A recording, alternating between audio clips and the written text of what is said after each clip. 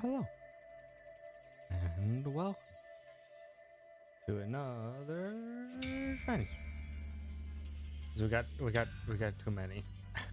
We got too many to do and still no shiny routes even. Ah, hooray!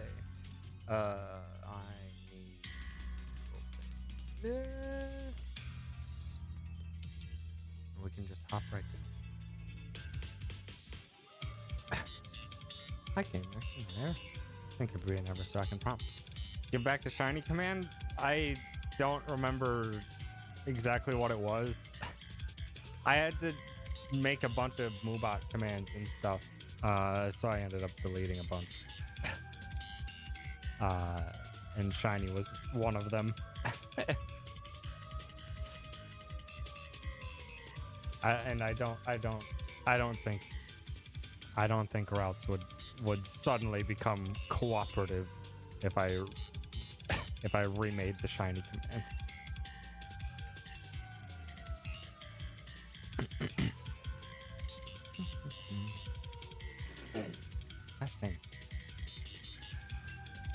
At some point I should probably just like throw some money to a bunch of the services that I use for streaming and stuff. In part to get more things, and also in part because, well, they kind of deserve it for doing a lot of things that at the moment I have not paid for. Streamlabs, BTTV, Moobot, all thems.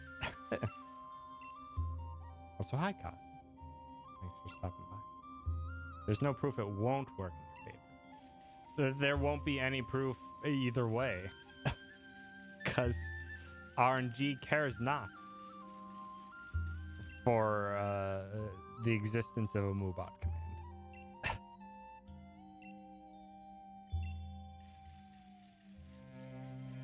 RNG don't give a funk about what I have for my Moobot commands. Howdy, sir. Thanks for stopping by. Pretty sure you're getting close to the number of hatches it took you to get routes. Hopefully it'll arrive soon, so I don't surpass that. Yeah, you unfortunately don't have video evidence of every single egg I've hatched, or every single egg you hatched during your shiny hunts. Because you would have probably greatly surpassed me in total number of eggs hatched. You and Greg, if you had all the video evidence for all the eggs you hatched, that would be so many hours. So many hours.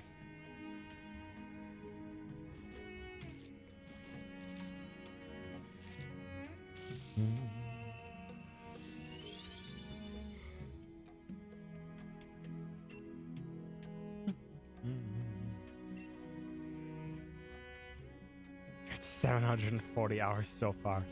Huh! Yeah, that would be a hefty amount of hours. I think I'm at 300 some hours. That doesn't include the times I'm not playing the game where I was thinking through competitive stuff. But as far as like stream goes, we've had 23. We've had 23 shiny hunting streams, which is a lot.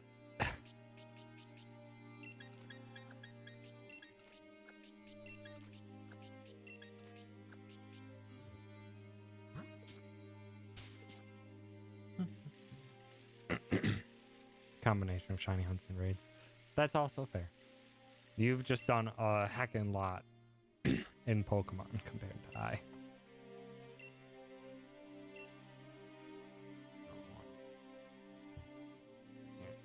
Spin this a little. That should be better. Gosh dang it, sorry. I have just become very poor at my expected time it takes for me to do certain things. So I ended up like starting eating at 6:30-ish.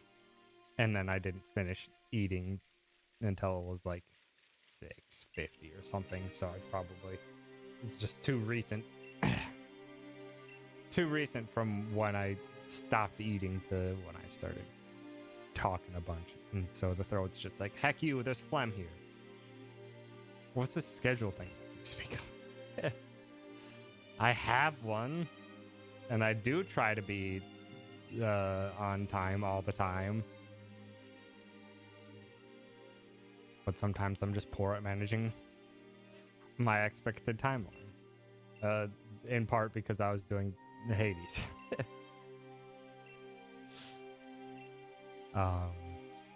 What's a schedule? It's being on time / managing time. I have to do it just too much. In work, outside of work. I do too much of it. A lot of the time, I need to start having times where I'm just like, I'm not going to care how much time this is going to take me to do something. I'm just going to do something and not worry about the time. Which, I mean, I kind of am doing whenever I play Hades. Because Hades is so much fun. And I did 4 more runs this morning in Hades. Got 4 more victories. I think I'm at a streak of 7 now.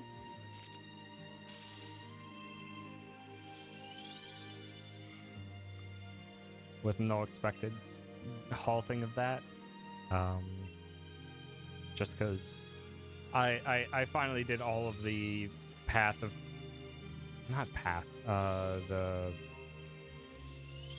the contract that increases difficulty that you get heat for. I finally completed every single one of those challenges, so now I got 15 extra Titan blood to use. So like every weapon I have is pretty substantially strong. I have only 1 hidden aspect left, and it's getting closer and closer to getting so much of the main stuff done. Also, hi, Winston. Thanks for stopping by. Thanks for the hydrate. And another thing I forgot. I'm gonna have to refill that water because it is almost empty.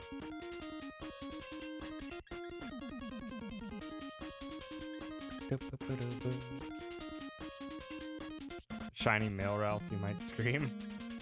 I don't know the gender odds for routes.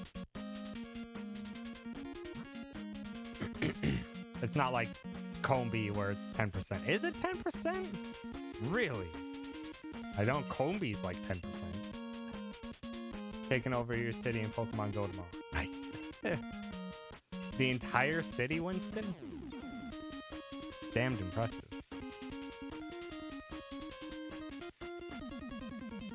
Pretty soon I'm going to be taking over the Pokemon competitive doubles scene. It's not. I finally completed my doubles team. And that's 50%. Yeah, Combi is like 10%. 10% chance to be female to evolve into Vespiquen. Claim every gym in Rutland in the name of Instinct. Is Instinct yellow? Is Instinct the one that everyone like didn't want to be when Pokemon Go first launched? I don't remember. I played Pokemon Go for like a week and have not looked back. Yeah. But yeah, so I completed my doubles team yesterday, and I played 8 matches with it. And I'll do a stream, double stream next week, and hopefully Rena or Kung can join as well. And yeah, they can show me up because I didn't do so hot. My doubles team. I didn't do so hot with my doubles team. Um, I played 8 matches. I went 4-4.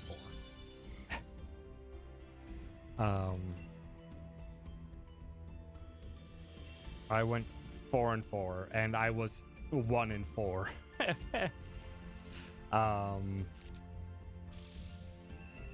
I was 1-4, and then I came back with the 3-win streak. But doubles is such a different game. It's tricky. Also, hi, little bird. Thanks for stopping by. Apparently, some I don't know. I don't know why I say some, but I know for sure people are still playing them Pokemon Go. I think I was Team Mystic when I started. When I played Pokemon Go when it first launched. Yeah, Mystic. And I think I almost exclusively chose Mystic. 1, because the symbol was Articuno, and 2, I like blue, and 3, I thought the NPC leader of it was the most interesting to me. I think that was it.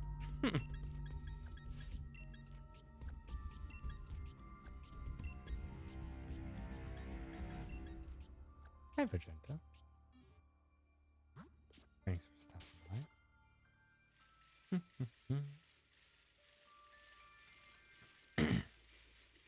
I hope everyone's having a good weekend, at least.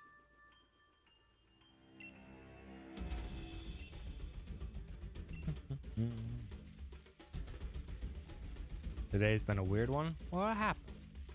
If you're willing to discuss. If not, it's also understandable.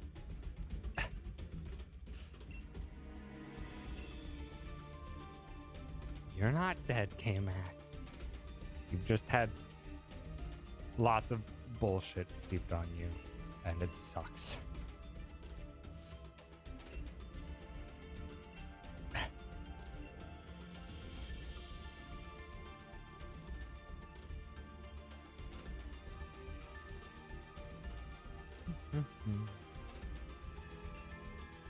But here's hoping that every passing day beyond this week improves. You and your boas are instinct, and there are 2 gyms near Walmart. I'm assuming you mean boys, not boas. Unless you have serpentine friends that also play Pokemon Go. Boss. Slightly different. Pokemans, indeed. Hi, Juice. Thanks for stopping by.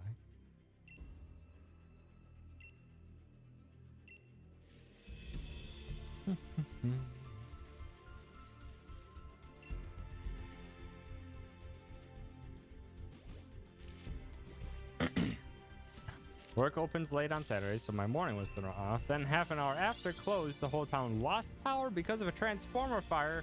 We sat in the parking lot for like an hour and a half until they finally told us we could go home. An hour and a half after open.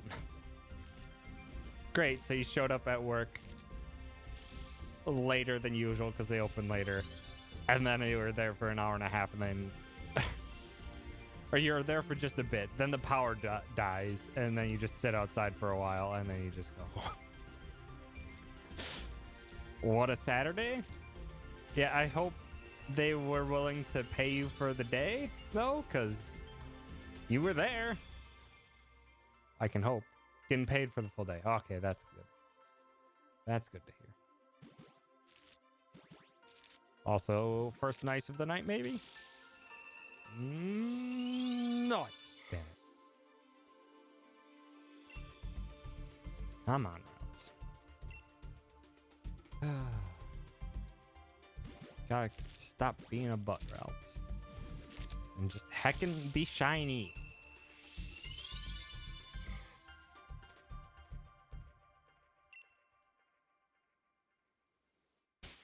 Yeah, routes is still plaguing us.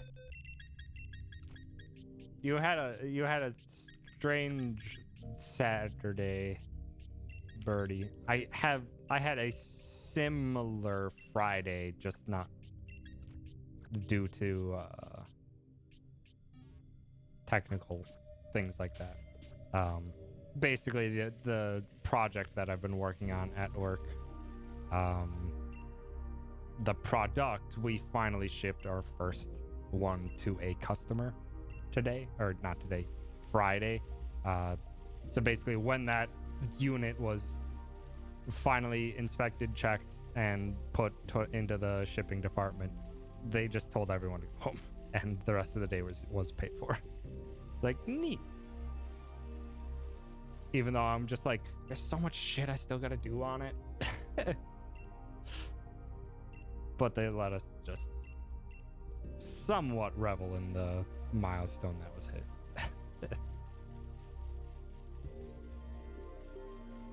You'd say Ralts is screwing up the average, but that's only... Ralts is returning us to our previous average, is more like it. The bank branch is inside of Walmart, so we have to go back in to lock up the vault, and they almost didn't let us in because we don't have work IDs. It's the only one who had your name tag, and luckily that was enough to convince them. That's good.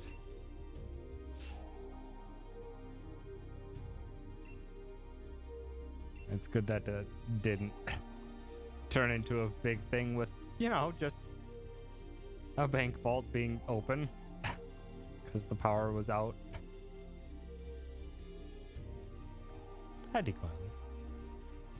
Thanks for stopping by. I would prefer not to have 1,000 Ralts eggs. I would very much prefer not to. If I'm gonna be honest. Should I swap?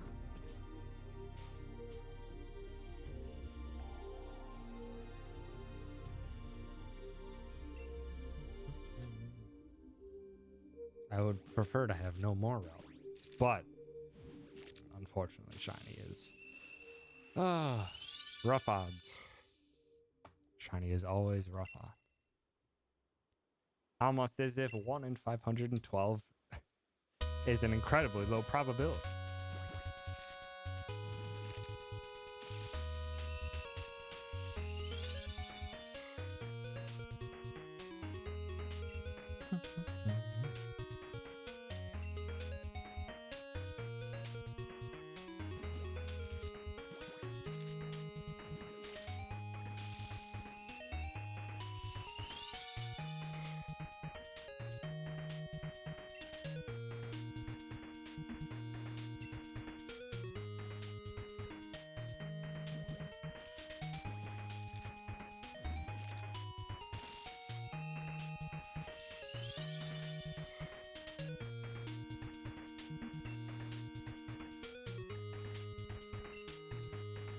Song pops.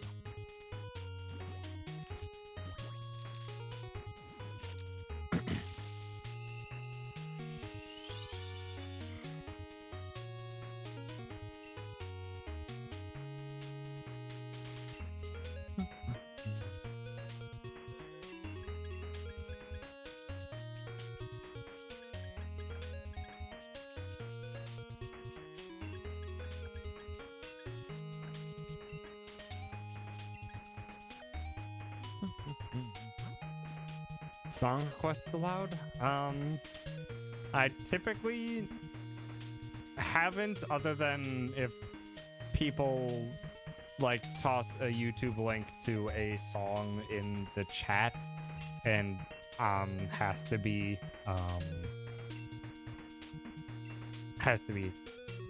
good for copyright stuff. So typically still sticking to video game soundtracks. We've been quite enjoying that there Sword Art Online.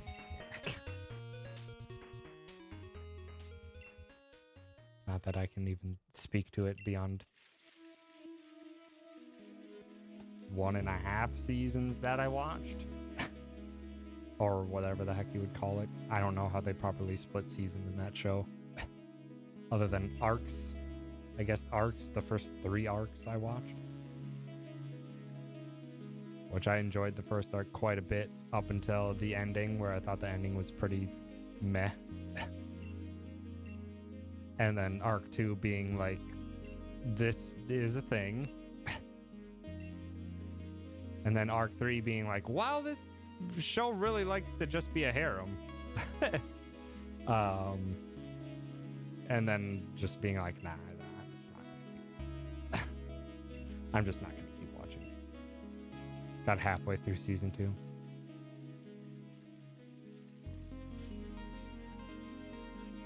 Sounds about it.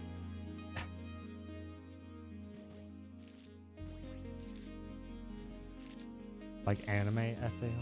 Yes.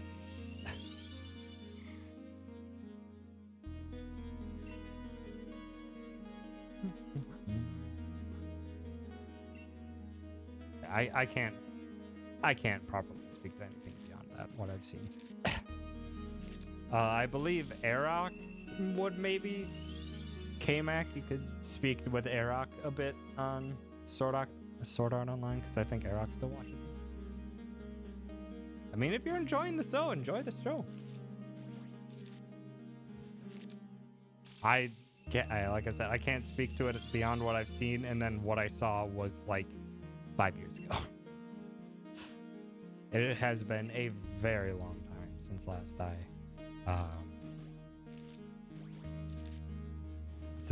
saw it.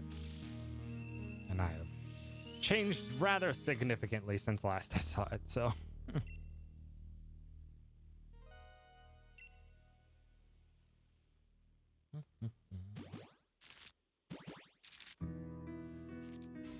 Heck. Ooms did a thing. Burning Incarnate Gazelle. Thank you for that follow. Appreciate it. Got through the elf arc and I can't go back. You can't make me go alive. That's arc 2. That's arc 2, all right. And sure was something.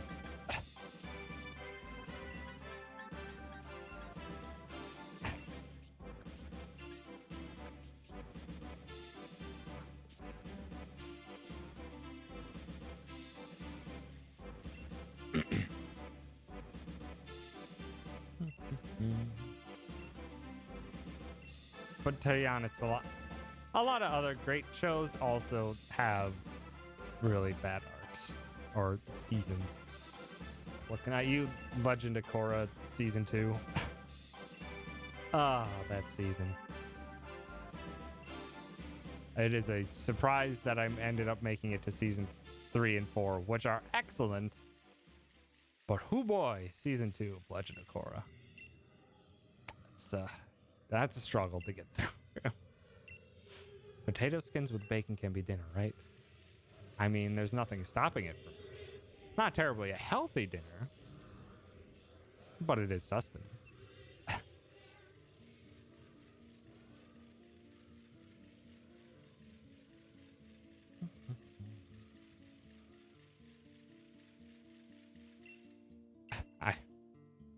I had the most boring. Potatoes are healthy, kind of. Potatoes are a lot of carbs, I believe. I'm not sure what other nutritional content it is in potatoes. Beyond that,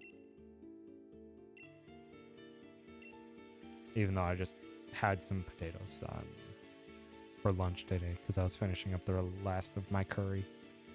God damn it! I need to stop talking about curry because every single time I have it, I'm just like, God damn it, it's so good. Why have I not? Why did it take me so long to have curry in my life?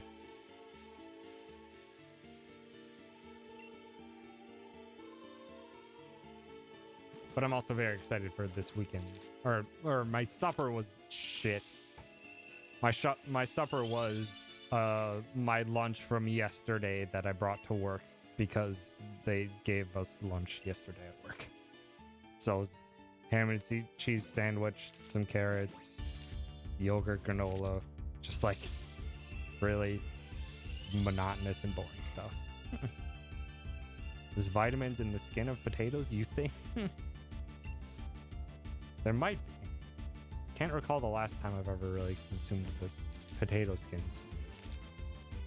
Other than if you're making homemade french fries, which I haven't made those in an eternity because I don't have a deep fryer.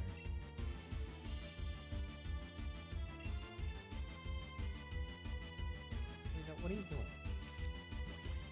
But yeah, I'm super looking forward to my meal tomorrow because I need to go. I need to actually find an Asian market. I need to find an Asian market, and I need to go shopping there. Because I need to find some katsu sauce, and because K-Mac and I watched it yesterday, I want to get some spicy chili crisp to try and make some pepcorn, which is popcorn, but a little bit savory and spicy. And I want to try it. But then I'm also making pork katsu tomorrow. And I am excited.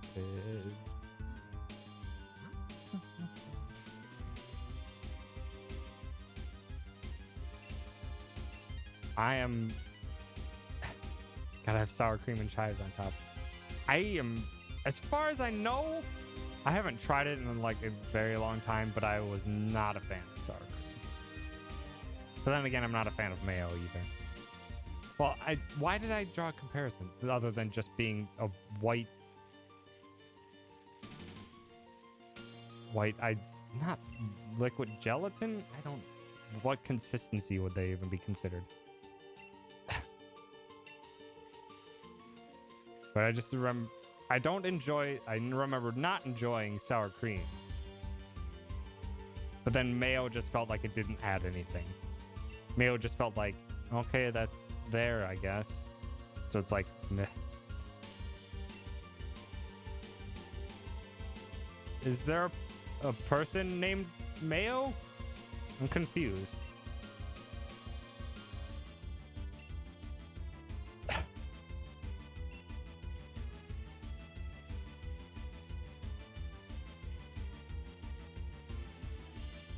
Magenter's otter is named Mayo. I was not aware of this. I don't hate that mayo. That mayo is delightful. I was speaking of the condiment.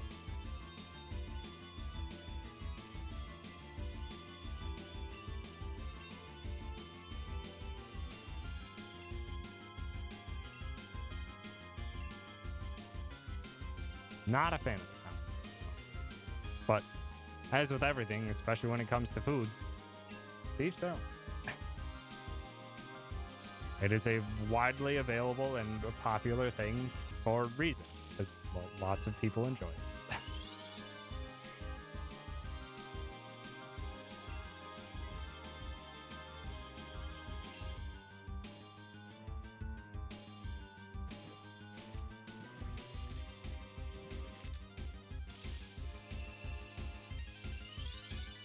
Now the real question is, what's y'all's opinion on mustard? Mustard tends to be the more divisive condiment. Mention this every time mayonnaise comes up in conversation, but as a kid I used to have mayo sandwiches, as in 2 slices of bread and mayo inside. Huh! No. Ugh. Oh, that is not appetizing to me at all. Live for spicy mustard.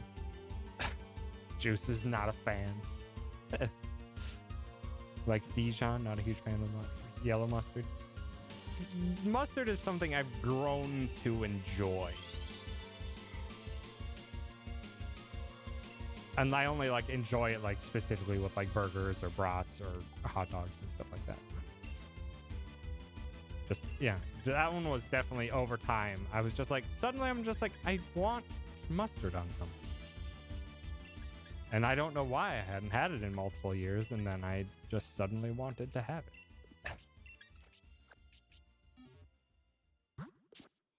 But yeah, I do tend to prefer Dijon. to straight yellow.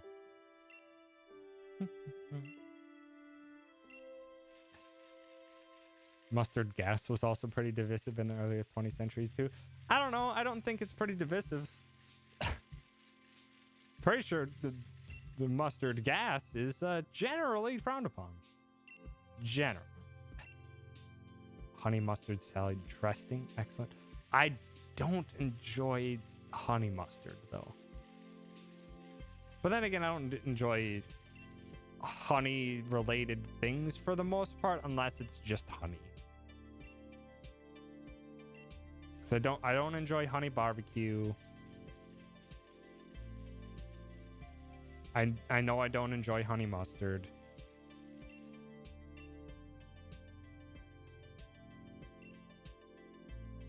But honey on its own, or I might have to also get that. Or if you want to be not bold, but just want to get the good stuff, you get some cornbread. Put a little honey on the top of that cornbread. It's so good. You don't like honey mustard, but honey mustard pretzels you. Minute distinction, but it's apparently palpable, or not palpable. God, what is up with my brain today? It's just like constantly like, what's a big word you can use for this? And it's just like I don't know. I don't know, brain. I don't know, brain.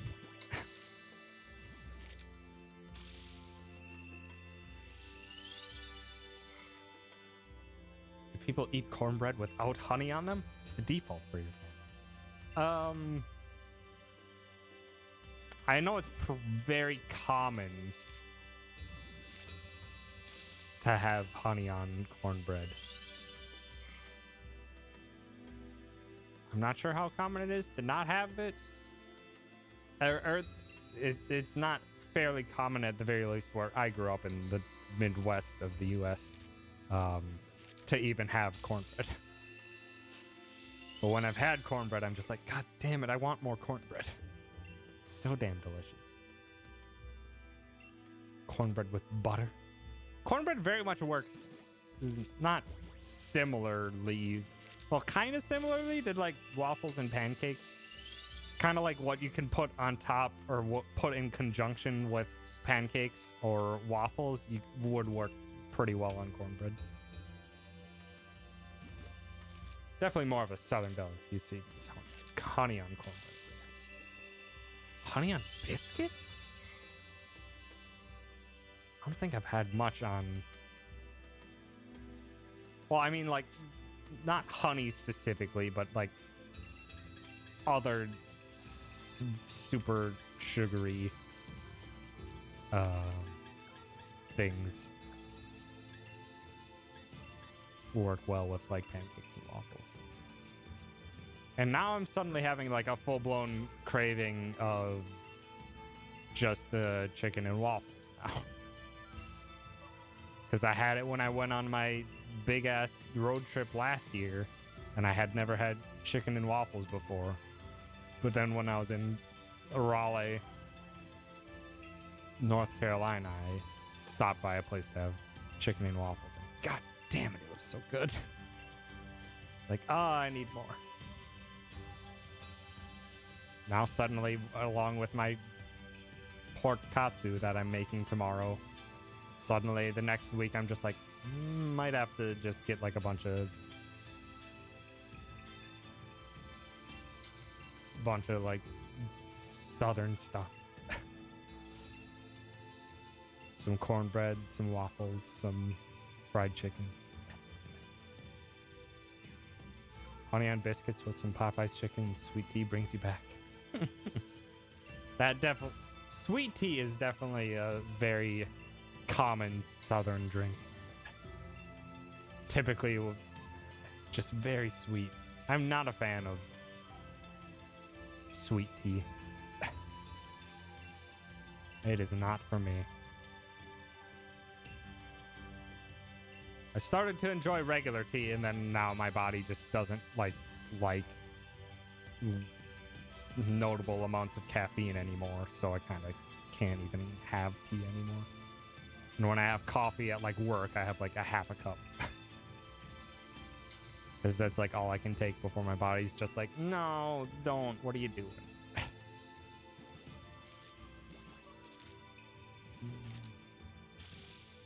Local honey on homemade dish. God, it's so good. They didn't let you make sweet tea at the Ruby Tuesdays you worked at in North Carolina. It's just like, listen, you haven't been around it enough in your life. You just keep hacking it up. If anyone specifically asks for sweet tea, you get someone else.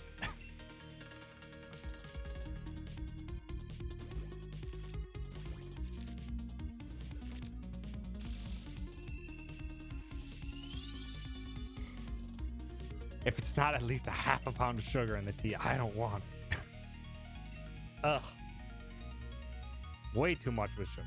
Well, yeah, if you have hot tea, I don't think I've seen anyone have hot tea with sugar in it. I don't think I've ever seen anyone have hot tea with sugar in it. It seems to be very much an iced tea / sweet tea sort of thing. You're already drinking kombucha. I had kombucha once in my life.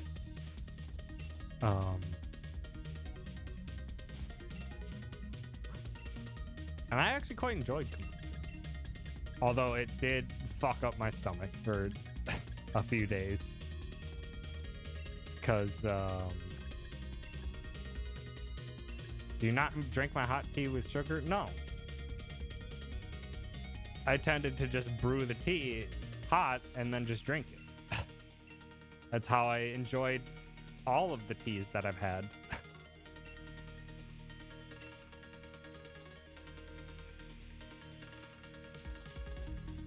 Sleep water that's delicious. Get yourself some Earl Grey, some oolong. It's good stuff. Don't need any sugar in it. Sugar gives the tea more flavor. What?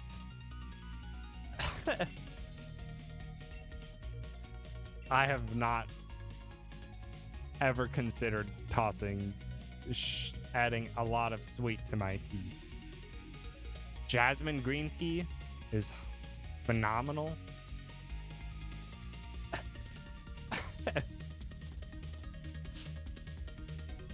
Sugar Bowl's not a common thing at tea parties, or is that just an incorrect? Okay, yeah. Now that I'm thinking about it, I'm just like, okay, yeah, maybe it's a lot more common to put sugar in your tea. It's just never anything I did, or never was anything that the tea drinkers that I was ever around did. So I guess my frame of reference is incredibly small.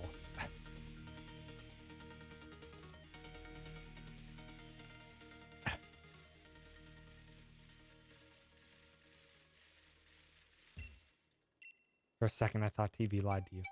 No, I just like immediately, I just like didn't think through that at all. Like the myriad of the anime that I've watched in like posh environments or royal environments always had their tea and then had a bowl or cup filled with sugar cubes that they would drop in it. Tea isn't complete without a teaspoon of sugar and milk, but like y'all get the pass. I've never had milk tea either. I've just had normal ass tea when I've had tea. And I quite enjoy it. I quite enjoy it, even though I can't really have it anymore, because I don't know, for whatever reason, like half a year to a year ago, just my body just decided to say, nope, no more caffeine for you. And it just does not do well when I try to drink things that are too caffeinated.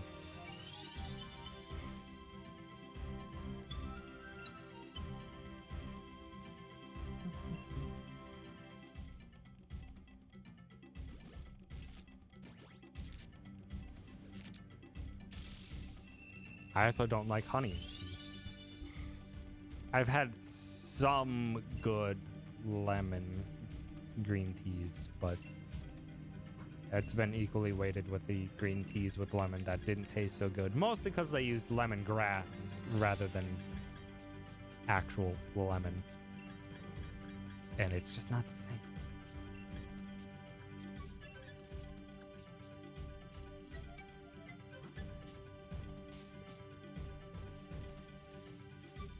But yeah, when I was drinking teas a lot more often, it was very much Earl Grey and jasmine green tea.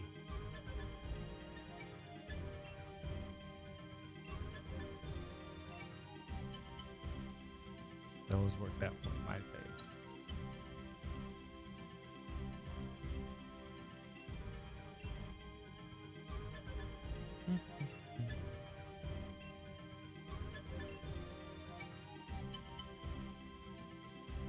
One want to make Mecha and self-love a bit emote? I'll never. Literally never. Because that's an emote that's only going to be charity related. And it's going to be temporary for any of those charities. Because I will very much state it again when it comes to that emote.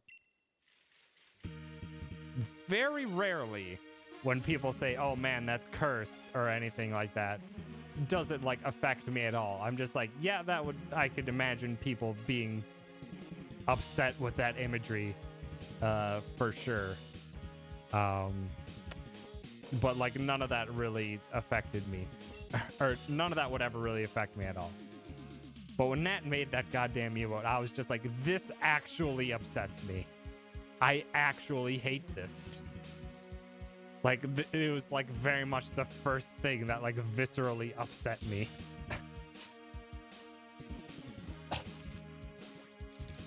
So yeah, it's only gonna be for a charity thing. What if the charity is chat wants it, we'll give money for it? I can put it at my highest bit tier. And you can pay approximately... what even would be the next bit tier?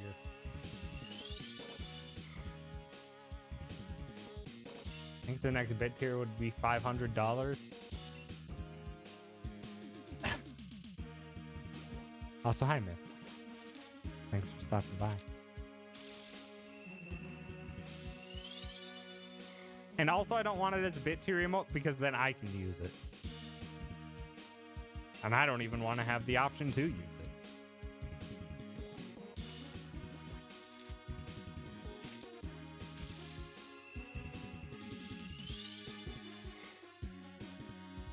No. No. Kung, I believe, for the most part, has stopped using bits. Just because it's more...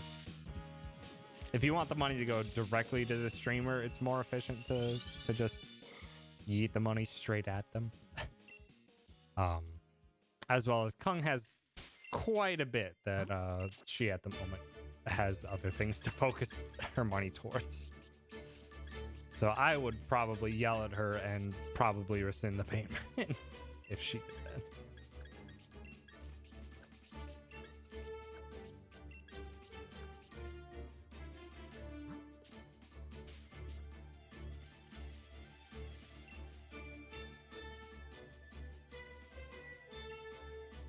Chromos.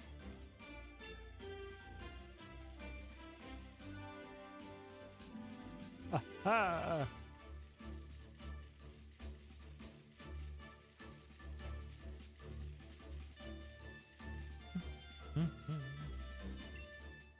Still need to finish all. You can hop back to it if you have the hankering for it. You could journey alongside Pal. Pal is currently streaming. I'm not sure if at the moment, but is currently doing streams of their first playthrough of Hollow Knight.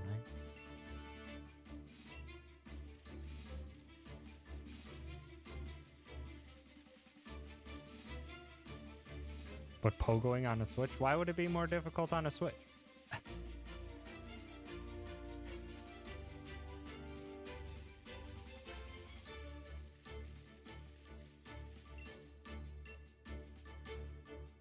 Still the same inputs, just with the mild Joy-Con drift. Okay, yeah, that'll do it.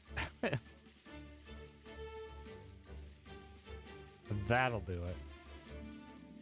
Something that I always forget is a thing, even though almost everyone except for me has had to deal with Joy-Con drift. I've just been very lucky and have not had to deal with Joy-Con drift. Couldn't get the hang of pogoing on PC personally. It's just, yeah, it takes a while to just get the timing and everything like that once you're really into it. I never really made it a constant thing that I was doing for bosses, though, as much as I've seen other people do. Where it's just like, I only fight the bosses by pogoing on top of them. I'm like, normally I'm attacking sides. Only doing pogos when, like, I need to get over or doing it as I'm jumping over them.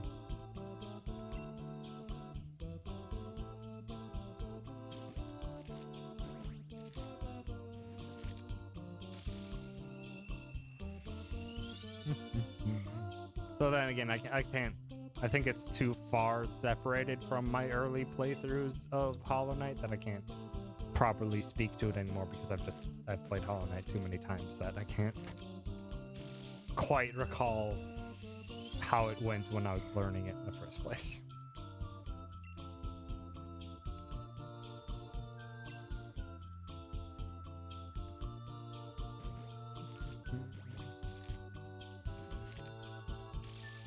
Some weird wizardry where I can go now and do it.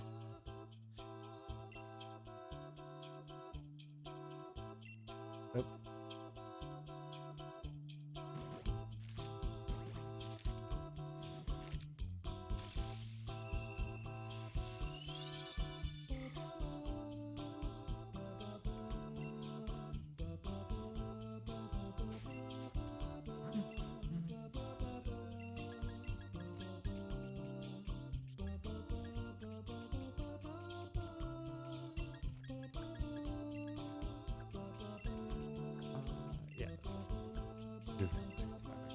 Uh-huh. Oh. Oh, stop. Stop. Downside of swapping back and forth between Nintendo's control schemes and literally any other control scheme is when the confirm and exit buttons are swapped.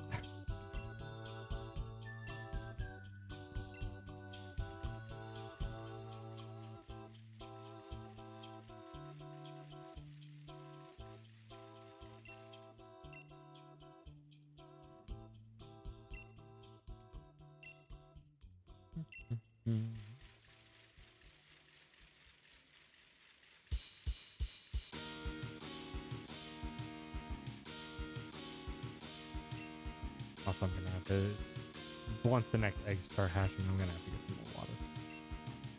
Because I am already empty and already needing more water.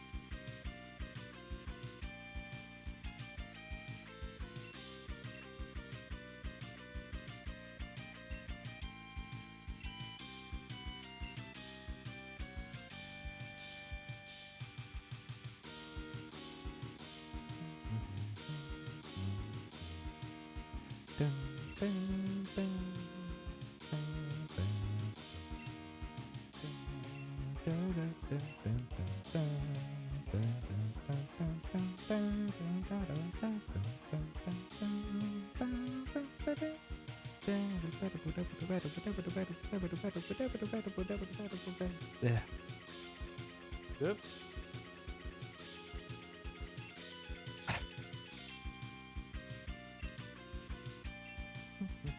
All right, gotta get more water.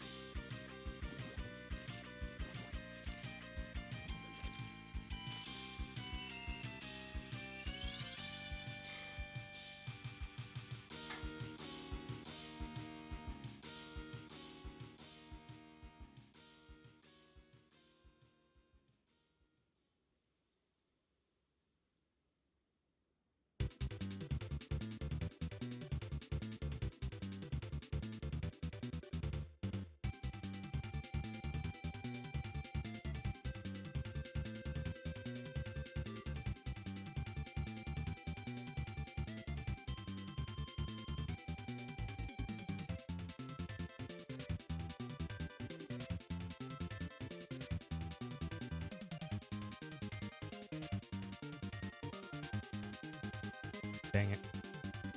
And here I was hoping by leaving before I saw it.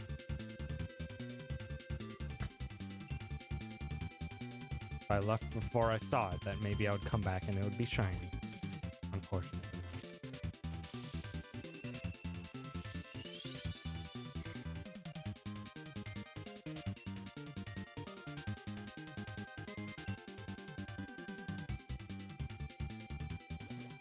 Oh, come on. No. Bug, please. Get out of here, tiny bug. I don't need your nonsense.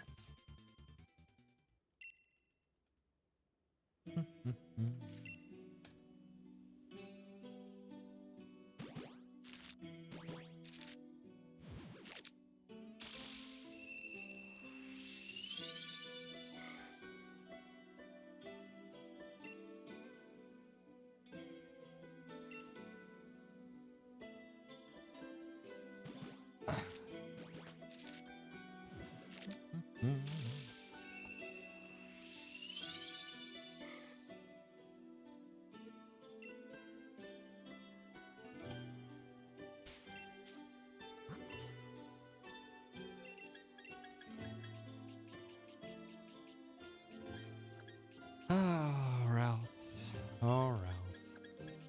Forgot to eat. Go back in bed. Get yourself the food, King. Definitely get the foods. You need the heckin' food energies so you can beat off the heckin' sickness that's been being a butt.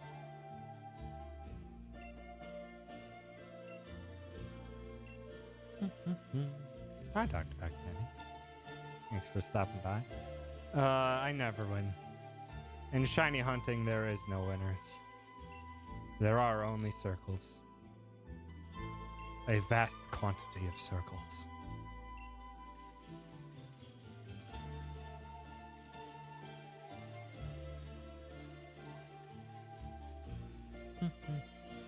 Doing your most stressful run, Hollow Knight run right now? What are you doing it? How stressful we talking? We talking Steel Soul? Oh yeah, well, it's stressful, all right. It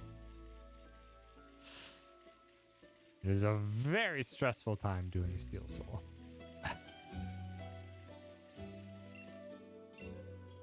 Best of luck, though, Vegeta. It took me 2 tries to get through Steel Soul. And I could have beat it on my first try, but I decided to be completionist and beat the Radiance. Which was a big oof. Winning in life then? No. Not really.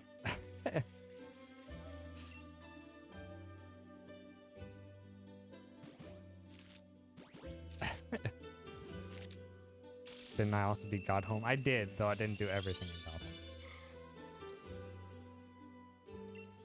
I did not do all of the... I don't remember what they're called. I didn't do all the restrictions.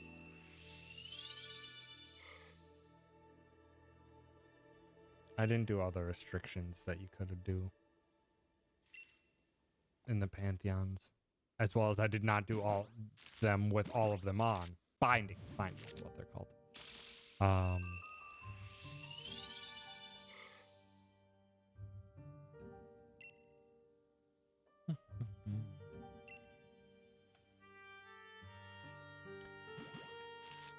Beated the father with the slow sword on Heat 4. Took a while though. I got the slow sword and beat Hades with the slow sword. I enjoyed it. I enjoyed the slow sword. Mostly because I had a very mean build with it. And by very mean, it's not like that mean. I had a Chaos Boon that increased attack. I had Artemis attack for landing crits. I had increased crit damage from Artemis. And I also had the Daedalus Hammer that increased my attack by the amount of gold I had. Or by a percentage of how much gold I had. And at one point in time, I had more than 2,000 gold. So I'm just like, neat. That adds an extra 100 damage per swing of my sword. Plus that damage can crit. When I landed a crit on the final swing of the slow sword, they were juicy. They were like 1,500. Better wild shiny getting thing in the next game. I mean, it's more fun to see them out in the wild and to have a method to do so. Because, I mean, there is a way. There is a way to get increased shiny odds if you're hunting a single Pokemon. And it's just that you defeat a certain amount of them and it slowly starts eking away at the total. Or it starts lowering the probability. Or not lowering, but lessening the probability, so it's more likely to get shinies the more you defeat them out in the wild. But I don't even think it ever even drops to the shiny hunt rate Masuda method gets. So in the end, it's still slower. Also, little birdie. Heck. Thank you for the sub for 2 hacking months. Ooh, 7D as well. Somebody gave you a 30% speed increase on attacking at Artemis, everything with a chill desk. Crits for days. Lucky. I think I only had like the 10% increase to speed from Hermes when I was playing with it. I was like, 30% would be ridiculous. Yeah, you do have to defeat 500 of them for max chance, which is already getting to the hatchery. So howdy, Stitch. Thanks for stopping by. Also, the dang bug that was flying around, I smushed on my monitor. So there's a little streak.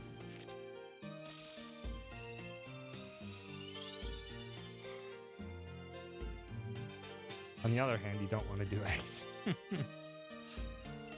Whatever you do, just wait until you have all 400 Pokemon and have the shiny charm.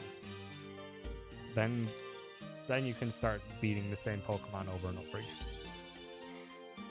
If you turn off battle animations, it's honestly probably faster in general to do fights rather than hatches. Because one fight would take you all of 20 or 30 seconds versus my hatch rates get to maybe like on average 45 to 50 seconds per hatch if I average it out. So it is, I believe, faster to fight.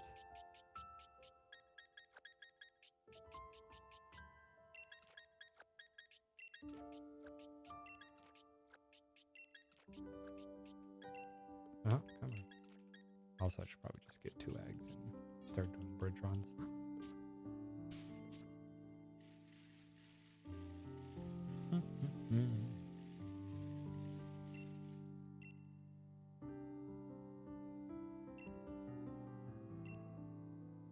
Hatching eggs would be much faster if you didn't have to mash through so many text boxes too.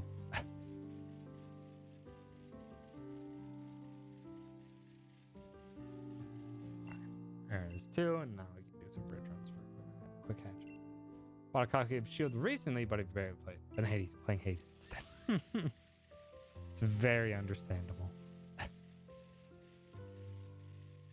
I would not still be playing Sword and Shield if I didn't enjoy the wild areas so much and the DLCs being expansions on the wild areas.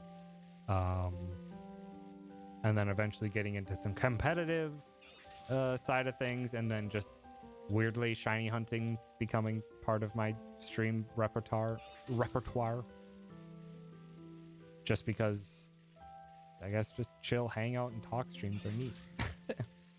And I've enjoyed that aspect of them.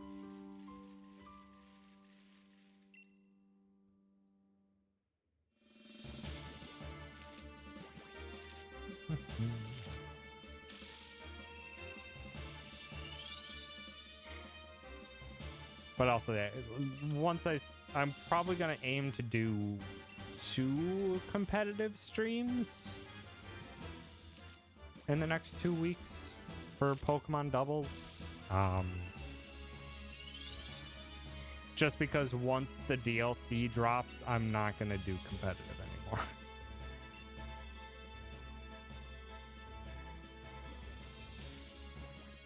Because the DLC is adding way too many mythics and pseudo legendaries back that it's not going to be fun for me. It's going to be too much effort to try to be my normal self, where I'm trying not to use the most common or most powerful Pokemon and still make a good team. So it's just going to be it'll be very, very difficult for me to get a foothold in it, so I'm probably just going to drop it altogether until next Pokemon game.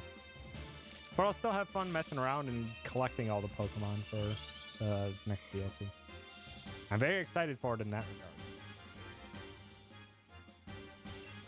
Which, I mean, in general, it'll probably be better for me to stop doing Pokemon competitive for a while, just because I just need to not concentrate, but not have it be something that's always in the back of my mind. The amount of times where it's just like doing something at work and then suddenly a thought comes up for a build in my head, and then I'm just like, well, I gotta go to Pokemon DB. What kind of moves does this Pokemon have? What can I do with it? It's just like, gotta stop it. It's just always in the back of my head while I'm still doing it, so I need to just give it a break until the next Pokemon game once the next DLC comes out.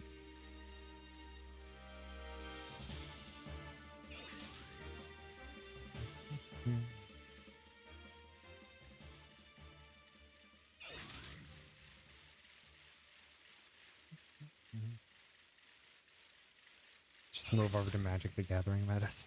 I don't want to touch Magic the Gathering at this point. I've played Magic the Gathering exactly one time with my friend's starter deck set. And I was just like, I would absolutely enjoy Magic the Gathering. I don't want to spend all the time and money on Magic the Gathering cards. I've already spent way too much time on time and money on Yu-Gi-Oh cards and decks. I have 4 Yu-Gi-Oh decks that I spent a lot of time over like 3 years whittling down and refining and stuff like that, and I haven't touched them in like 2 years. Mostly because I just don't see that friend group often enough anymore, and when we do see each other, we tend not to whip out the Yu-Gi-Oh cards.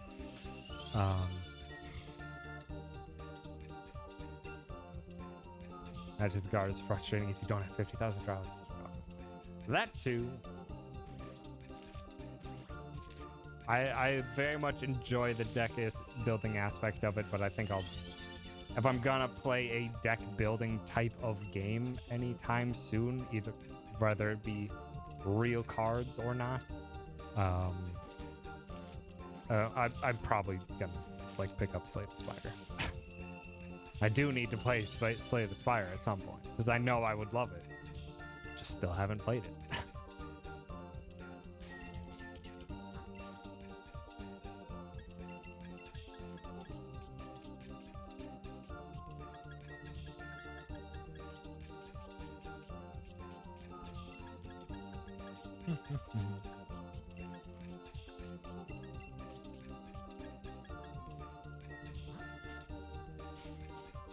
I should probably just add that to the list of the post-it note that I have on my computer. Add Slay the Spire to the list.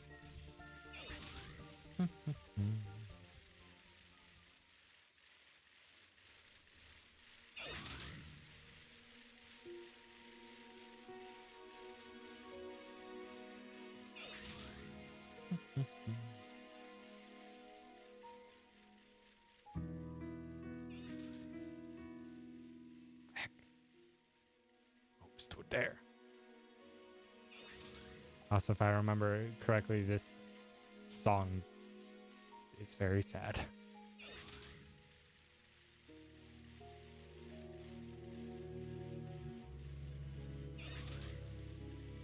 Now that two-note combination right there. Oh, that two-note combination right there just gives me goosebumps every single time. It's just like you're expecting it to just kind of be like a typical sad note progression, but it's just like ever so slightly off from that, and it hints not just towards sadness, but to like despair, and just that two-note progression right there. It's like it hurts. Also, Alexiab 3000, thank you for the follow. Appreciate it. Yes, this was after the plate falling. And it's just like they did such a fantastic job with this soundtrack.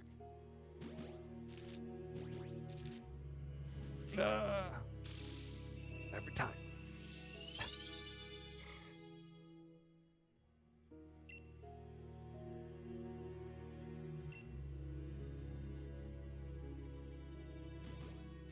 With Easy Mac, because I can't remember the last time I had Easy Mac. Yeah, or else it's still being stubborn. I can't remember the last time I've had Easy Mac.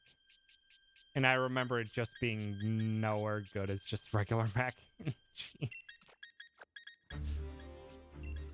So I'm just like, yeah, it surpasses, or it does what it intends to do as being mac and cheese that you can make in like a minute and a half rather than 15 minutes for a large quantity of mac and cheese.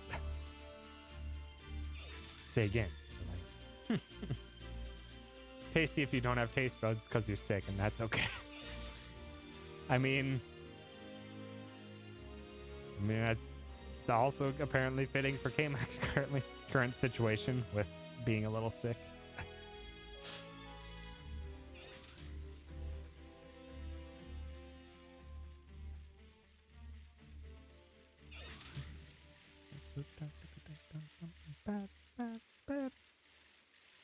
Also, I've weirdly had, just because I want to get back into just playing more music stuff, because I hadn't in a while.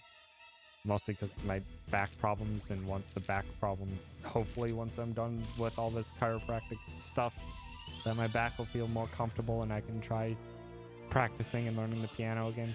But I've weirdly also had the temptation to, when next I go back to see my parents, I believe they still have my trumpet. I would have to purchase a mute for my trumpet. But I think it'd be neat to try to pick that up again. Because I definitely wouldn't be able to practice it without a mute in this apartment building, but played the trumpet? I did. Played trumpet from 6th grade until senior year of high school. Trumpet stream went. Once I practice a bunch more, one, I need to get my trumpet. Two, I need to probably bring that trumpet into a maintenance or into a music store for complete cleaning and maintenance, because that trumpet has not been touched in multiple years.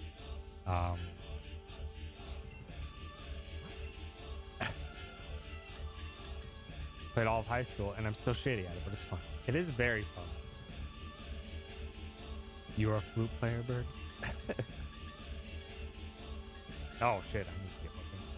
Trumpet's still pretty loud even with mute. This is true. Like, not like even a mute. I'm talking... what? I forget what it's called, but it's like a lot of the pieces that are like 1930s, 1920s use a lot of a specific type of mute. And those you have to put a lot of power into that to get sound out to make that specific sound.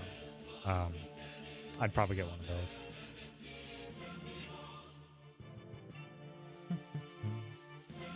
But yeah, I played trumpet 6th grade through senior year of high school. But though the amount I played was different. 6th through 8th grade, it was all trumpet. Partway through freshman year, I swapped over to tuba because we needed tuba players. And then I kind of still, I was still playing trumpet for jazz band. And the main band / marching band, I was playing tuba.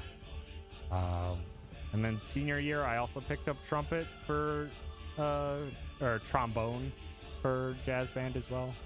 That was fun. But yeah, I mostly stuck to the brass instruments side of things. And just even thinking about picking the trumpet again, I can already just imagine the sore lips from playing the trumpet already. Because I haven't played the trumpet in so long. I'd be playing for like 10-15 minutes and like the middle of my mouth would just be absolutely sore.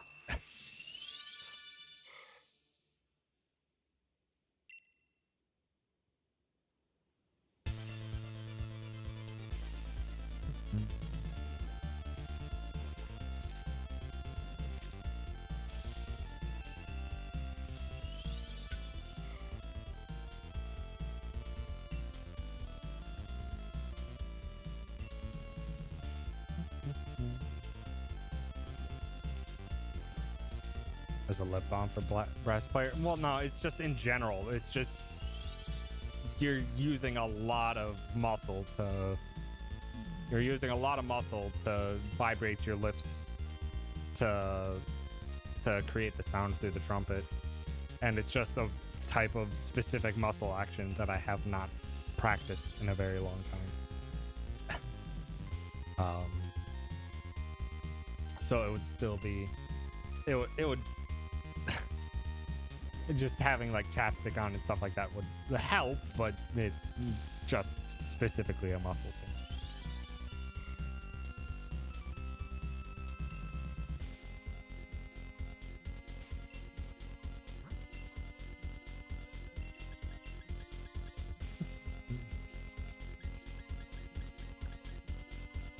And I was never a theater kid. Oh boy, we are very low on eggs. I was never a theater kid, but I did help out with some, not theater, maybe theater, but some like theater / choir productions, being the helping out, being the backing band on occasion.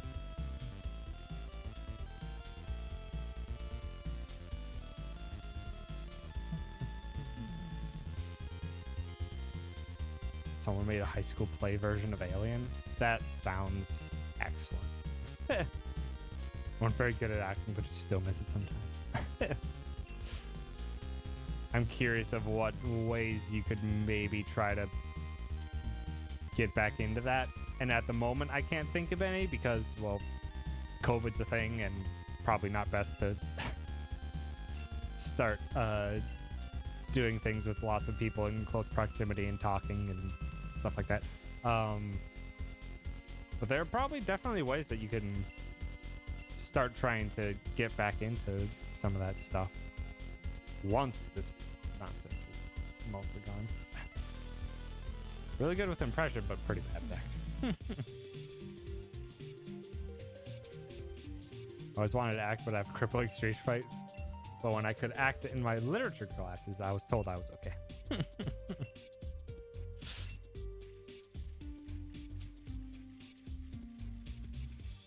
I don't think I ever really had. I'm trying to think if I had much in the way of stage fright. I don't think I really did.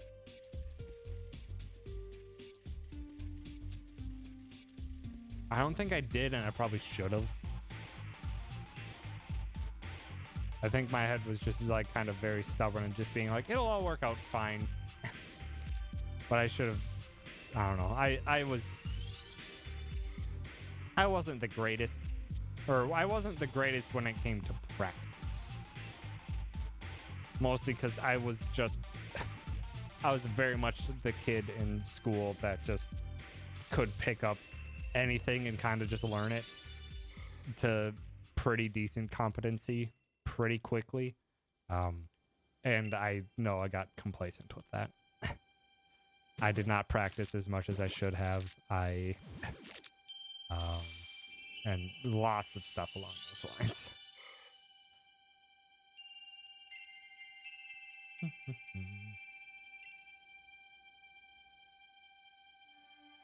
Much better at singing than you are at acting. So if anything, you'll find it choir. Oh, that'd be neat. Sounds like a wonderful time. Can never read lines in front of a crowd, even if it was those 10 people.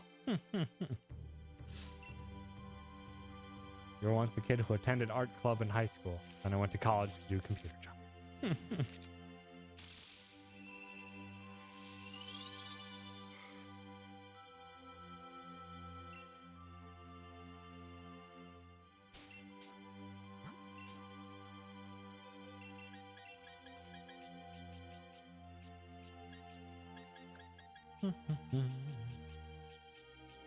Instead of break a leg, let's check the code.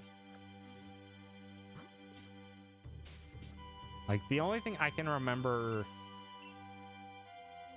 like, what was it? Of me doing, like, an acting type thing. I think it was like 5th grade. I think it was 5th grade. I think I was, like, for half of A Christmas Story, I was Scrooge. But we had too many people, so a different person was Scrooge for the other half of it. I think that's how that was in like 5th grade. I think like that's the last time I actually like did anything that could be considered acting.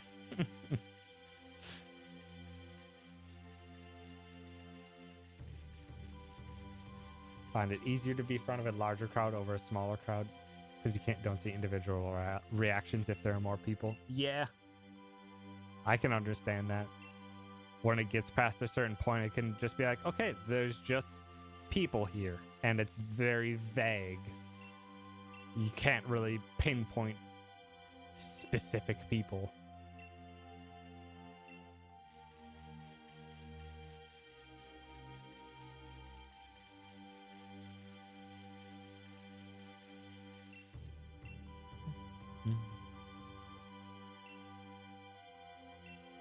Especially because a lot of the times when if you're doing larger crowd things, the lighting is typically set up where there is very little lighting on the audience and a lot of lighting on the stage. So you honestly can't even see them that well. You're great at improv, but holding it for more than 5 minutes is impossible.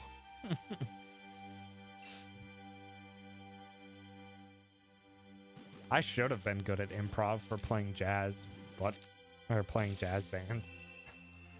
But then again, with young Tom being complacent and just my ability to pick up something and do pretty well at it, I didn't practice as much as I should, and I did not properly learn how to improv.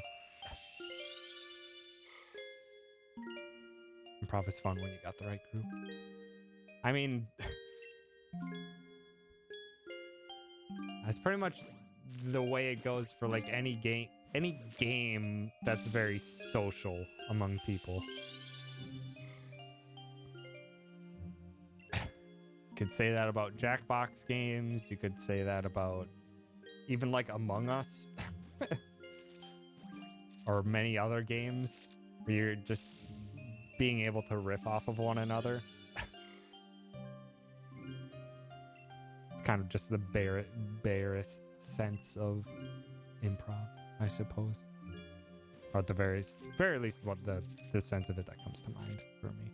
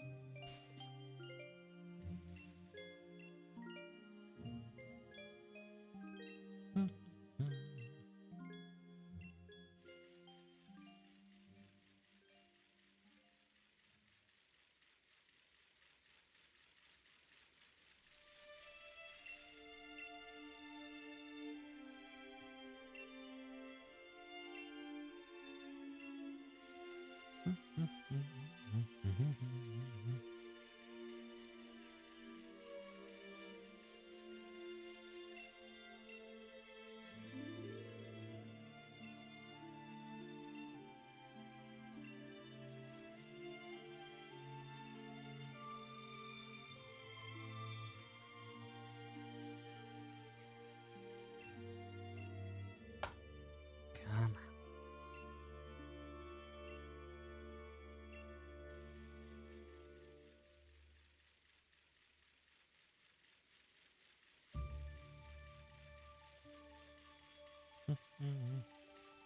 Back, and speaking of backs, what does that even mean, Stitch? What do you mean, speaking of backs? I'm confused.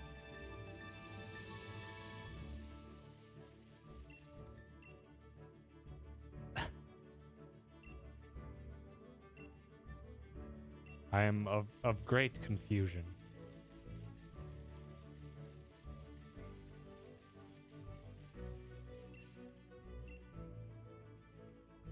You hurt the same area? Did you hurt your back, Stitch? That's no fun. As someone who's currently going through chiropractic care to try and resolve back issues, they're not fun.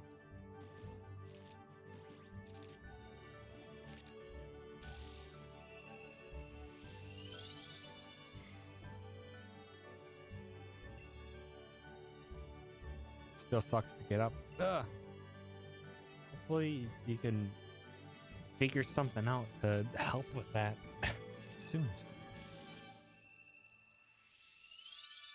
Also, good night, Dr. Baghdad. Thanks for hanging out.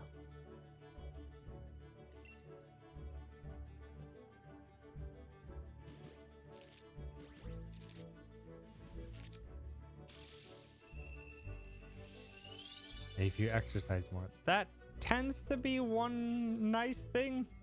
Just don't overwork it too hard while the back is currently being a problem. Also, second nice of the night. Nice. Damn.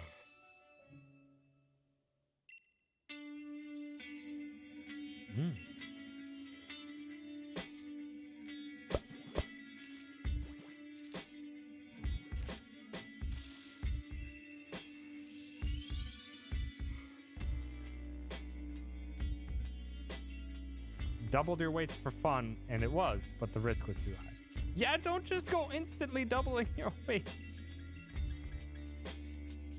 That just sounds like a perfect scenario for bad things to happen.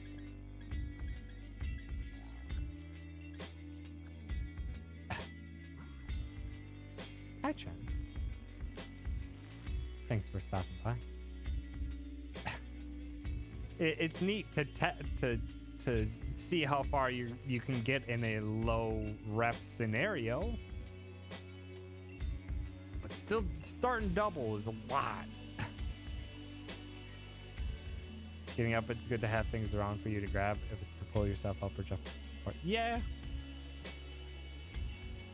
That also helps.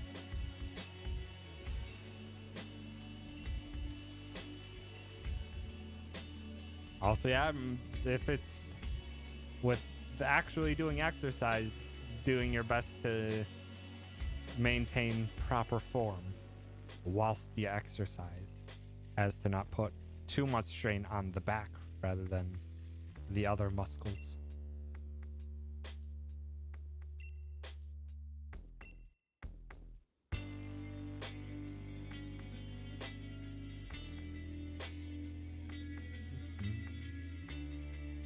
Back when not recently, for no reason, was hobbling through Walmart, leaning on shelves, trying to finish my shopping was not good. No! I'm glad you're better, but it's never fun. I only have one scenario where I've actively thrown out my back. And that, I think, was maybe freshman or sophomore year of high school, I want to say. I think I was being done with band practice that I biked to, because I lived like 3/4 of a mile from my high school, so it was a short bike ride to do. But then I went off of a curb, just like 6-inch curb, like normal curb, and my bike went from being straight to being a C shape from that tiny height, and just absolutely sent me falling. And that hurt the crap out of my back, and I had to, and because I was stubborn and didn't ask for help, I wheeled my broken ass bike home, a 3/4 mile walk with back pain. And then that was a pain for a few days. Eventually did just get better and back to normal, but it's just like, yeah, that's not fun. Keep injuring the same place, and the first time you did it, you fainted. That's definitely not good. That's definitely not good, Stitch. You don't want it happening in the same place, because you don't want it building up to being worse things. Also, the fact that you fainted the first time it happened also sounds very bad. But maybe it's getting stronger. No, I don't think the spine works the same way as muscles. Muscles, you're like slightly tearing them to repair stronger every single time. That's what working out does. When it comes to bone in the spinal cord, I don't think so. I hope it's just the muscles. I hope so.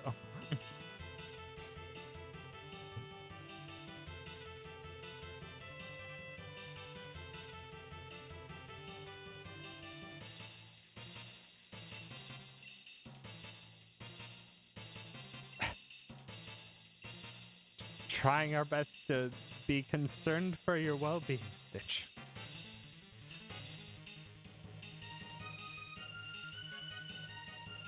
Also, now that I'm hearing this song, I'm just like, did Bath finish Chrono Trigger? I thought I saw Bath at the final boss fight in Chrono Trigger in the stream preview. They did? Excellent.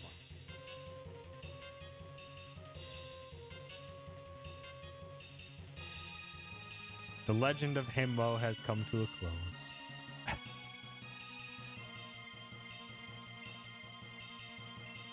Himbo, and I forget what the heck everyone else was named.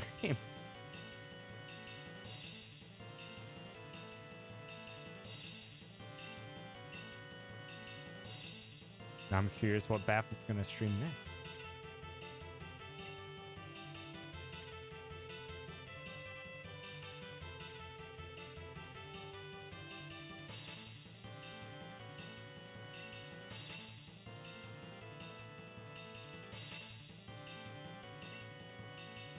Also, if you didn't realize that Chrono Trigger was an inspiration for Toby Fox and a lot of the work in Deltarune. This song's title is World Revolution. The Jevil boss fight song is called World Revolving. Just like, pretty direct reference there.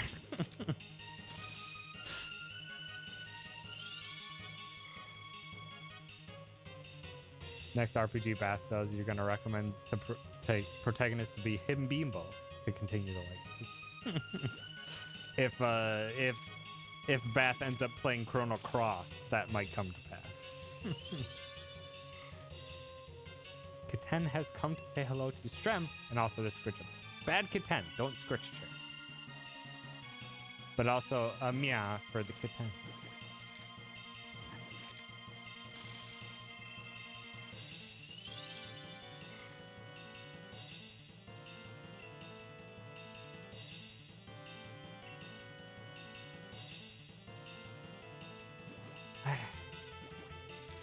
Chrono Cross is also one of the RPGs that I need to consider playing at some point as well. I did not fall in love with the combat system when I first tried to play it. That was many years ago, and a part of doing something on stream and like playing through a long game like that is I force myself to learn the intricacies of it.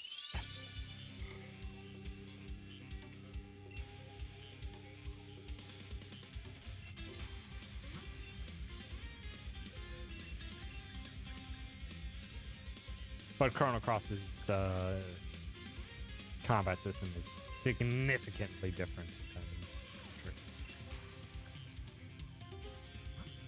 Also, it was the time of the in the PS1 era where just things took too long, and that annoys me.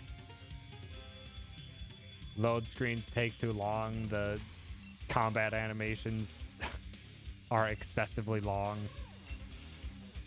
A lot of watching a character run from their side of the field or walk slowly from their side of the field to the enemy side of the field to attack. I'm just like, just make it snappy. Just make them jump right into range and land their attacks and then jump back. I don't need to watch them walk every single time.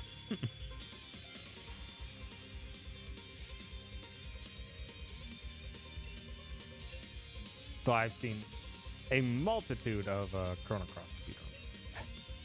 And something about Chrono Cross speedruns fascinates me. But then again, I've seen a lot of RPG speedruns. Just very fascinating to me to see all the 5+ hour gameplay planning throughout an entire game. So much planning that goes into an RPG speedrun. I should say, as someone who is the current world record holder in a 2-hour-long speedrun of an RPG. Now it was only 2 hours, or that's what we got it down to, was 2 hours, let alone significantly longer ones.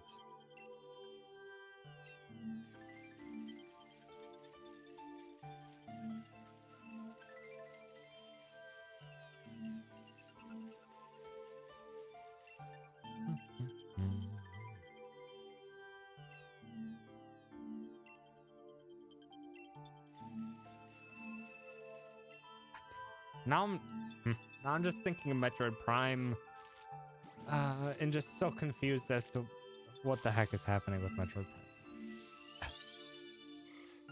Gonna go play some Hades. Good luck with the Chinese search and have a good night. Have yourself a good night too, Bert.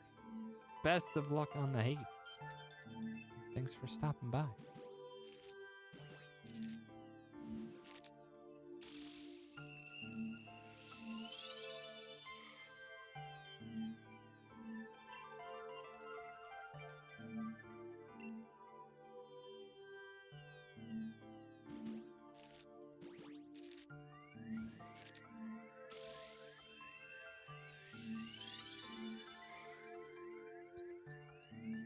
Also, speaking of Hades, I did finally complete, or actually, I think I've completed one person's romance line. And it was cute as heck. It was cute as heck because it was with Dusa. It was adorable.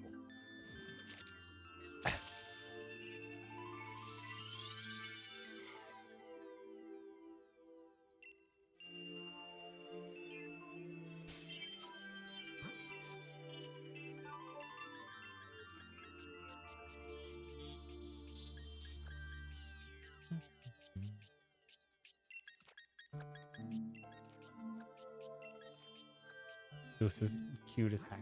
Or you still swoon over Than's storyline. Ben was my second choice. Although I didn't properly get far enough with any of the actual Olympic gods to speak to them at all. Other than Artemis would probably be my choice of the Olympic gods. You can do all. I will. In due time. Just Dusa was my first. Also, hi, Anna. Welcome back from the lurk zone. Date everyone.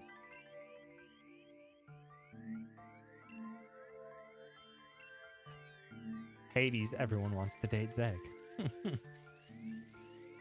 Not entirely wrong.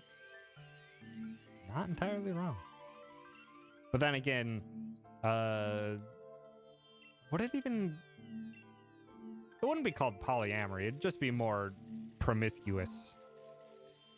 Is kind of the name of the game when it comes to Olympic gods and just in general Greek/Roman mythology. It's kind of everyone gets around.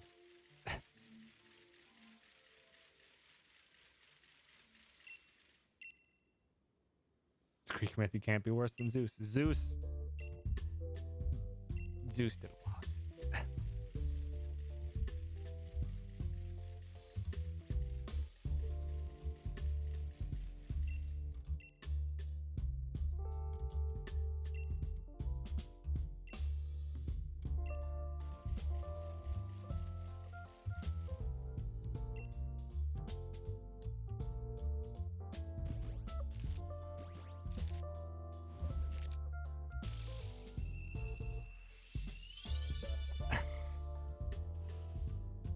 Forgot this got good DLC came out. You gotta find $10. I need to play the Cadence Spiral DLC now that all three is out. It's still on my list to do. Win streak ended at 15 when Extreme Measure Hades beat you again when I had the rail. I did manage to beat him on that with the fists for 13. Dang. It's one heck of a win streak. I think I'm at 7. I'm at 7 or 8 for my win streak at the moment. Mostly because I'm almost done with a lot of the optional things. Like I have one chaos boon I need to get. All of my Daedalus Hammers have like 1, 2, or 3.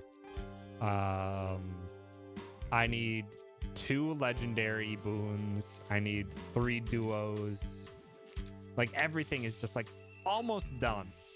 So a lot of the time I can just like straight up focus on what's going to be giving me the most damage and working through the challenges.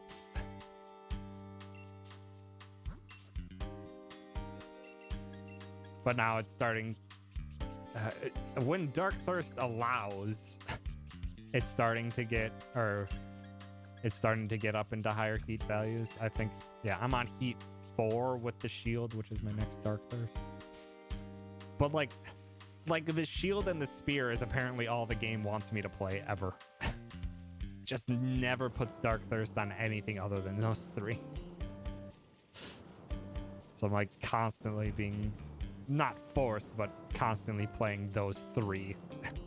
Rather than like playing the bow a bunch, which I think still the bow is my favorite. Could go a lot further if I didn't insist on having your heat 10 plus involve Extreme Measure Hades. If I used other little things for heat instead of that, you could probably do better. Yeah.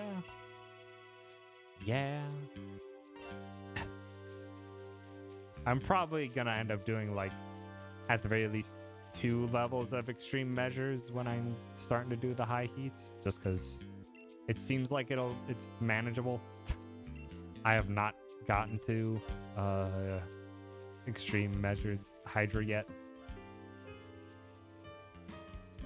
so we'll see when that happens. But yeah. So heck, great. What do you?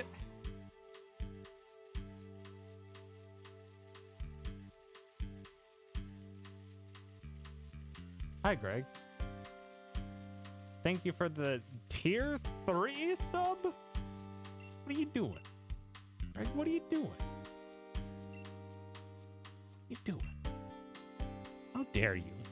How dare you be so kind and generous? Sincerely appreciate it, but you're a bug.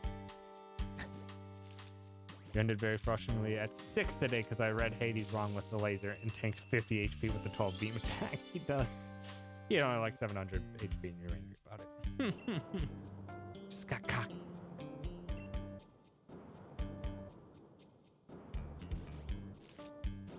Yeah, Greg, I did answer, and my answer was no. It's only going to be a charity.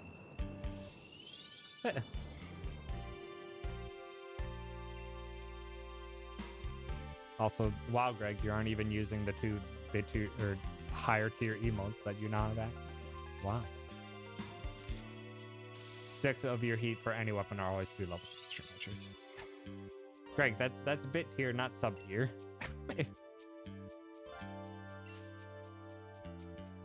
I know, and you're being a butt. Middle management is great. I love the new mini bosses more than the regular versions. Yeah, that's true. That's another one I could put on as a regular heat increase.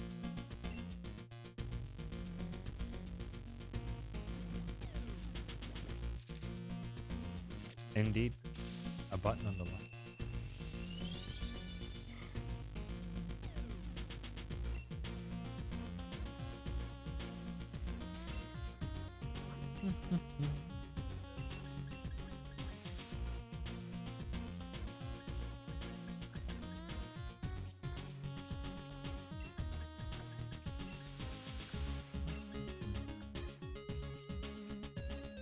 Almost to when you got that shiny amper for Chen. I don't want to keep going higher.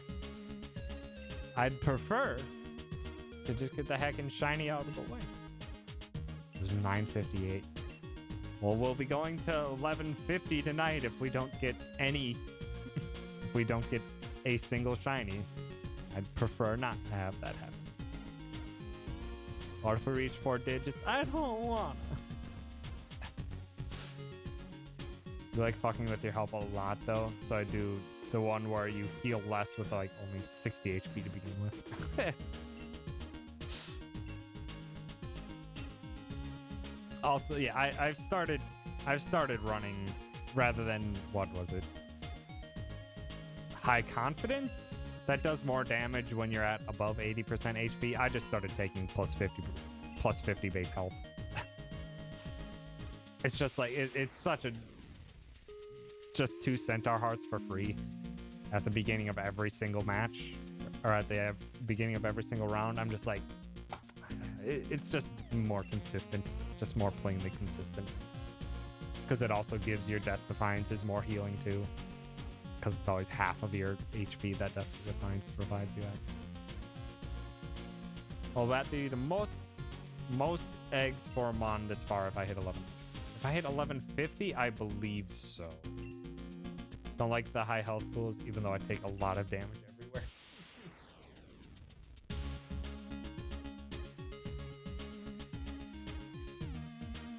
I can double check my shiny count. I believe my highest was 1149, maybe?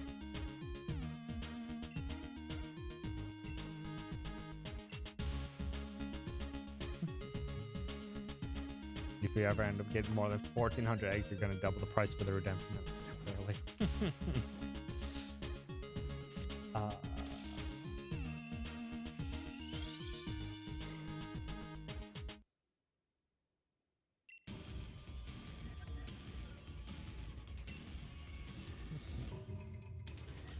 opens.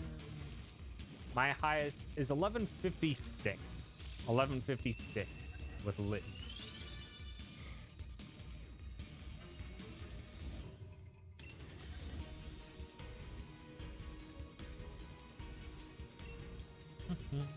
Let's get to 1157. No, I refuse.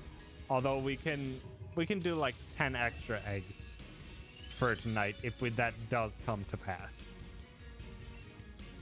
Because it would feel mean, or not mean, it would feel unsatisfying to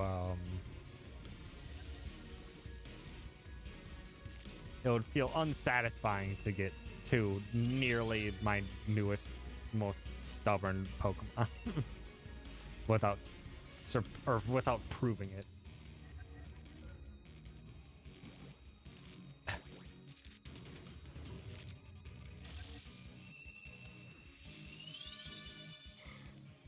We're already at 900.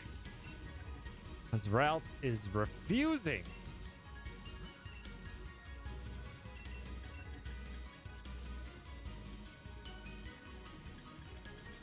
Also, I only have like 10 extra spaces in my boxes to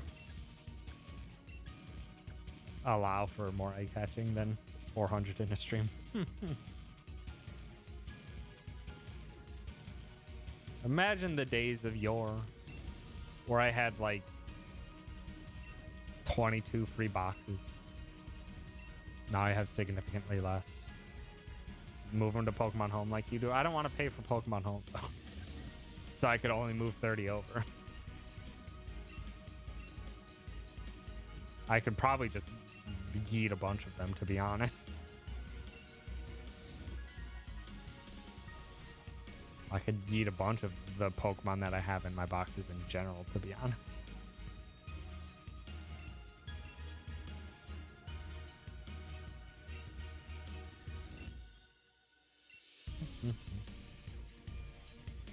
Also, Greg, I don't know if you noticed, but you have a fancy little flower on your sub icon now.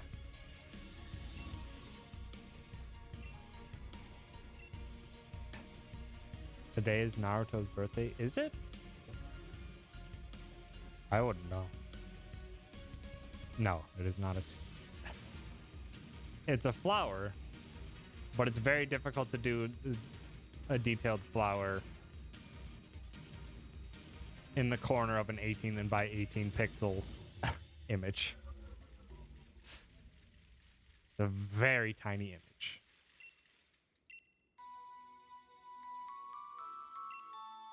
Just moved pretty much all your mons to home yesterday to free up space for Tundra. It is a delicate flower. Is what it is. You were correct. Although the tier 3 one is like a yellow version. Or I made it like a golden flower. The tier 2 is like the actual colors of the delicate flower.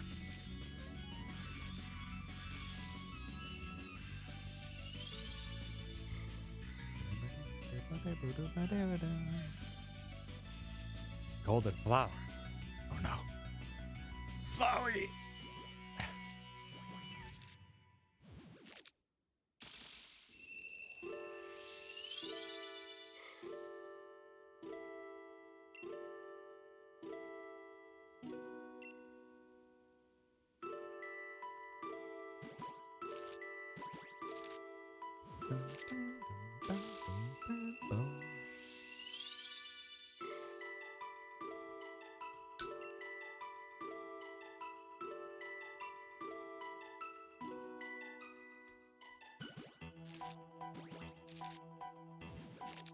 Also, Greg, I'm assuming with your shiny Yamper, you didn't actually give it to Chen and you just have it for yourself. Like Chen did for my shiny Yamper. Yep.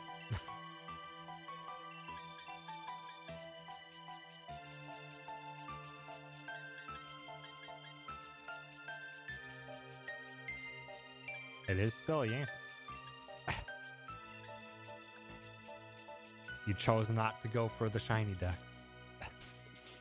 H. H. Been hanging out with my shiny Amper. It's been hanging out in the box with the other shiny Pokemon I have.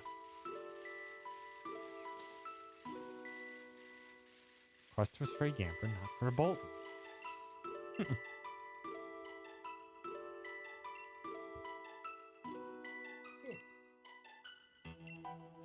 Leaf stream me. Sorry, Chen. I just don't use Yamper. I wanted to get 52.420k. No, yeah, 52.420k. I had to use it. Even Boltund isn't that great in terms of stats.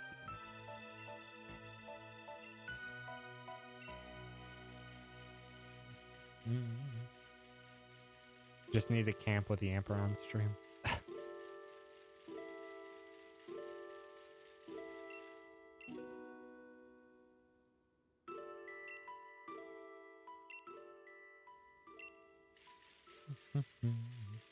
Bolton would be really good for competitive for one thing, and that's for Nuzzle.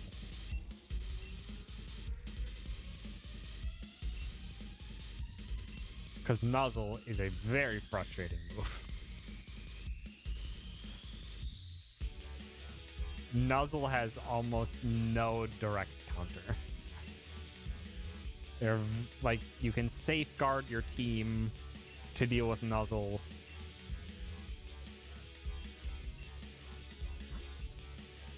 You could have Misty Terrain on to deal with Nuzzle, but like a lot of the things that normally block status type moves doesn't stop Nuzzle because Nuzzle's in an attack, and it's a guaranteed paralyze. Knockout punch that makes him go to sleep. Well, I mean, there's the dynamic punch that is a guaranteed confusion, but it's also a 50% accuracy move that you need no guard on in order to land successfully, basically. You need a no guard Machop or another Pokemon that has no guard dynamic punch.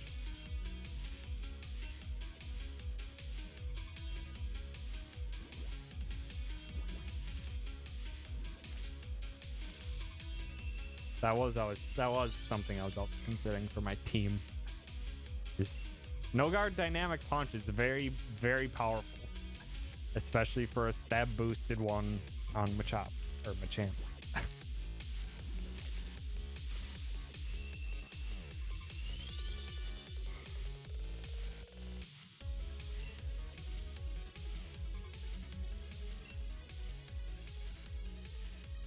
But in the end, I didn't select them for my team. And I'm not even sure, or I'm pretty dang sure my actual selection of team is not the greatest in the world.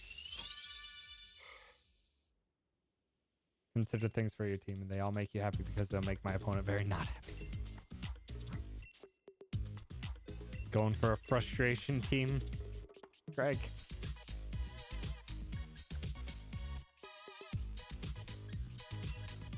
Something like that.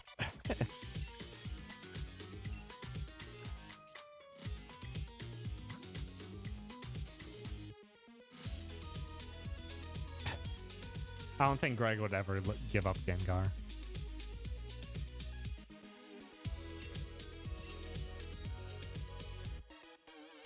Not in your life.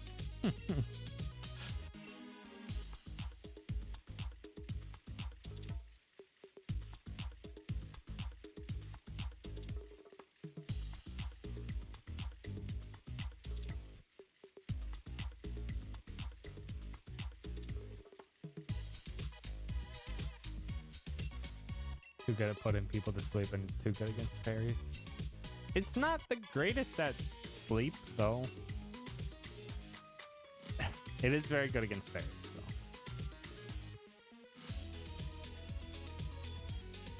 With your luck, though. Damn 60% chances.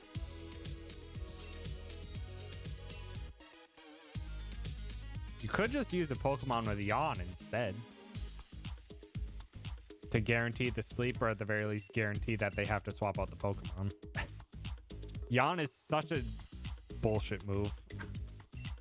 Or Spore, but that's specific to Amoonguss, and any egg one, that's 100%.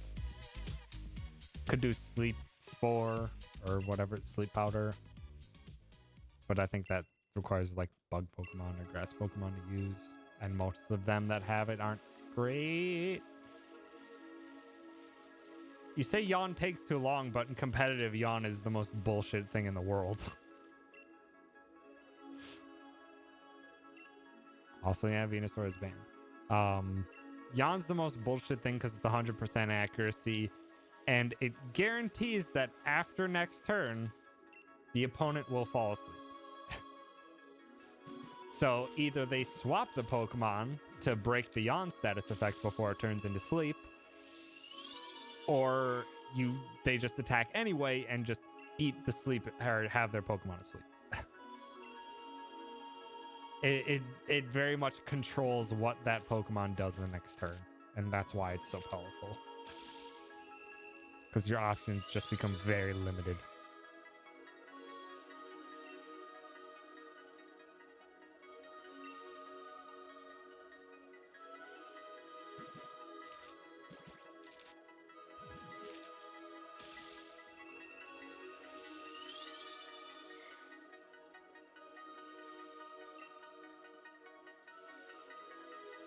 Yeah, it's 9-10. On 10-10.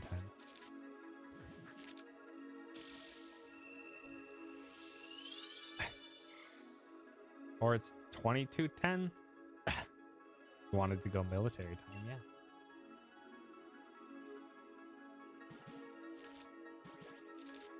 Also, Chen, it would be 19-10 for you. Not 22-10. It's both for you, Chen. How do you live in two different time zones?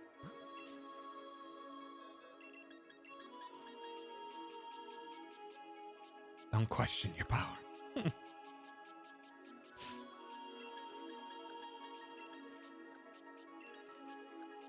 Chen exists in all time zones that contain a shiny Yamper. So because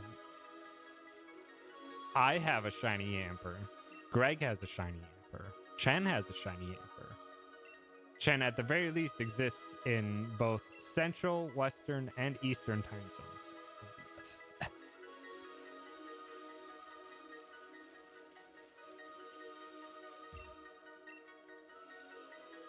Exactly. He's powerless in Mountain Time. Unless Kung has a shiny Yamper. Then Chen would also exist in it. Or now.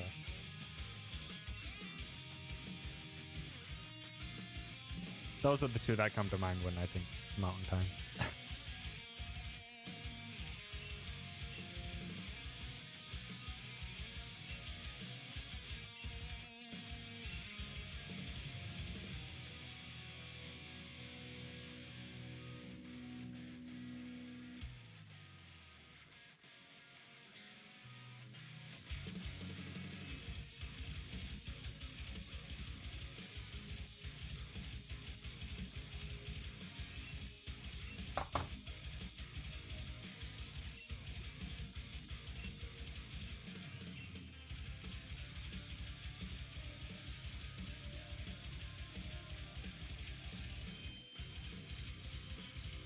Now has a shiny Rowlet that may have been traded to them for someone in chat. Almost as if the person who stated that is the one who did it.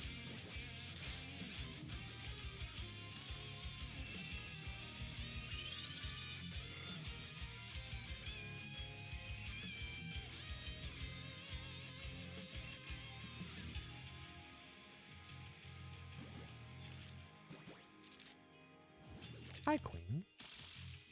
Thanks for stopping by. We are definitively not winning.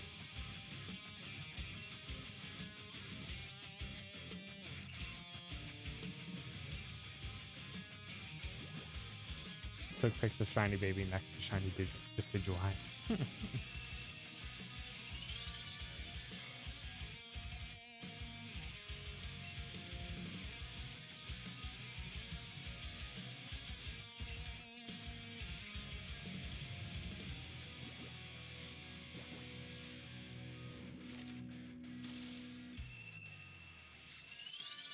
at how many routes I have won so far. Yes.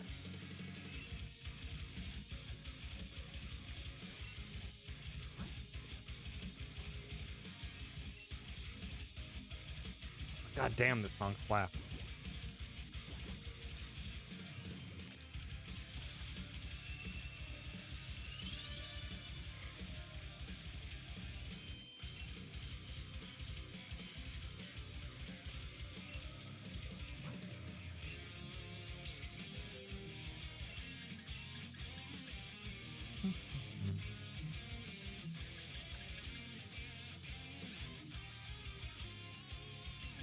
Huh.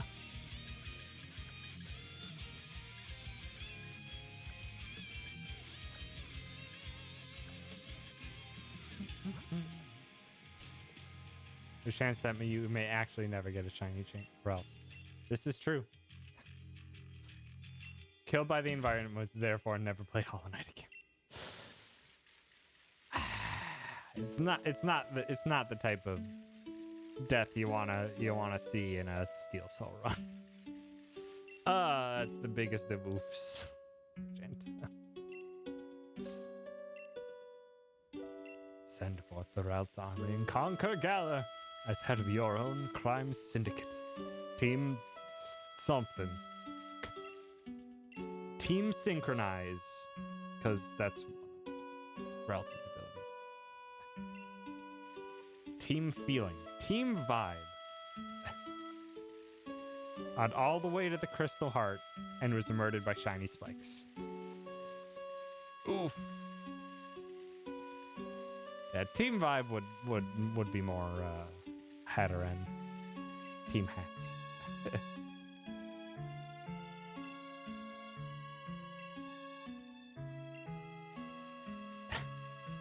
Said KH and that thought, damn, guess Kingdom Hearts is like that. I don't think Kingdom Hearts has any environmental damage. Barely.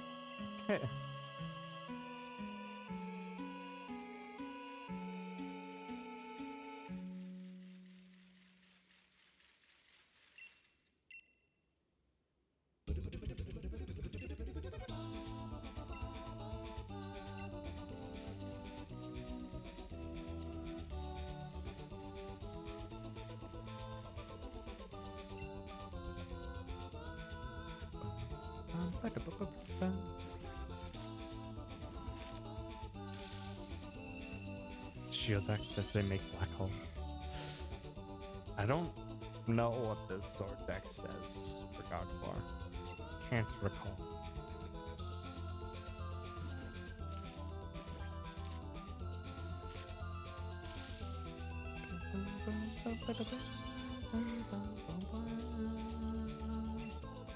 Pokedex entries are something.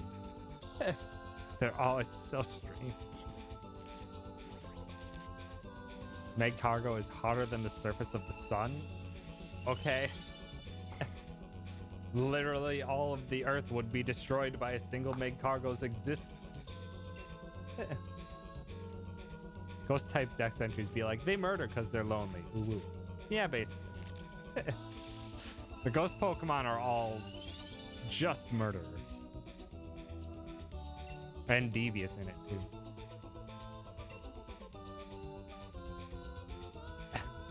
You copy paste. It has the power to predict the future. Its power peaks when it's protecting its trainer. Dark card.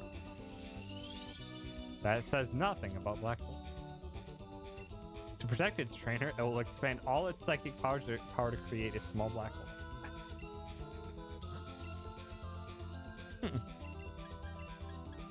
I like Shield's one better.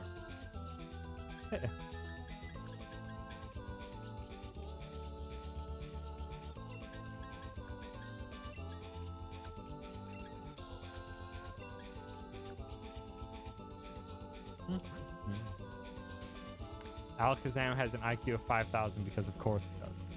Well, because of course it does, because IQ is a bullshit statistic that literally means nothing. It's a way for smart people to try to put a quantifiable value on their smartness, and it literally doesn't prove anything. I could, like, yeah, you could look up the numerous amount of studies that IQ is just like this. It's pattern recognition. That's what the IQ tests recognize. It doesn't a whole lot. And it's based out of racism, like the majority of things. I was not aware of that, but that does not sound incorrect. Because it, now I do remember another bad thing about about IQ tests is in the era of U.S. history where they euthanized people. That was one of the statistics that they used. So yeah, fuck that. Fuck all of that.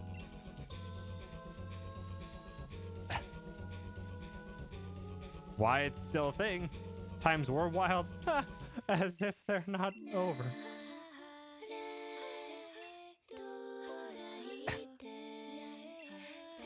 As we've heard, they euthanize people at the camps now. Yep. Because...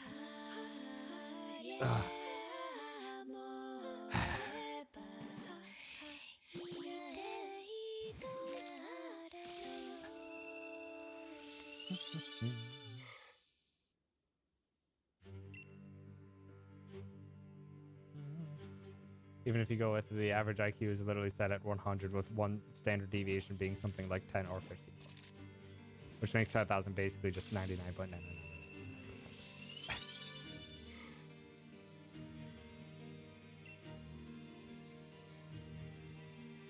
Which that wouldn't make any sense because there's multiple Alakazams.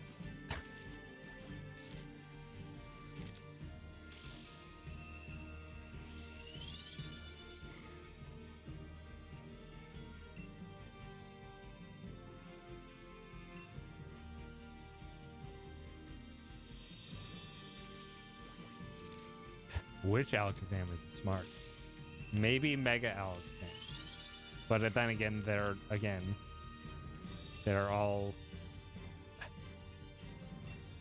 the same Pokemon.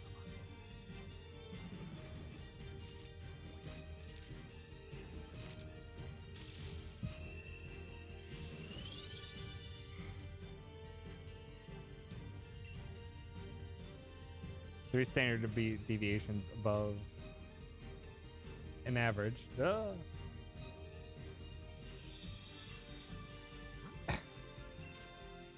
At least in the proper Beltone is like a 99th percentile or something crazy. Something like that. I can't quite recall. It's been a while since I've run those statistics. It's been a while since I've ran what a previous company did when it ran Six Sigma for its errors. Basically just like, we don't want any errors happening ever.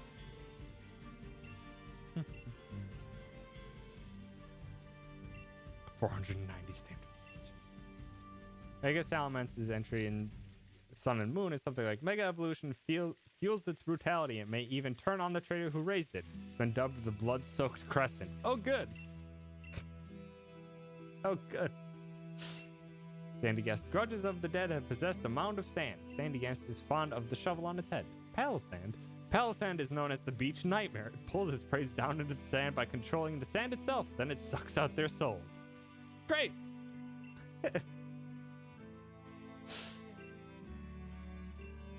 Yeah, that's pretty typical for ghost Pokemon. Just like how Drifblim and Drifbloom, or Drifloon and Drifblim, like just pick up kids and just fly them off into space.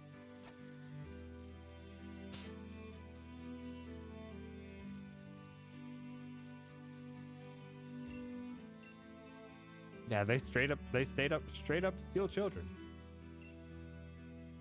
Yeah, I believe Glalie breaks its jaw to Mega Evolve. It's like,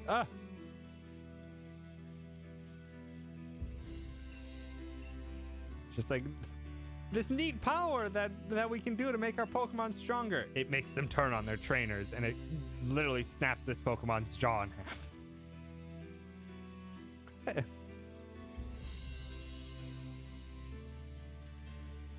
I hope it's good surgery and not just surgery in general to break your jaw.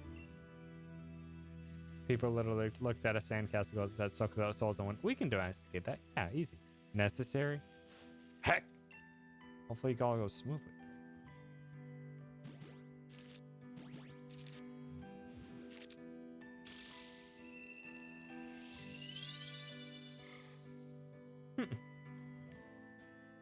It's a very good art, though. For straighten aligned teeth. Ah. Does that mean you're getting surgery to get straightened and aligned teeth? Yeah. Rather than braces?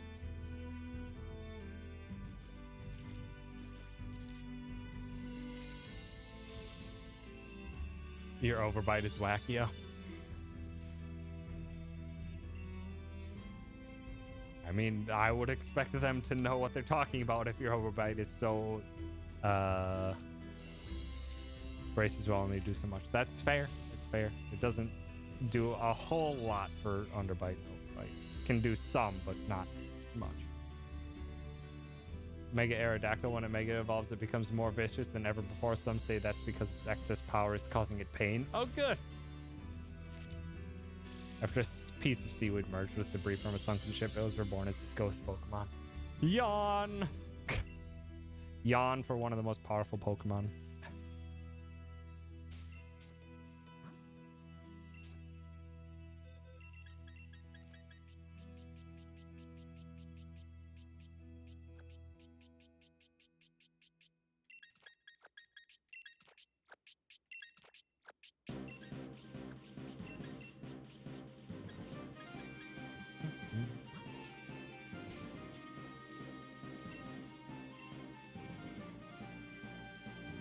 Chimchar poots fuel its fire.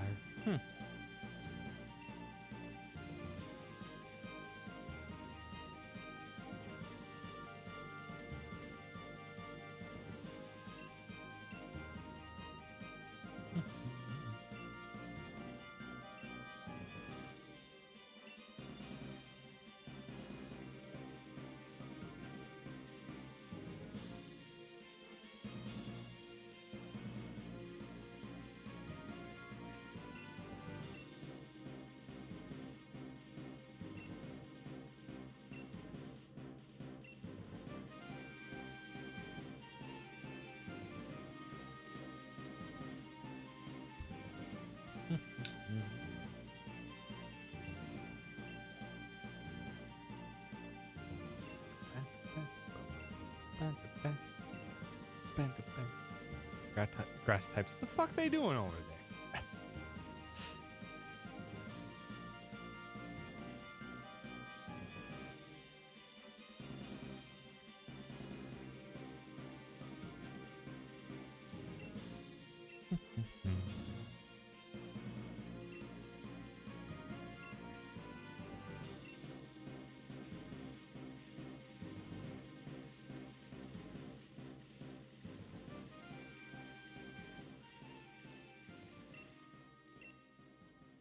Forget what is Forretress's type? I haven't thought back to Forretress in a very long time. Wow, Vegeta. Bug Steel, is it really? Such a good combo. Bug Steel is ridiculously powerful. It's only 4 times weak to fire. Caesar and Durant.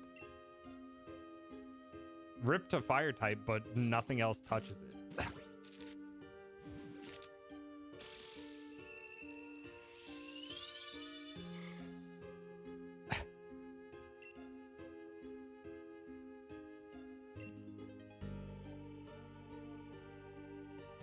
You know, the ever so popular Firestar.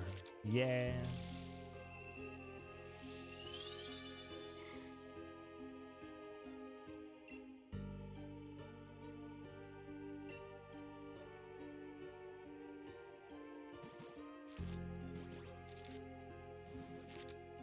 There are more fire psychic types. Is it only Braixen that's fire psychic?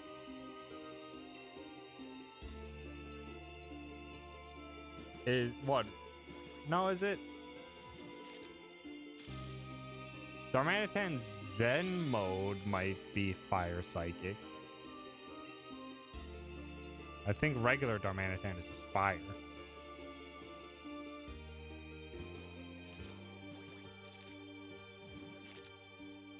Fire fairy type. There's a fire fairy type. I wonder if your sister would like it.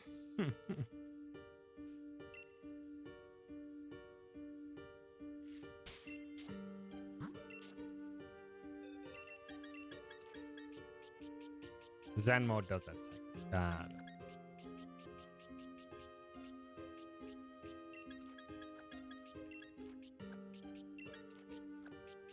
I would expect Fire Fairy to just be like an imp. Not like Impidimp imp, but like a fire imp. Like if you look up like an Ukobak. If you look up like an Ukobak or something akin to that, would be like a fire fairy. Because they're neat little flying goblins with like flaming hot spoons. Ifrit. Ifrit would probably just be pure fire.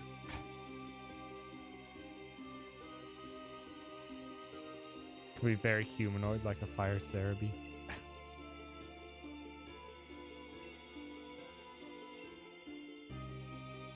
Go get food.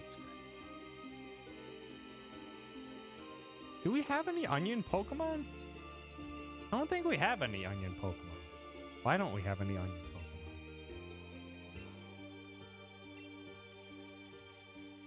Now I want Onion Knight from Dark Souls 3 as a Pokemon.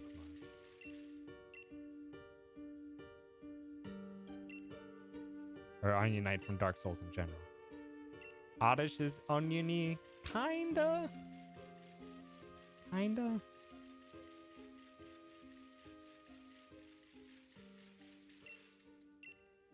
Celebi's Onion Fairy. Yeah, kinda. Did they change Celebi's type? I actually don't know what original Celebi's type was.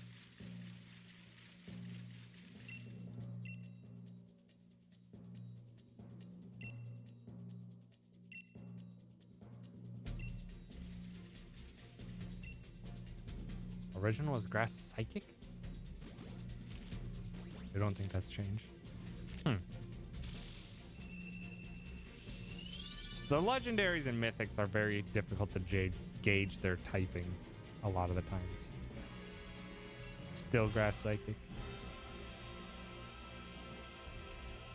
It's like a lot of the legendaries and mythics are just like all of the like Cobalion, Keldeo, like all of these things. I'm just like, what type are they?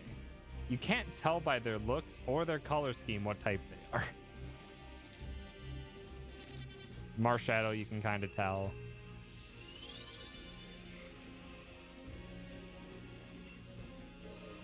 But there's a lot of them that are just like not clear.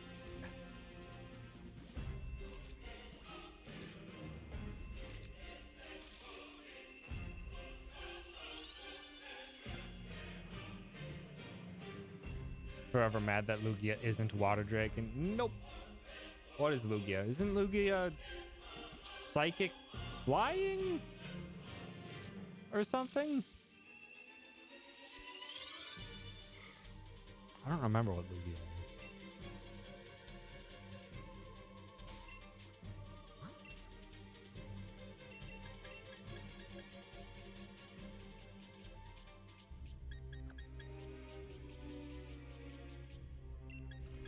Psychic flying.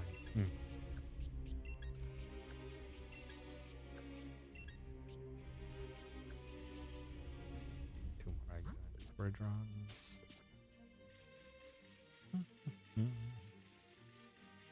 And is Ho just boring fire flying?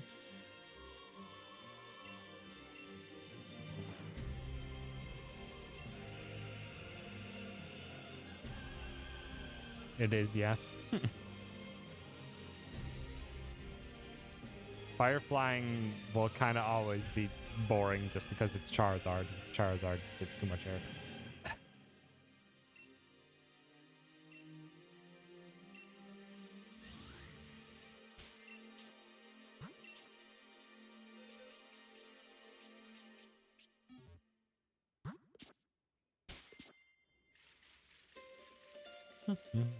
Randomly reappears.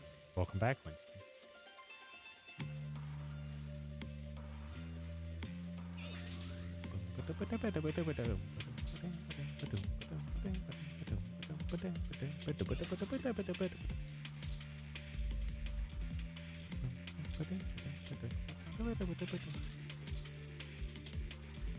Pyro was a good one. Very heavy emphasis on story with that game. And I was so down for it.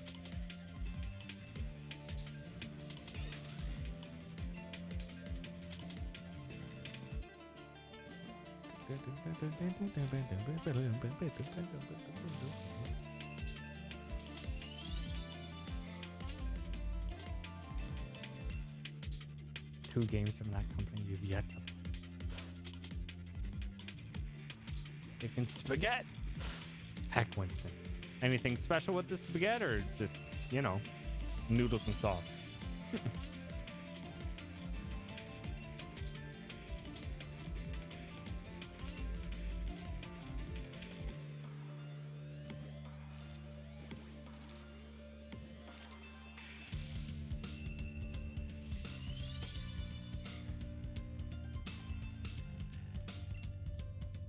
I believe from the documentaries that NoClip did on Supergiant in all of their games, from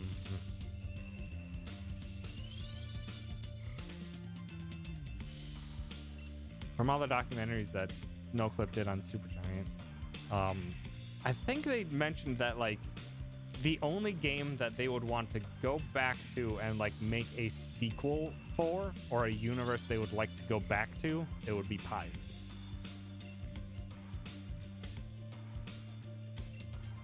Otherwise, they tend to be a company that likes to make newer stuff.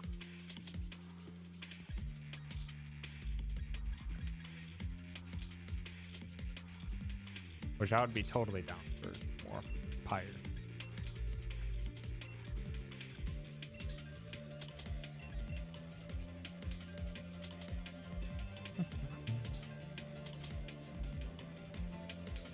I would very much like to get more shiny, or get shinies, because we're already getting back to the point where people are starting to approach 100,000 again.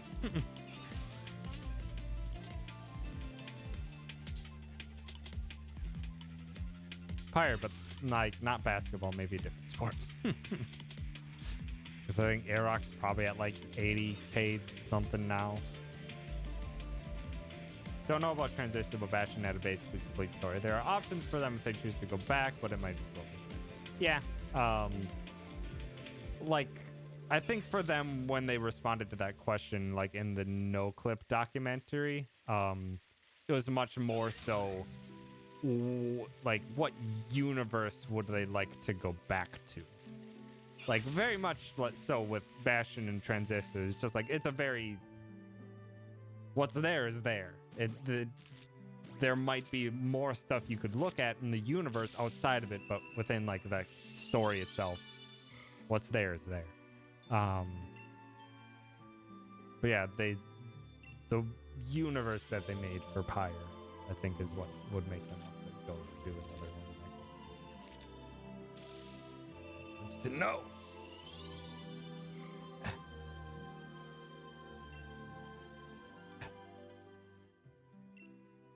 Pyre, but table.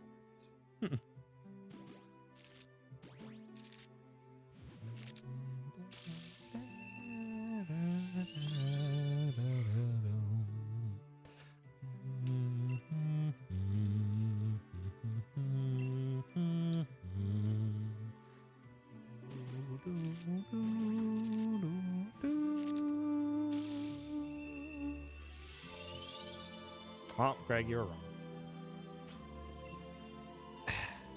And not face the penalty? What was the penalty going to be?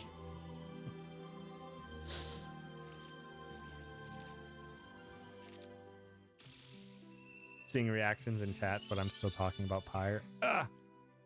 Maybe do a refresh of the page queen. That's a lot of leg.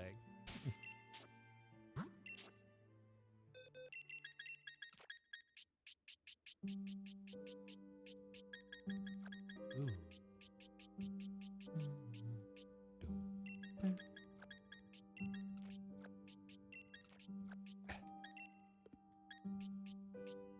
Alright, one more bridge spawn.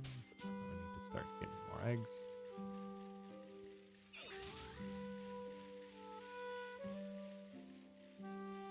Twilight Princess was a Zelda game for sure. Twilight Princess has an excellent soundtrack. That's about it.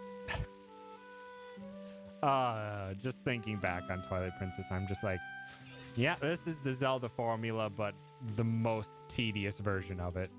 And I'm just like, every time I think back to it, I'm just like, no. I'd have zero interest in playing that game, ever.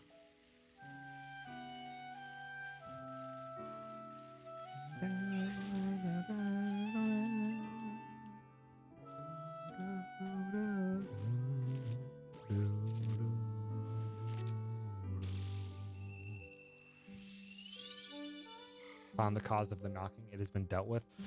That sounds very ominous, Winston.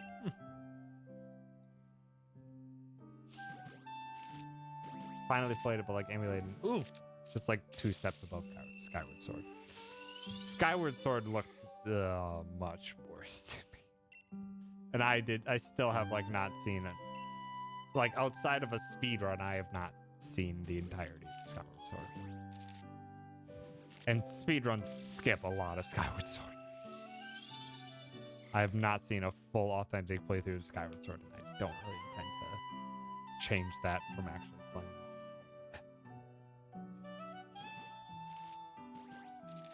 it. Yeah, Juice. Take care. Get out of the building. Go.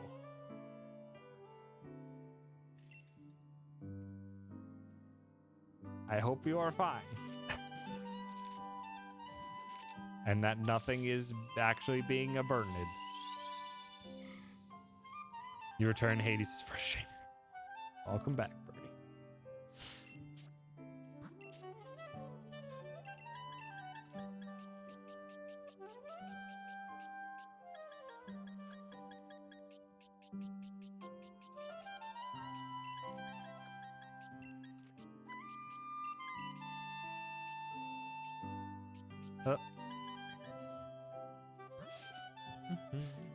Nah, Birdie was just headed out to go blitz some Hades.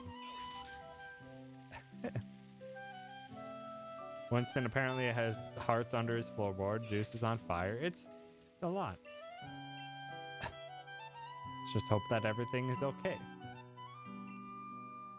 Winston still did not clarify what the sound of the knocking was from. And we'll hopefully hear back from Juice in a little bit. He moves the S and becomes shade. Someone tried to break into your apartment? What the shit? Yeah, fuck all that.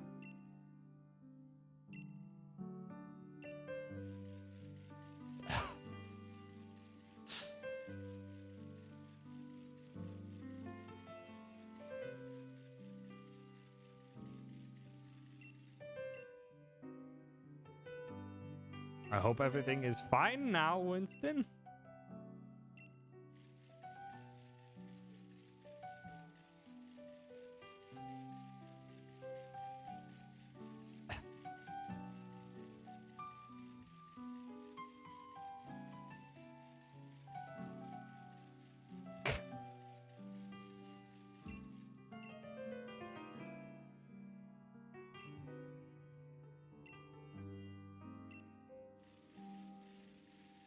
There is a great deal of things happening in this chat.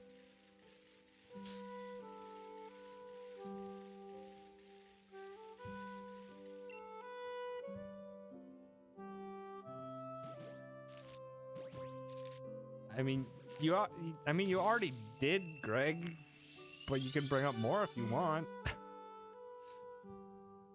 You already brought up the fact that you're going to be having jaw surgery soon. Gonna get soup. Everyone chill the fuck out while I'm gone. Had your sidearm. That was enough to scare them off. Yes, you called the police. That's good. I'm glad everything seems to be safe now, Winston.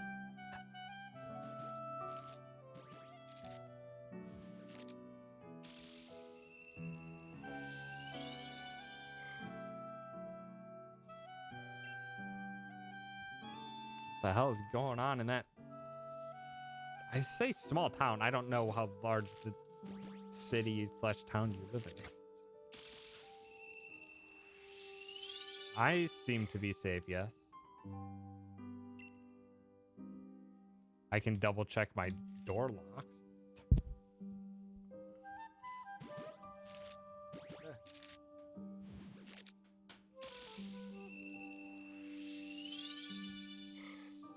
Yeah, we're good. Deadbolt's in.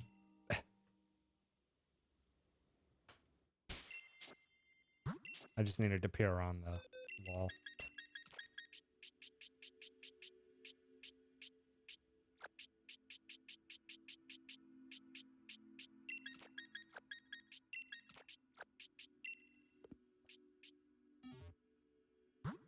Rutland is like a population of like a few hundred. Then what the hell?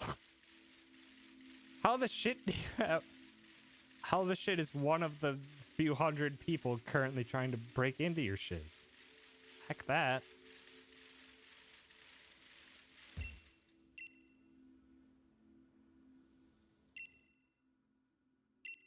I know that, but still.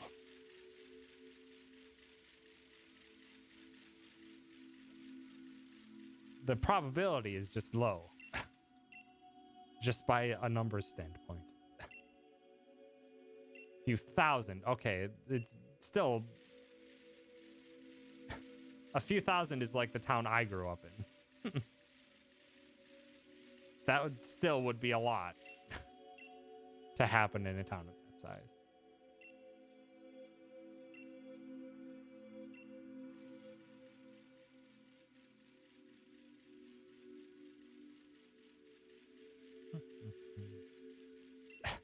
Yeah, Eric's cat stopped updating for a second. It's fine. You just gotta let it. You gotta let it reboot every time it updates. Just gotta give it a sec. It'll be meowing in no time.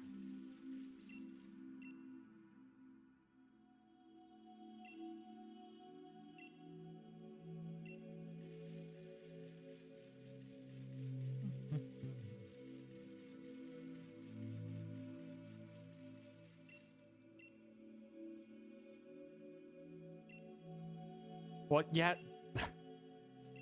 Go do that, Winston. Don't gotta inform us. Just go do it. Do the important things.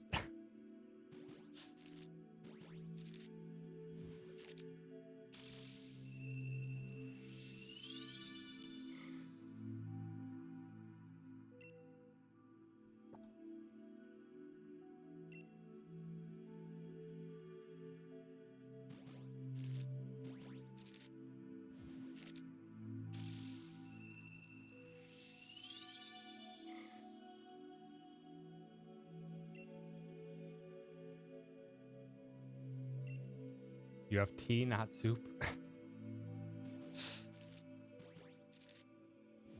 But do you have soup tea? That sounds awful. Tea soup, maybe. You could maybe make some kind of ramen that also includes tea. Also, third nice of the night, maybe.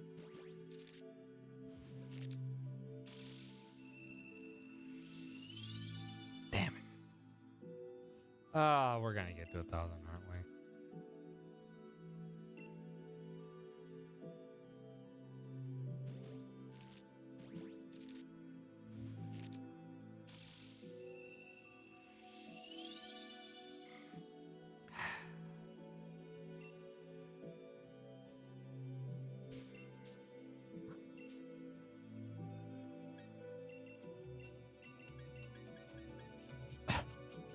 Hopefully everything is taken care of, Winston.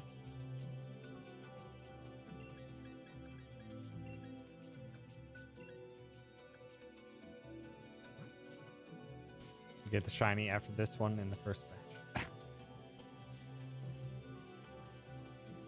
I have to throw it back in a circle? What do you mean? I have to throw it back in a circle. I don't understand. What? No, this needs explaining. I don't know what people are talking about. But then again, that's nothing new. That's nothing new. I am out of touch with all of the youngins' sayings.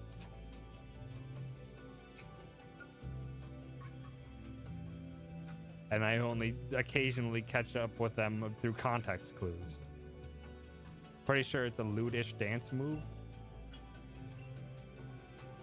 How the heck is throw it back in a circle a lewdish dance move? I don't...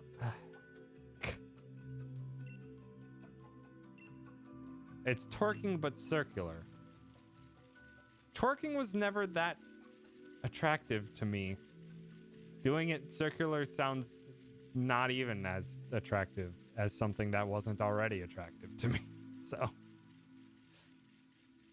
it's all a big big meh.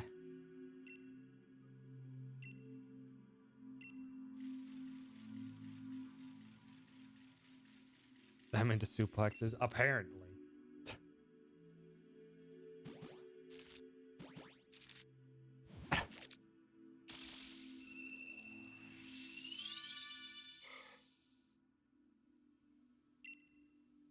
You too love Undying. Find twerking funny, no matter who's doing it.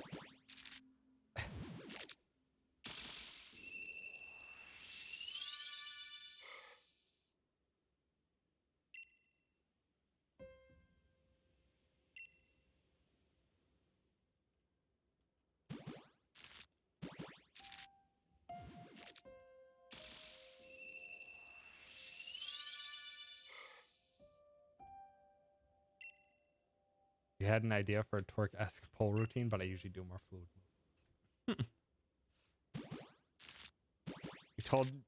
I told you to suplex me gently, don't say apparently. Did I say to suplex gently? Did I? Other than just when people were, well, I'm glad I did. Because when I'm currently going through chiropractic stuff to try and fix my back, yeah, I don't want to heck it up more. No, it was a Tria stream Thursday, I think, or Wednesday. I don't remember. I was doing a work and lurk, and then I was being sassy with Vegeta, and then Vegeta said the first thing that would happen when they met me was that they were going to suplex me. And then that apparently just started a cavalcade of just like, oh, dope, I want to suplex Tom too. I'm like, okay. Whatever.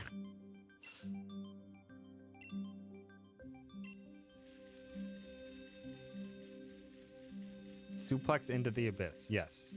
Those were Vegeta's specific words. Also, yeah, Arak followed it up with wanting to do a DDT instead. You act like missing chance. Apparently, that's what all of TomCon 2021 is going to be. Whatever the heck that means. Is we're just going to have to rent out, like, an octagon or some kind of wrestling arena. And apparently, everyone's just going to toss my shit around.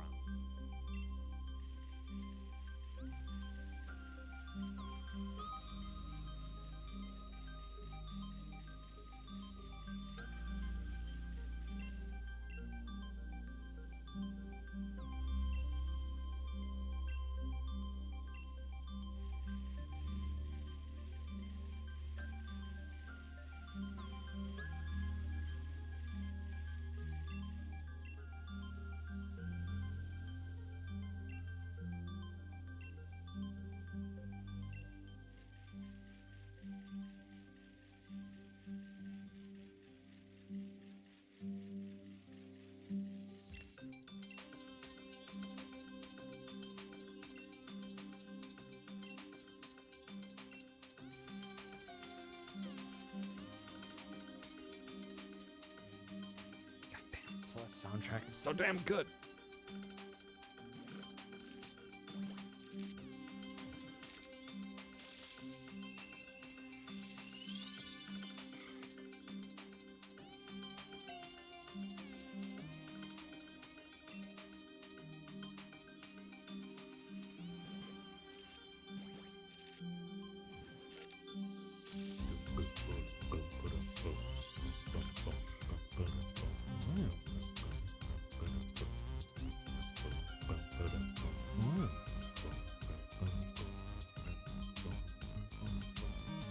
Well, that's good. That's good, Winston. Also, Birdie was asking what you were cooking, apparently.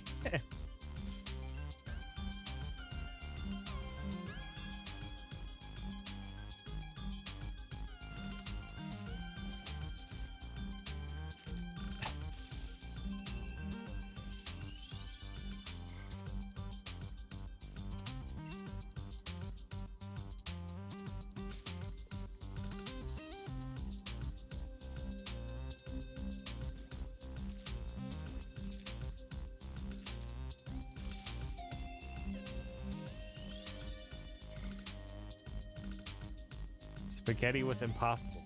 Oh, nice. That's right, you did say the spaghetti. But the Impossible beef, that was new.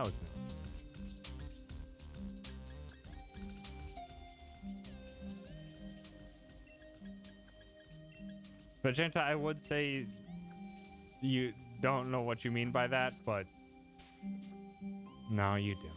You know exactly what you mean by that.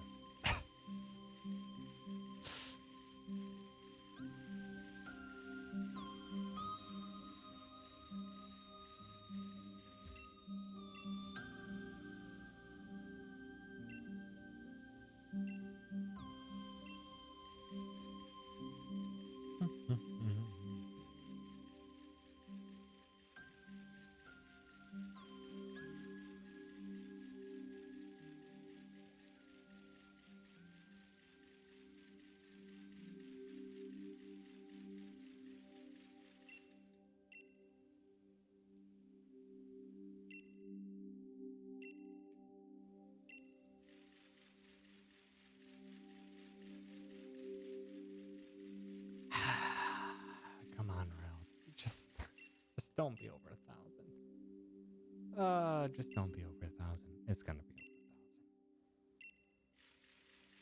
It's gonna be over 1,000. 20 out of 10 Psy. And you know a thing or two about size. Just a few things.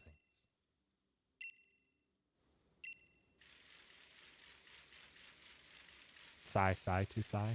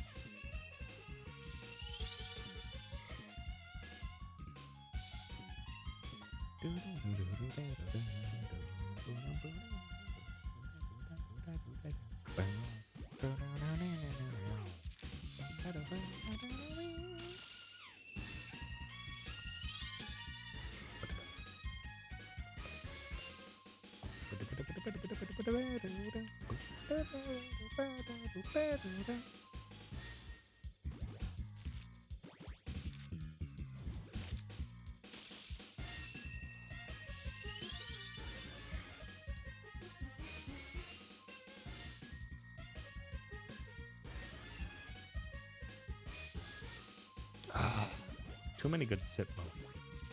Too many good emotes in general. In this heckin' community. Except for that one, Greg. Except for that one.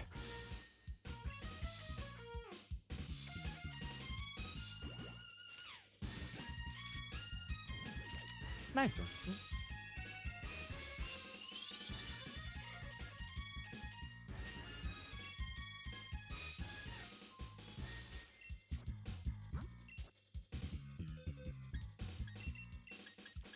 Rockstar said the same thing to Greg.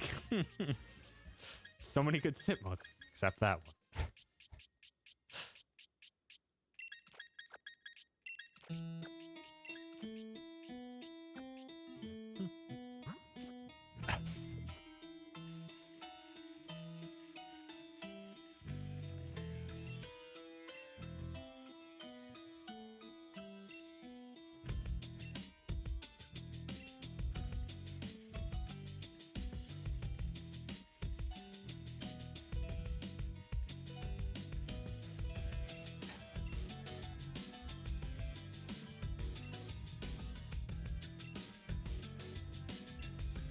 The intro was a bit lavender tone, yeah.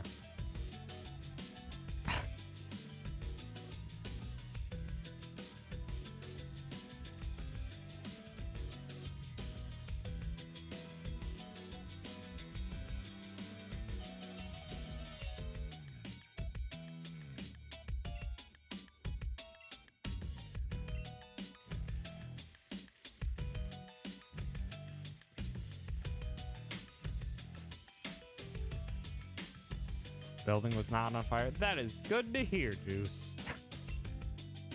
Welcome back.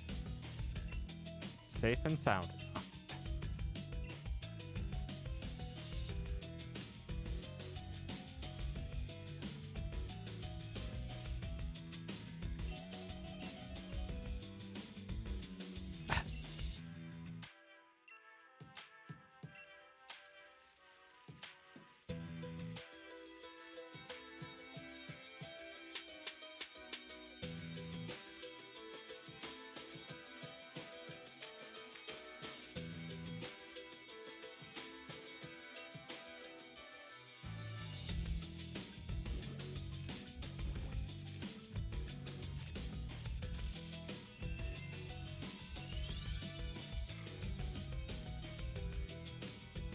Best heat so far for each weapon is sword 9, spear 9, shield 9, rail 9, fist 10, boat 5. Because you've just been following the Dark Thirst. The bow is probably my favorite, but the game has also not wanted me to use the bow either. The game has specifically wanted me to only use the shield, the spear, and the sword. That's all Dark Thirst ever appears on.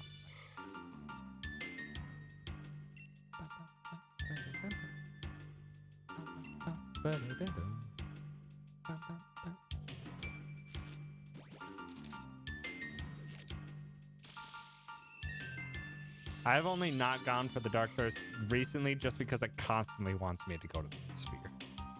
I'm just like, I'm tired of using the spear. I want to play the other ones, so I just stopped taking it for a while because didn't want to have that.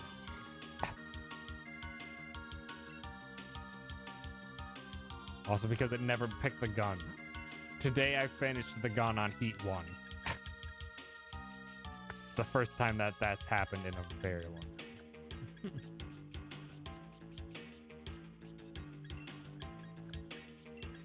time. And I beat it on Heat 1 without the darkness because I had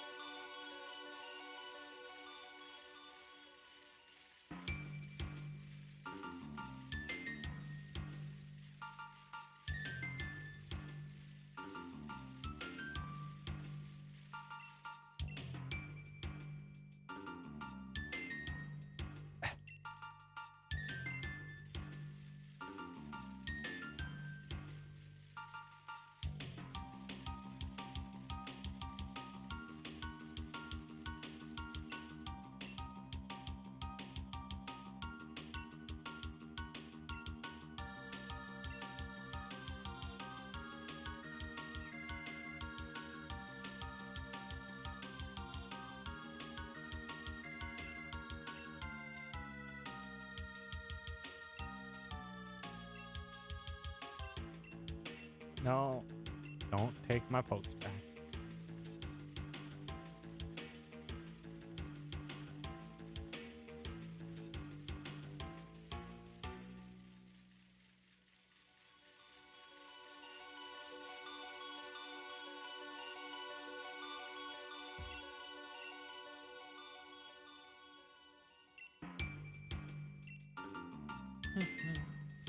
Got the shiny after accidentally saying no to another egg.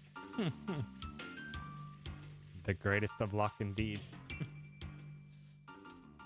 That was not the egg you yoked.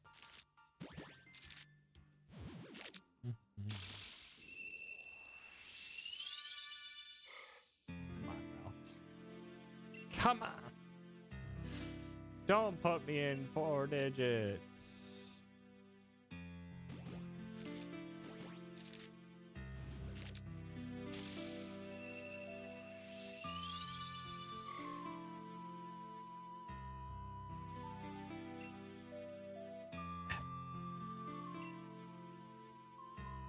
Hopeful that it's 999.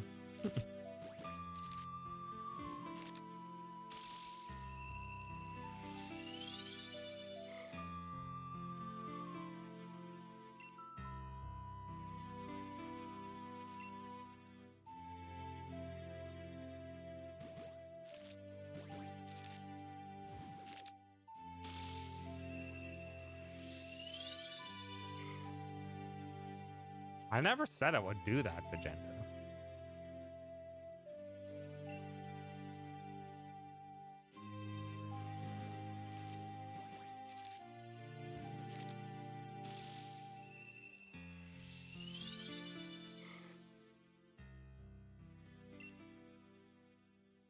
Well, last batch before 1,000.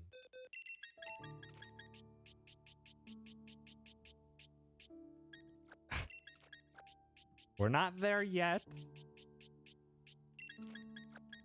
We have 4 hatches before then. Actually, am I? Okay, so it is right. Okay.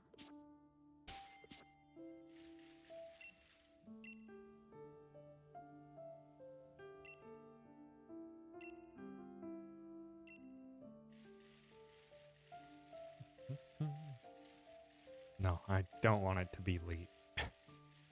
Truly don't. We have spent nearly 3 full streams on routes. On routes alone. It is going to approach the levels of Phalanx and Litten.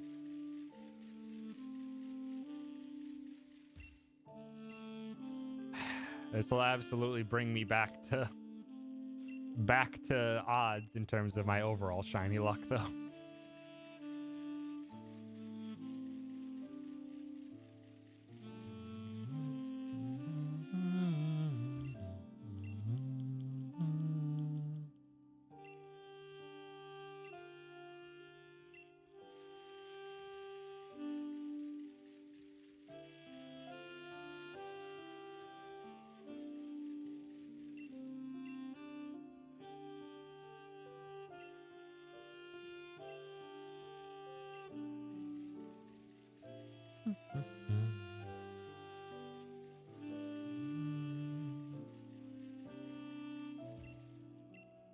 Gosh dang it.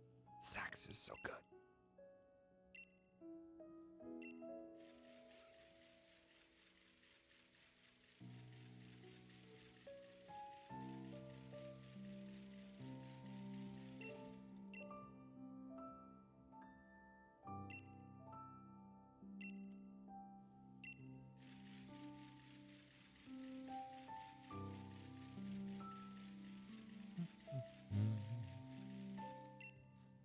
Here it is. Last batch. Before 1,000. Still have 150 more eggs to go.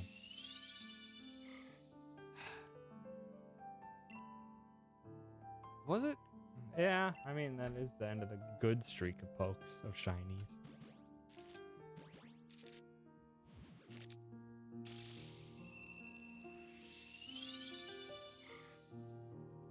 Come on. Come on.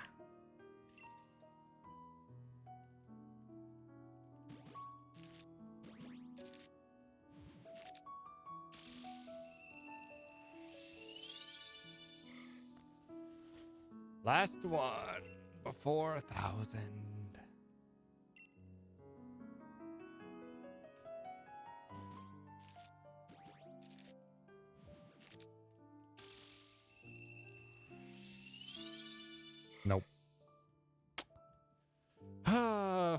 outage as it is. Thanks, Relts.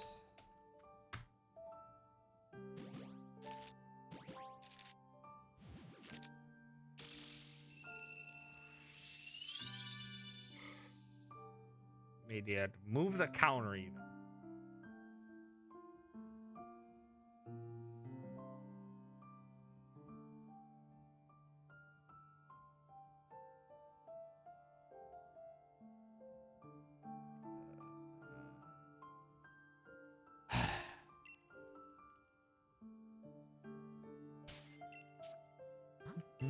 Are we sure shiny routes exists? I know of its existence at the very least. Because K-Mac has one.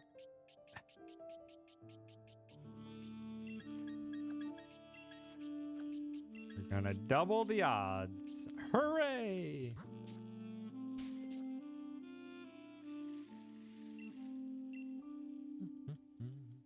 Get a haircut, then acquire a haircut. In a manner safe to pandemic things.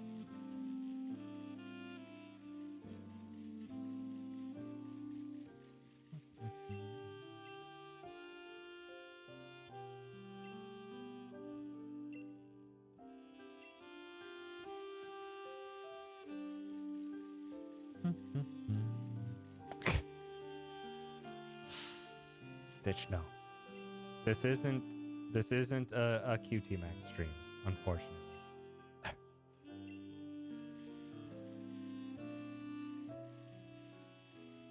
Unless we wanted to do the whole call thing again.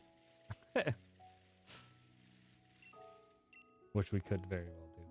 Also, hi, Arrowdish. Thank you for stopping by. Thank you for the good luck.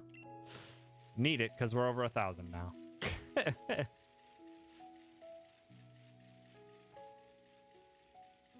We can hope. Thank you for that follow. Appreciate it. Oops, didn't mean to hit a button while I was hitting.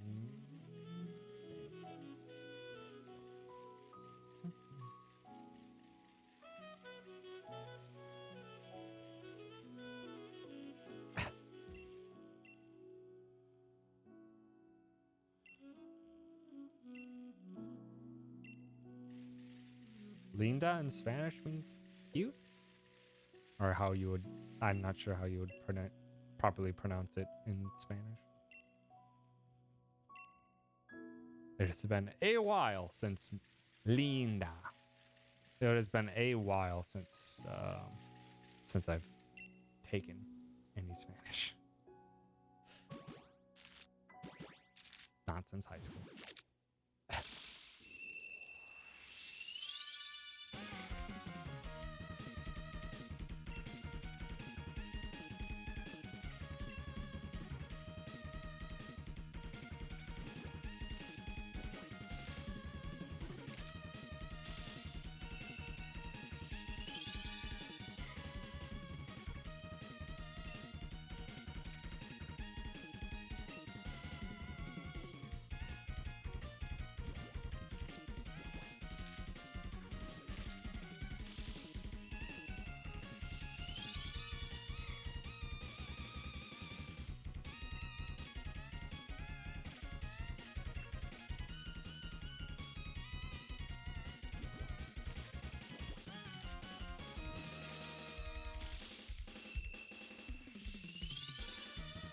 God damn it, this song slaps so hard.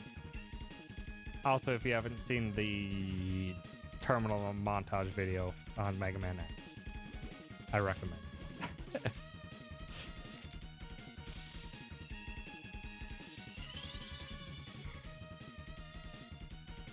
Duolingo helps with memorization, but watching Crash Course Linguistics reminds me to practice the language I must. Definitely helps. Terminal montage makes very ridiculous videos.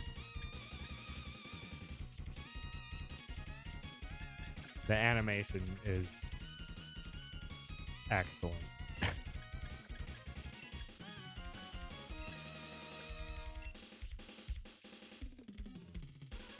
What are the shiny odds right now?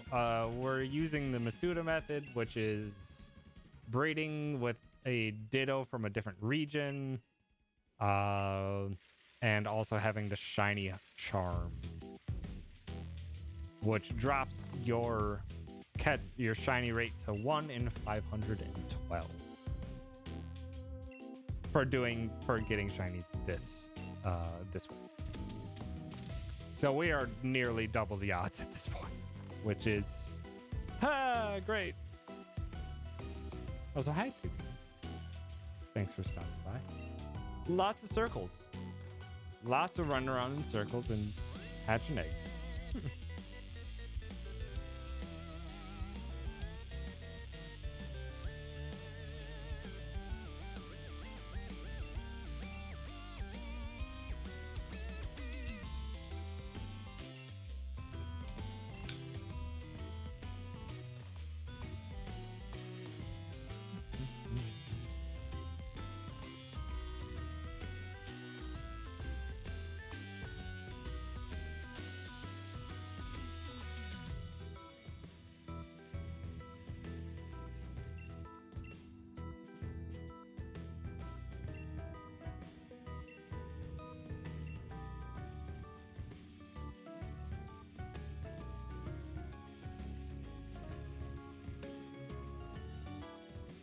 Gosh dang it, Danny B. How do you make such cool jams? Want to sleep within an hour. I hope you get shiny before then. We can always hope. And I appreciate the well wishes. But if you need to go sleep, you can have a sleep. Always got to take care of yourself. Come on. Let's do it.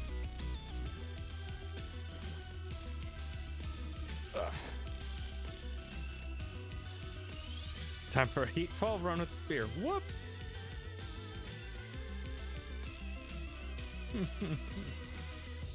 Best of luck.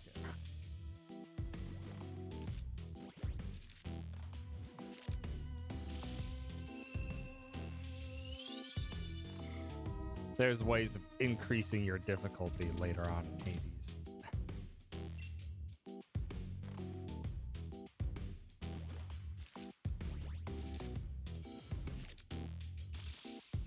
That's about it.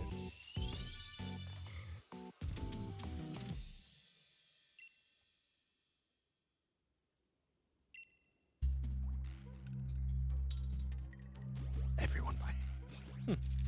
It is a fantastic game. Love the hell out of Hades.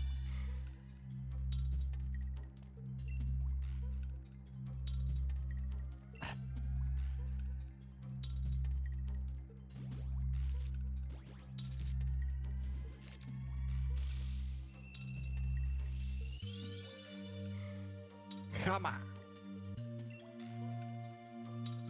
Think I should share. Was ist das? It brings up. Oh. Oh. Beaver just wanted some carrots. A beaver just wanted a few carrots. Just having a munch. And a waddle. Where they go? Where they go?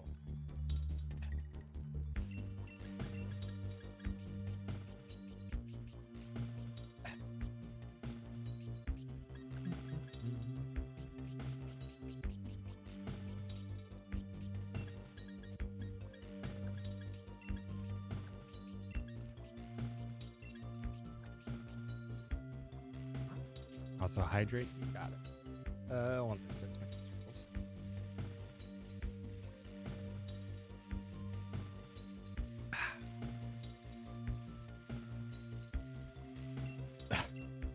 Yeah, that'll be a nice thing to relax into, Greg.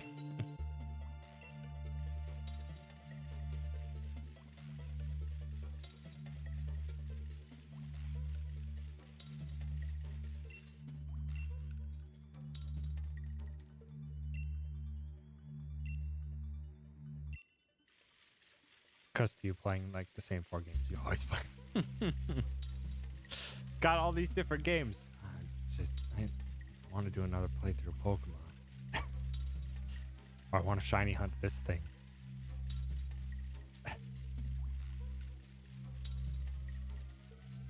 Pick up the hobby. You must share the pic you just took of holding hands with Kid 10.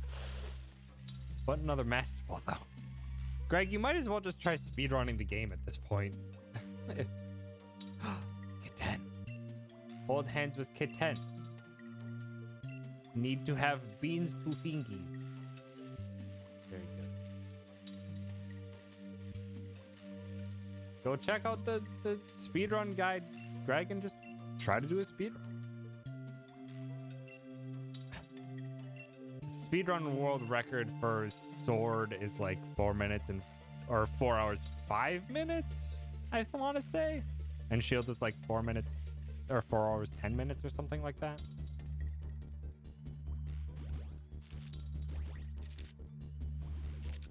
It's been like that for a while, I believe. It's been somewhere around that just over 4 hour mark for a while. At least as far as I can remember.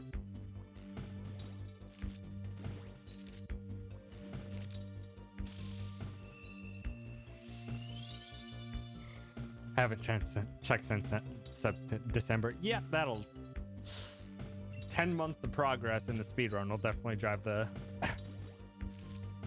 time down.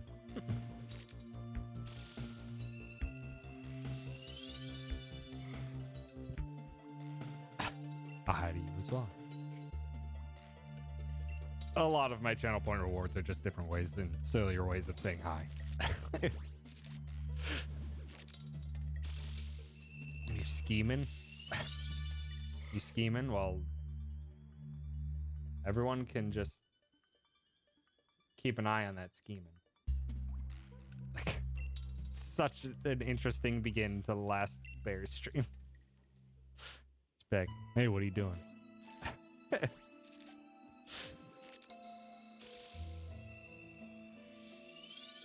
Ojo and their brother Olo. Also, good night, Bert. Thanks so much for hanging out. Appreciate it. Reading that as Ojo and a face. Or oh. Got any games on your phone? that's the lowercase O's definitely sells the peering over a fence or like peering over an object to be like, hey, what are you doing?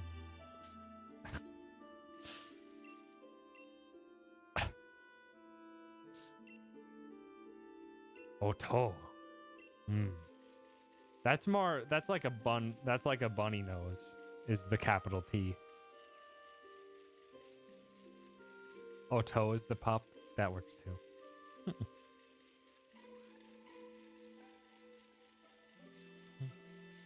We need to do a legit speedrun. Either get like 100 hidden ability score bunnies that I can trade over and EV train them prior to make it hella easy. If you wanted to do that. Although I'd be curious what if you just pull off an any percent run. Just see what time you can get. Or just like, not even like go by the guide, but just try to play through it and just see how fast you can do it. No speedster? Well, you're plowing through the game right now, so I don't know. Just a thought. Got thrown back at a family reunion with kids swarming. Can we play games on your phone? Oh my god. Oh, yo is the bunny. Ah, it is very good. Spent some time raiding to overlevel. Oro is Spanish for gold.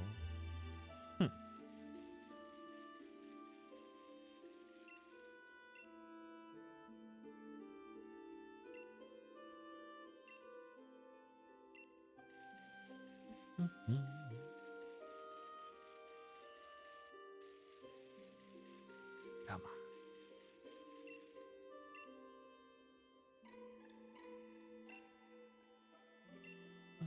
on. Spanish lessons with me? No. For what I remember of Spanish, other than being a dumb kid in Tomas, in high school, where I'm just like, hee hee, what are the swear words in this new language I'm learning? So I remember those ones pretty soundly.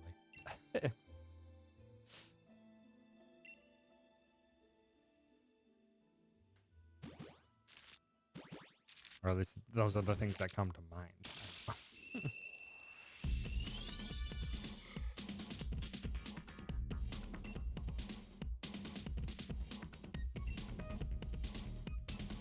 Come on.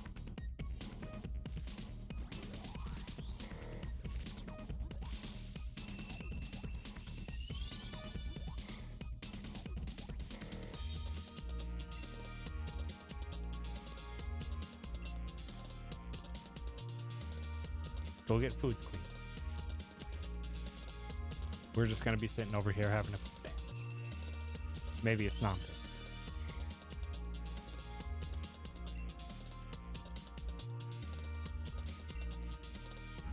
Well, next batch will put us over double the odds, so hooray! Routes refuses to cooperate.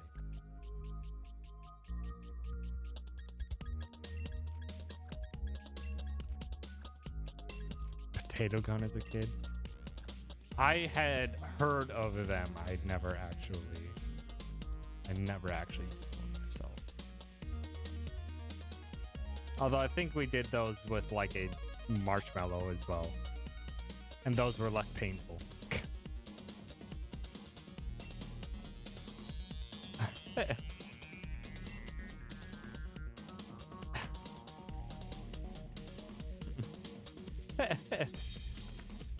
Automated mod said nay. They were lame. It ruled. Yep, Juice was being naughty. How dare.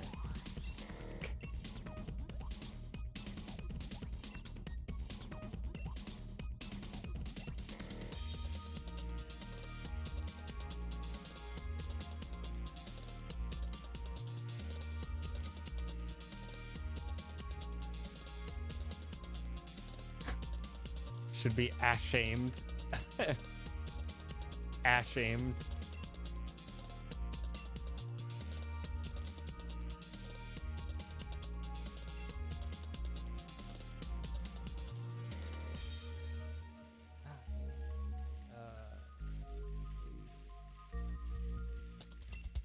Never shame asses. Indeed, do not. No body shame.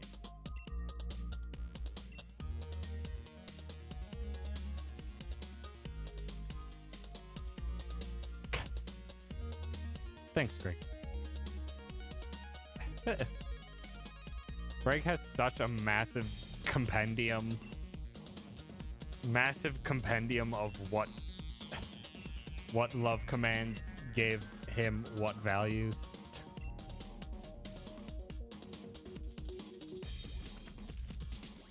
It's not all that big. Well, it's at the very least like 20 long at least, which is a lot.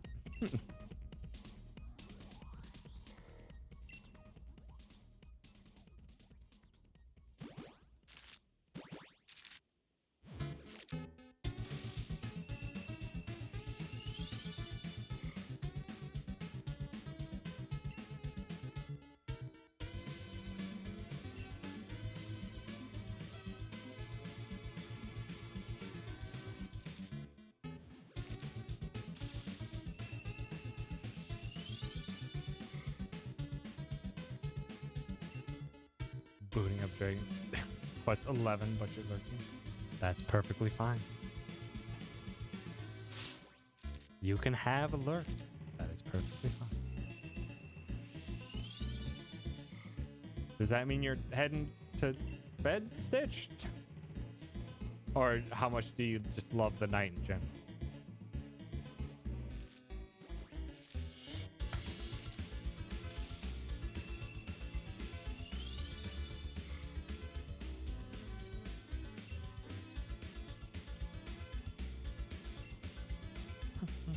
Mubat decided you must stay up.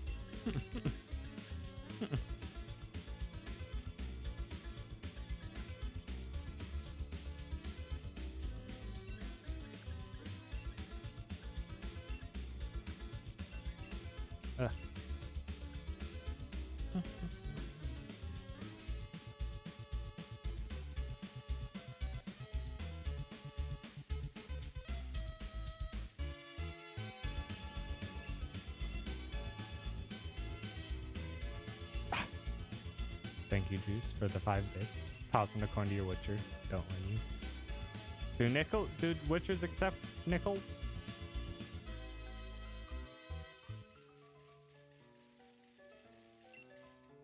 I better. Well, I'm not a Witcher.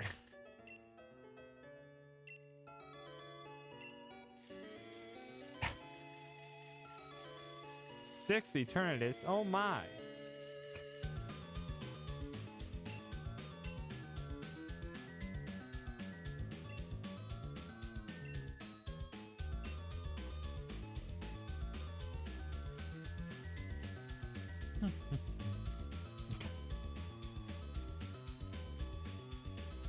I would need to learn more about the Witcher universe to answer that question. But as far as I'm aware, with the Witchers being like mutated humans with things, yeah, I'm not that. So thank you for the 10 bits. A smaller coin for a not as big Witcher. Thanks.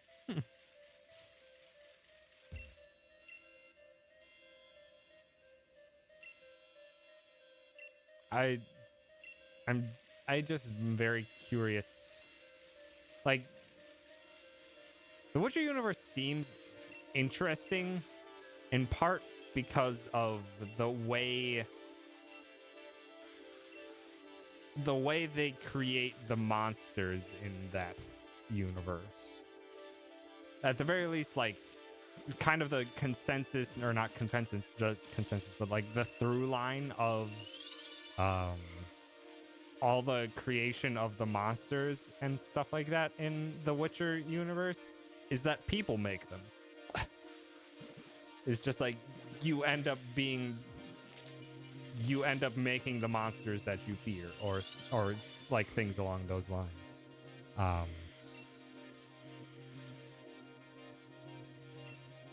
Basically, like, the drowned are basically, if you're not, a lot of them are you disrespecting the dead. The drowned are bodies that were not properly buried, and instead were just tossed into water. And some of them are literally just like constant fearing of witches causes witches to actually come into existence. Basically just like a lot of you creating like, what would you call it? A lot of like self-fulfilling prophecy, which is really interesting which is just interesting.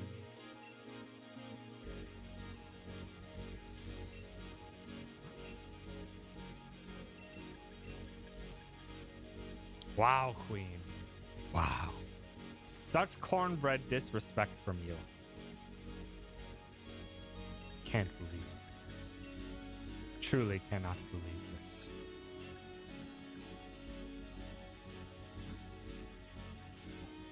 Also, we're over double the odds now, so hooray! We still got 120 more hatches for tonight.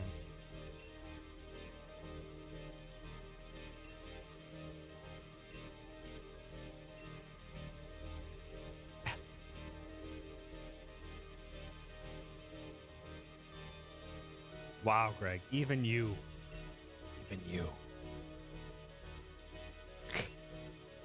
Better by comparison, still not good.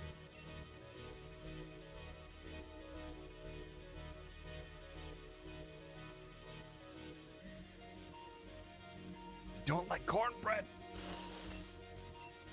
Such slander. I mean, to each their own on their tastes, but cornbread's delicious.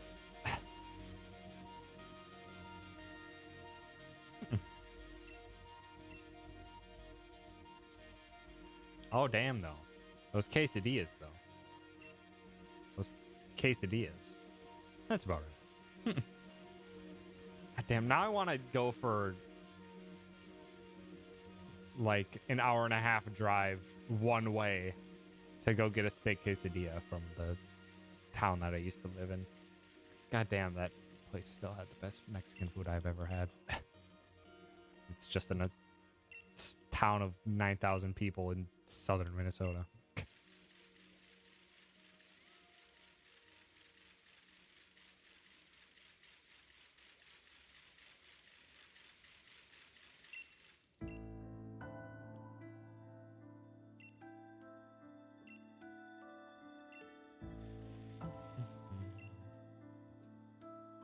You're the cornbread Barnard.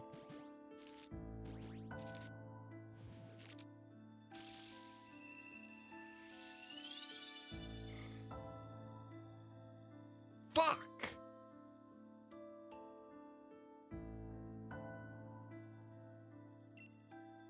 Son of a bitch. Moobot knows nothing. Moobot's lying, I swear.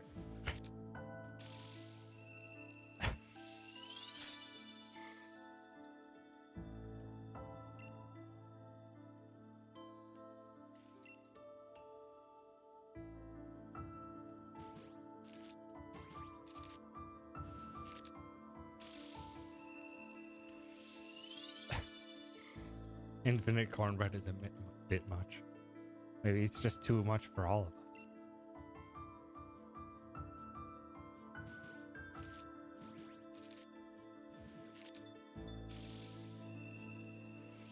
Son of a bitch!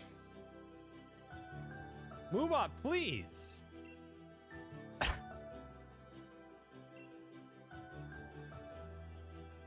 can't believe.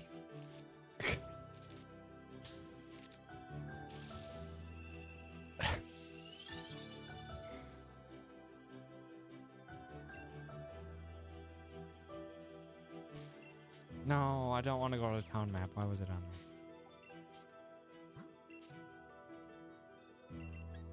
there? Nice, Greg. Wow, K-Mac. Wow. 0? Really? Really? Think you know a person. Think you know a person.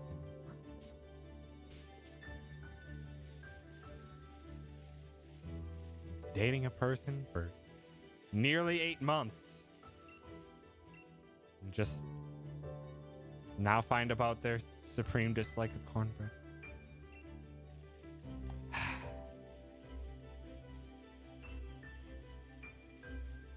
Also, yeah, it's not random. Well, it's random when it generates it, but it keeps track of what you've generated. So it won't change your amount if you type in the exact same thing.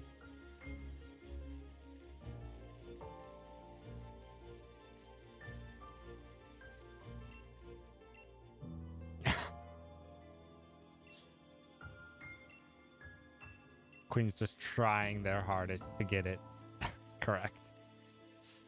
Hi, Nifty. Thanks for stopping by. I hope you enjoy the DLC. I just really like the concept of the wild areas. That's why I've enjoyed what I've seen from the DLCs. It's just like I just like roaming about and finding new Pokemon. It's fun.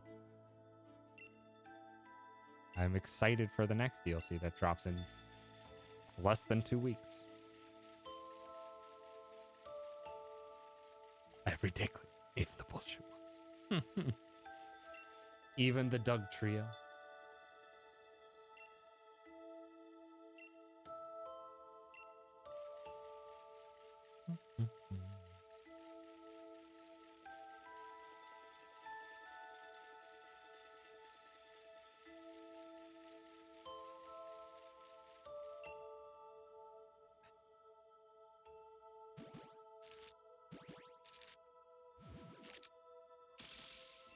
There it is. There we are.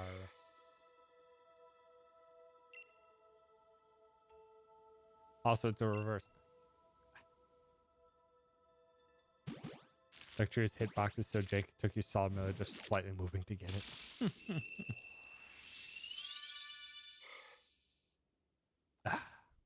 Again, once the next DLC comes out, I'm gonna completely drop it competitive.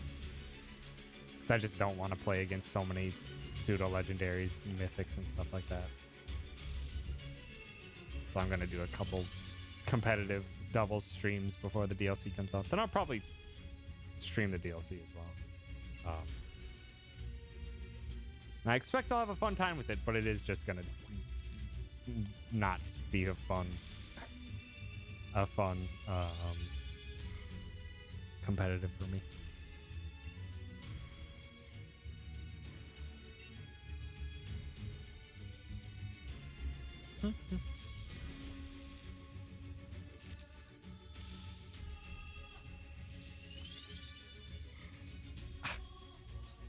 Hurry up and get a shiny already, geez. Welcome to RNG.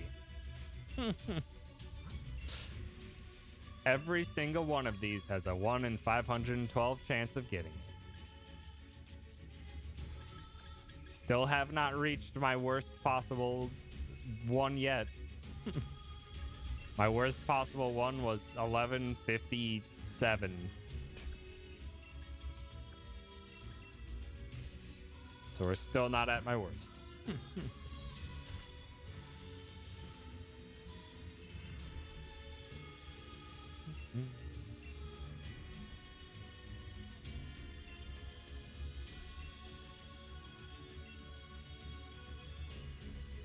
Remember when one of the reasons Game Freak gave for limiting the decks was for balance? Who can believe that wasn't true? Well, in general, yeah, they gave very weird reasons for not having a national dex when they could have just like said it outright of just being like, hey, keeping 800 Pokemon plus in every single Pokemon game from now until the end of time is going to be a pain in the ass. So we're just not going to do that. And I'd be like, okay. We get how much you have to pump out these games year after year after year and constantly introduce new things and make things in a new engine now that the Switch is out and all these things. It's just like, I get it. You just have to be like, that's the reason. You don't have to sugarcoat it with any other nonsense reason. It's just like, we get it. It's too much fucking work. And it is a shit ton of work. Unless you hire a lot more people.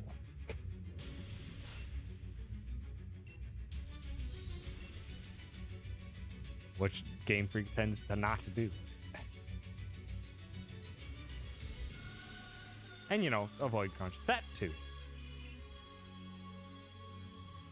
Now they can put 900 or more into the new game on the new Switch Pro TM coming 2020. There's a lot of sites and stuff that have... Oh, there's already leaked list. I'm not going to look at it.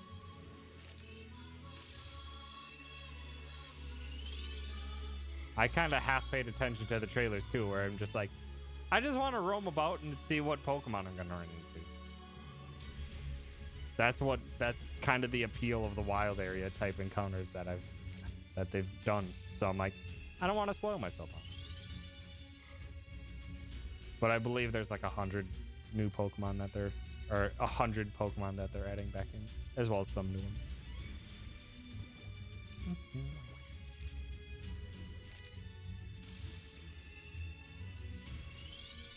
The guide looks hot, so that's fun. Wow. Wow.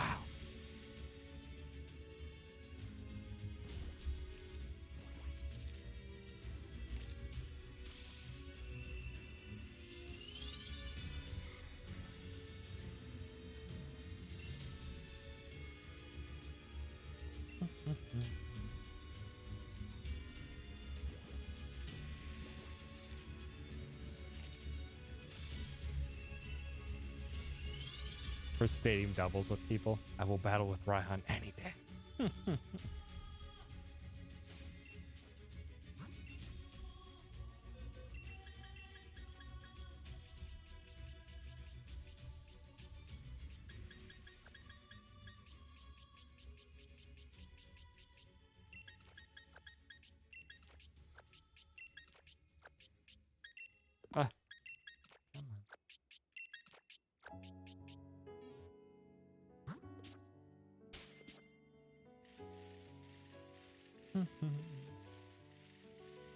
Maybe you have your own gym and rock a fro on your gym leader.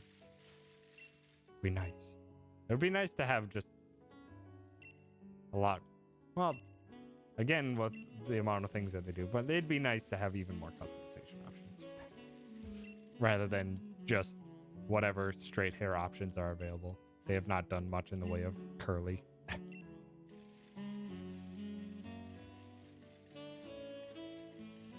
Shiny Salazzle Reina. Probably.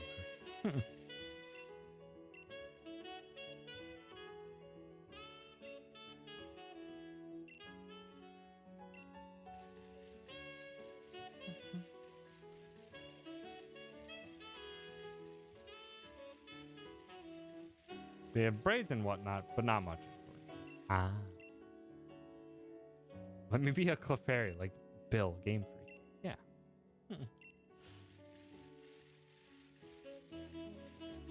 I've quite enjoyed many games have just specifically not made any distinction nowadays. Where it's just like, yeah, you can have a female body and you can have whatever get up and stuff that everyone else has. It's like, good. Just stop restricting us. Let people be what they want.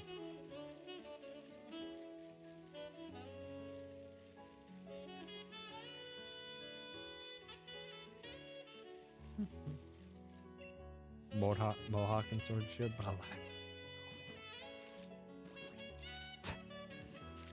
I don't think they'll do that, Greg, because then that would be an M-rated game.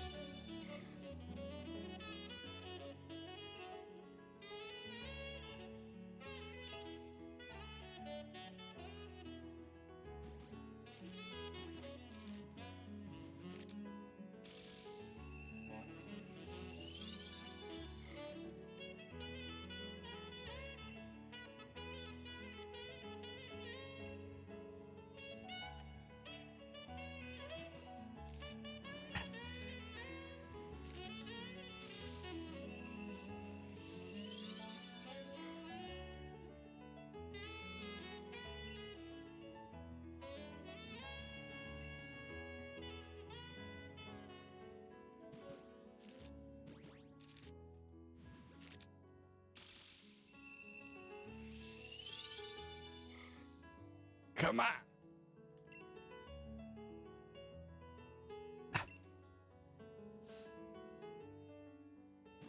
Queen, would it be nice to just talk about basically everything Kiana has made? As well as literally all of the Blacktober stuff that you've been retweeting, because it's fantastic.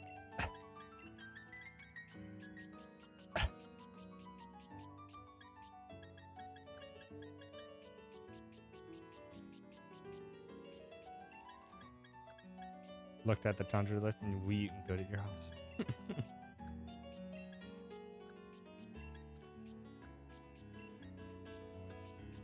She retweeted the art you did of her OC yesterday. It made you happy. Yes. Kiana's Jessie has brought you life, and I cannot wait for it. They were excellent. Also, just because now I follow Kiana, apparently the voice actor for Jessie from the Pokemon anime series streams it on Twitch.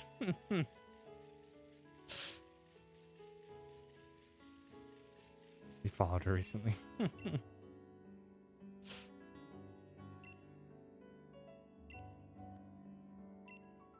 Gonna have to eat routes for dinner for like 2 months straight. Nah, it'll just be like 15 minutes of yeeting Pokemon away and Pokemon Home. You can yeet 30 Pokemon at a time in Pokemon Home.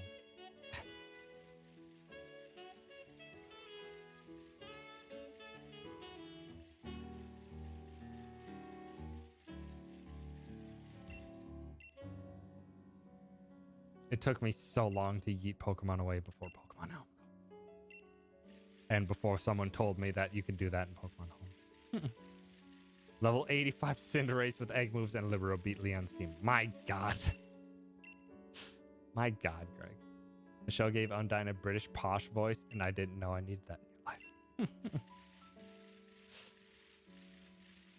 life. Whenever I see original, or like, yeah, actually Undertale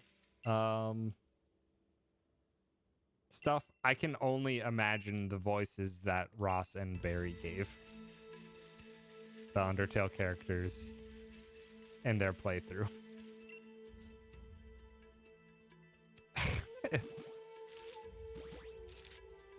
It's like that's all I can imagine now, just because that was my first experience with the game, and it felt like they took the little hints of sound, from the actual text rolling across and like flesh that out into their personality, and it's awesome. Flowey will always be Ross fucking up his throat. Ross is Papyrus. Well, Skeletor is Papyrus. Ross basically just did Skeletor from He-Man.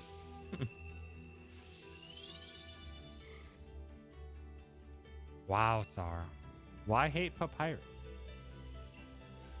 He's a cool dude. Because he likes being wrong. Yeah.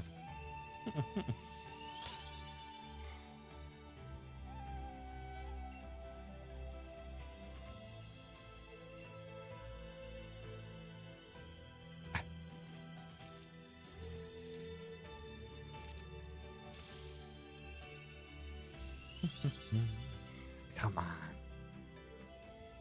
Come on.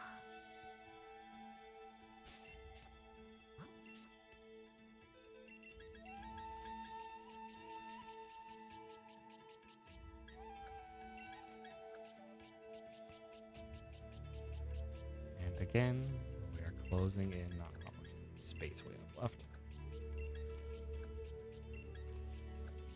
Says it's the only reason why he can't do a passive sprint is because he kills him every time. Wow, Sargo. Wow.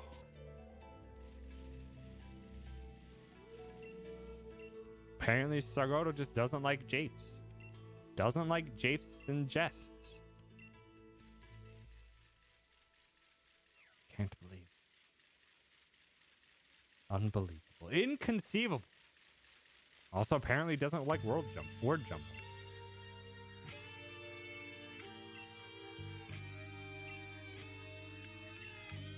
The date battle with him is legendary.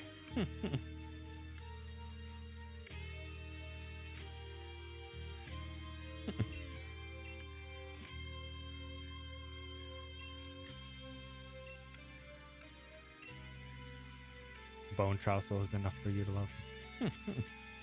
It is an excellent song.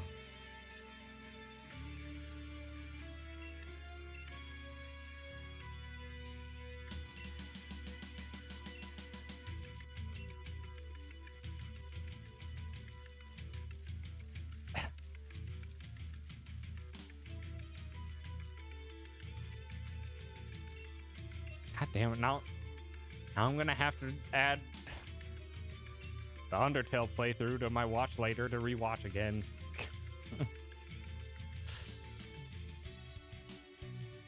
After I go through the remaining parts of watching Barry's playthrough of Pokemon Sword and Shield.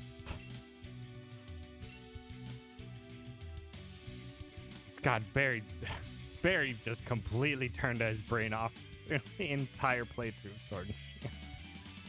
Oh my god, he just like is just smashing A and just fucking around. I'm just like, oh my god, why does your Cinderace still have double kick when you're in the final parts of the game? And he keeps using it too. I'm just like, god damn it, Barry.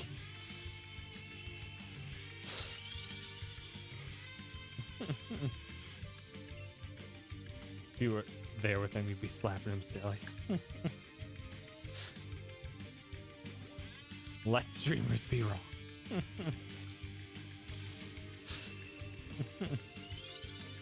screamed every time he used double kick instead of pyro ball. Or flame charge. He has flame charge and pyro ball and almost never uses pyro ball.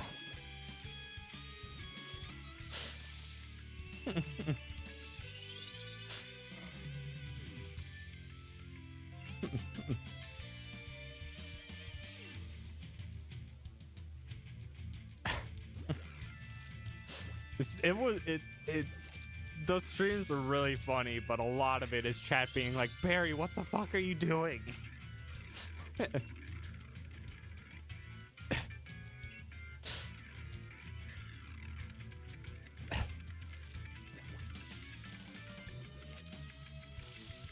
A whole house backseat gaming. Yep. Yeah, basically. There's a lot of improv stuff that he did, though, and that was actually excellent. Like the part when he thought Sudowoodo was a grass type. Yep. Just completely fell for it.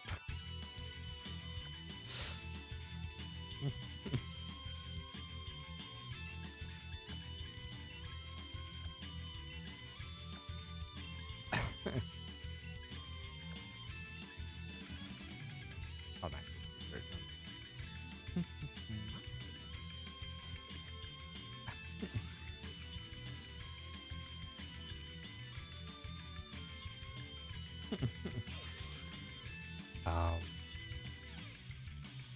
There was just so much stuff that just from Barry fucking around, though, that there was so many fun moments in those streams.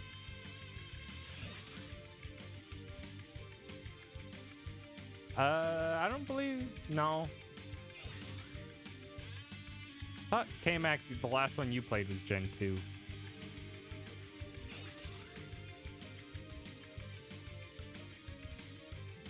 Yeah.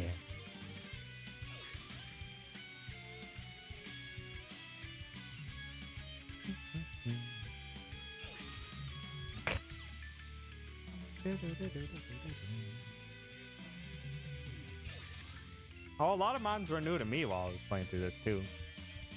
My Watts 5, Gen 5 is my biggest hole in Pokemon knowledge. 4, I kinda know. 3, I kinda know. 1 and 2, I know pretty dang well. X and Y, I kinda know. Sun and Moon, I know pretty dang well, and then now I know a lot of these ones. Played too much of this game.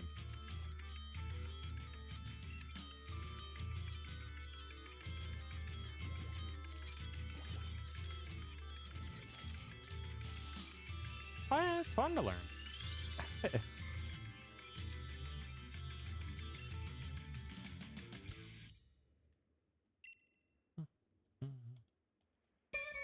Also, yeah, Sudowoodo was a whole thing in Gen 2.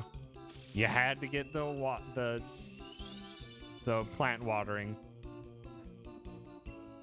thing, and then you had to put it on it, and then it got mad that you put water on it.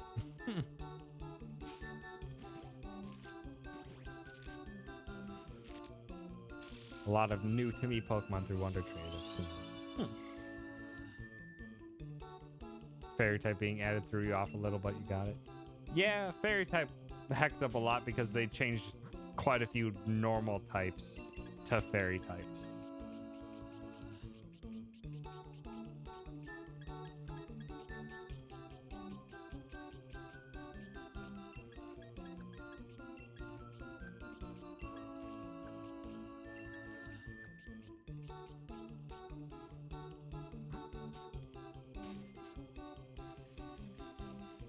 Who pays attention to Pokemon's names?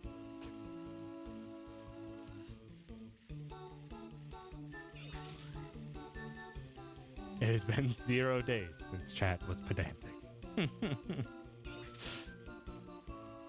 Chat's never not pedantic. Barry admits to being a dumb while streaming. I mean, streamer brain is a thing.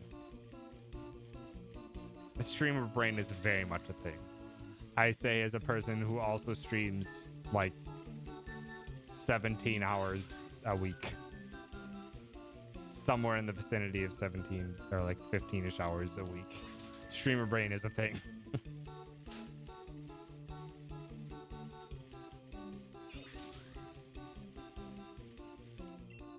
We're having conversations through that. We kind of have to rely on how words are written. Yeah. But you can do a lot by just looking quickly at a sentence versus like very like turning off his brain for Pokemon.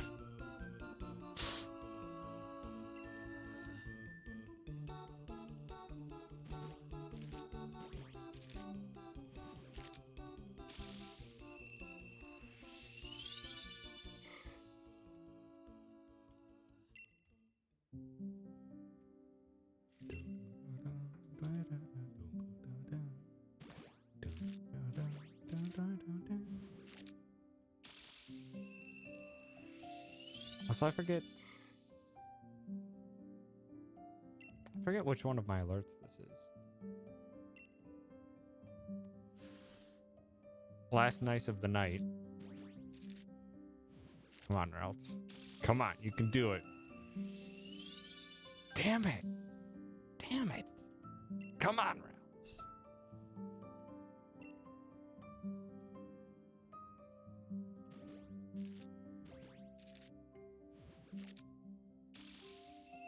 Is this the follow alert? It might be the follow alert.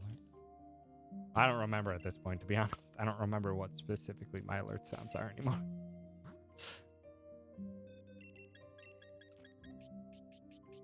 Pretty sure it's the follower one, though. Also, I believe it is the song that plays whenever I do with my Be Right Back screen, which I very rarely use.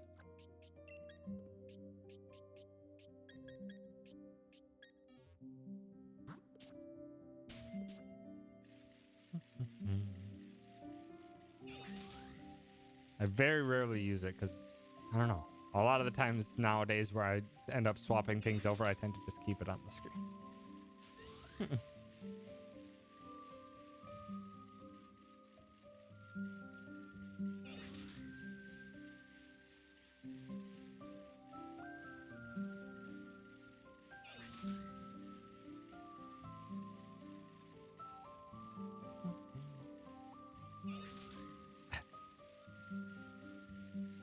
Have I ever gotten a nice shiny? I can double check. I don't believe so.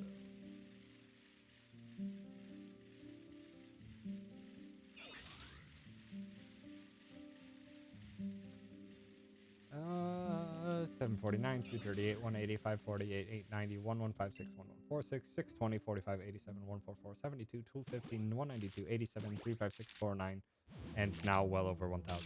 So no, we have not.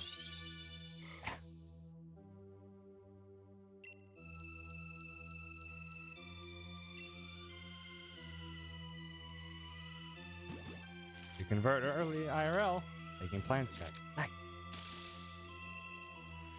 Get the heck and vote in.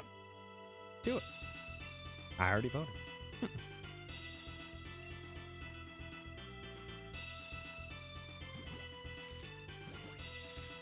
Make sure you do. It's incredibly important.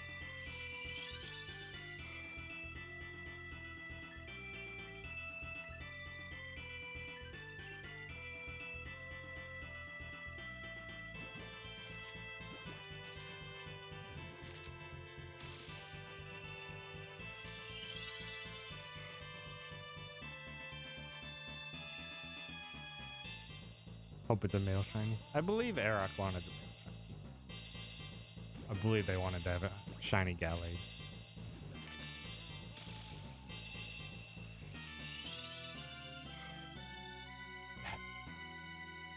You'll get what you get, but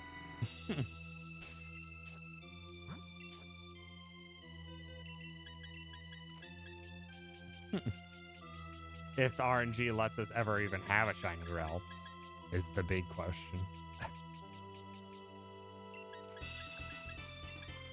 After this, I'm gonna have to take Ditto out of there just to verify that it's my foreign Ditto. Because if it's not my foreign Ditto, then we're having very low odds.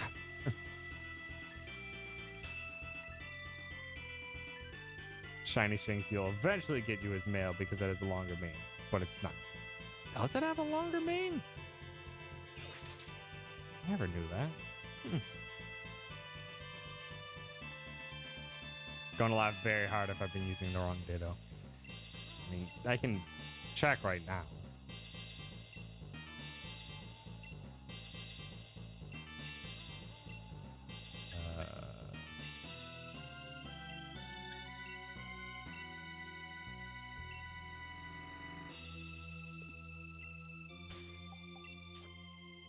Oops. Why did I go to bag?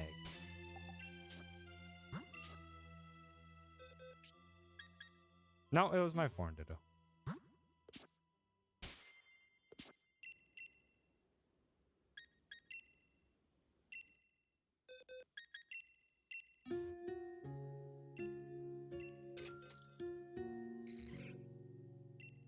Also, it's incredible that they're doing all of this for what amounts to $5.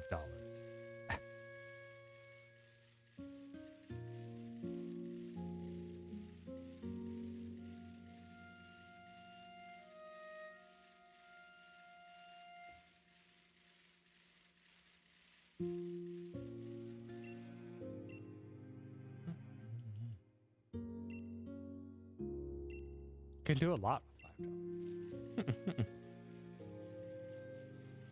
That'd be your job in Pokemon World. Like, just let me take care of the Pokemon. Be a Pokemon breeder. You'd be just like Hop. Right, and no, Hop wanted to be a professor. I forget which protagonist wanted to just be a breeder instead. Luxray and Lucio have longer manes when male, and Shinx gets a longer hair spike. Interesting. Never knew that. Brock was the breeder, yeah.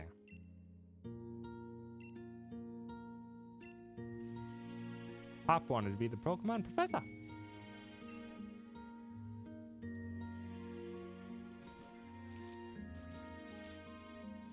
K-Mac, I would have laughed if you took the Master Ball off the Pokemon that Greg traded. Just to get him salty for a sec, and then trade him the Master Ball.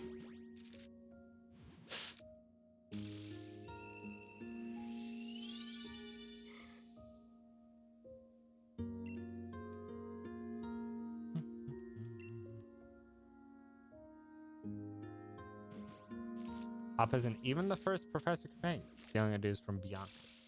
Is Bianca X and Y? I don't remember. Yes? You mean no? What? Black and white. Okay. Brock becomes a doctor at some point because they were going to replace Ash after Diamond and Pearl. Never knew that either. I didn't stop watching the anime during Gen 2, I think.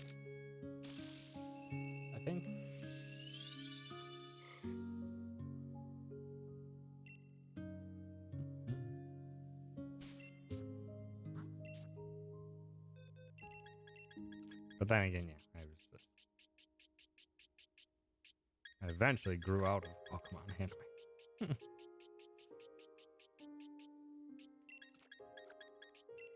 And then I tried to like rewatch it at some, or rewatch part of it. I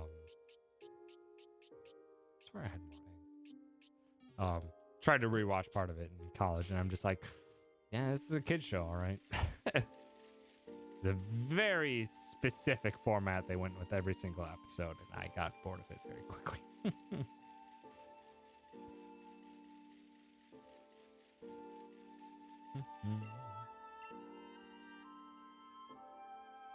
Bianca was the first rival of any kind, I'm pretty sure, to take the Pokemon that you're strong against, if I recall correctly.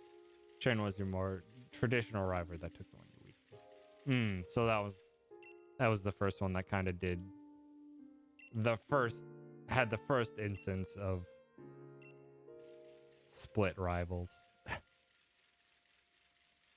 One taking what you're weak to and one taking what you're strong to.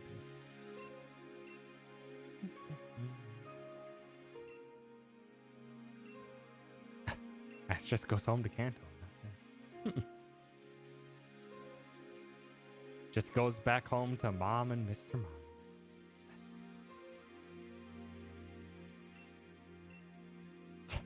Are you master ball farming, Greg? You master ball farming for the DLC?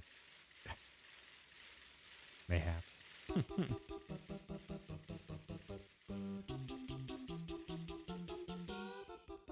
God dang it. Never have too many.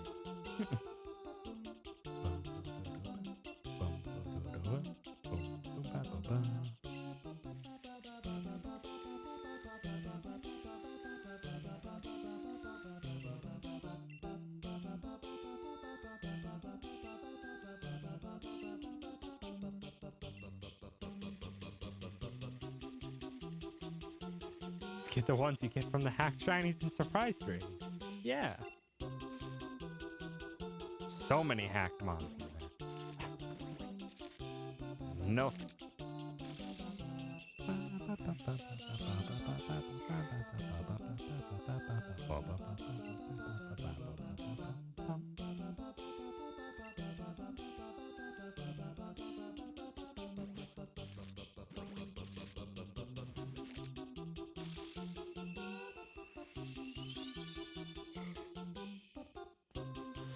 Just really wish this thing routes would be shiny.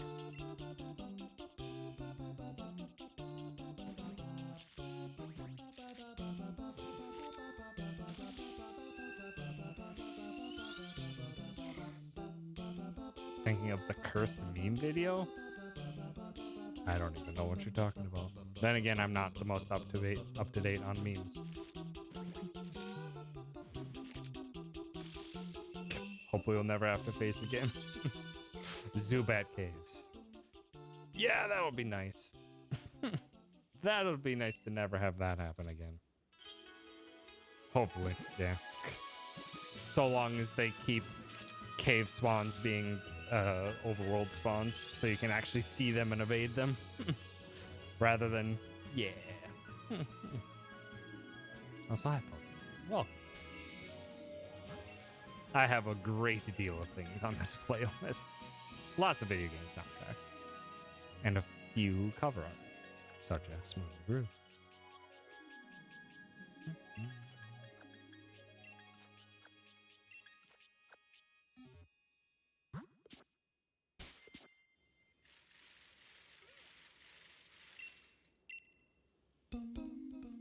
I wouldn't mind having Crobat again, though. Crobat's actually pretty useful, just in sheer speed alone. And just bringing back the memories of my Platinum playthrough. Crobat was very helpful. Also, Poison Flying is a very good type. And actually is unique to the Zubat line. The Zubat line is the only Poison Flying types. I believe. Nostalgic about the old Pokemon problems people had, like the HM slaves and releasing a Pokemon with an EXP share on it. Yep.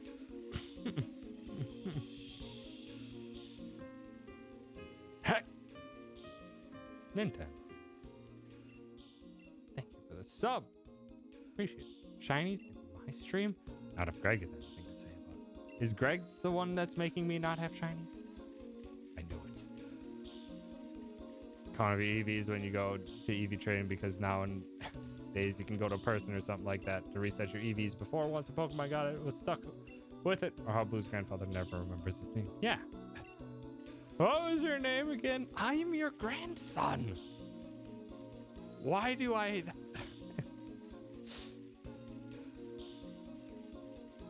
Catching a shiny Magikarp inside the lake range, because if you did, people would think it was a shiny Gyarados that was a static encounter in the lake.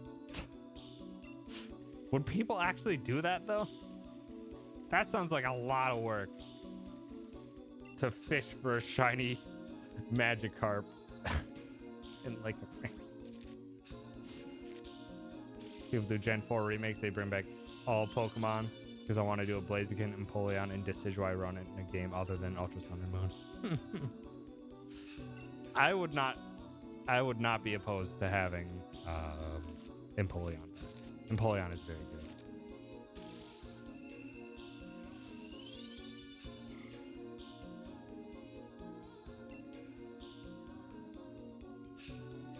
Empoleon is very good, and I was very upset when I lost the mid-evolution.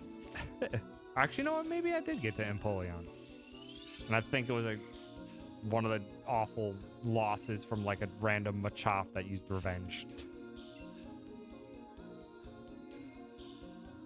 Random encounter containing you can surf and find magic carp on the lake and read. Just be very.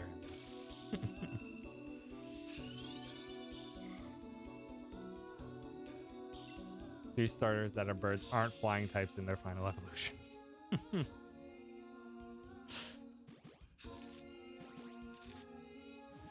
This is true.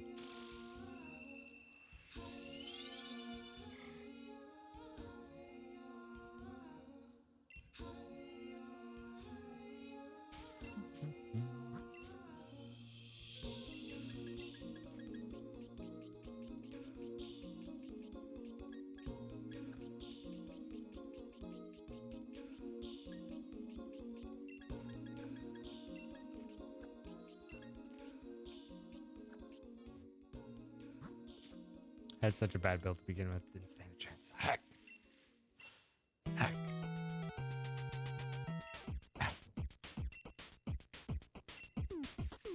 Plus what, that was heat. Was that still your heat 12 run era?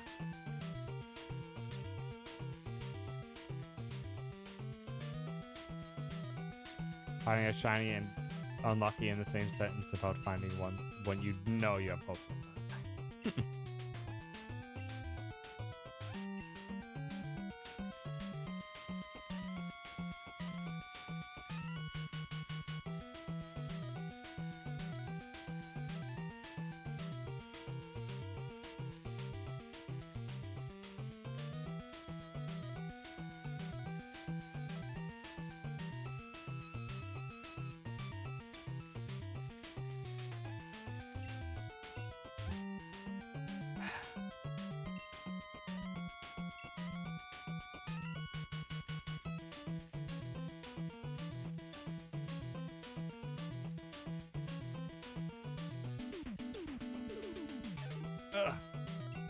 Mega Man tracks is so good.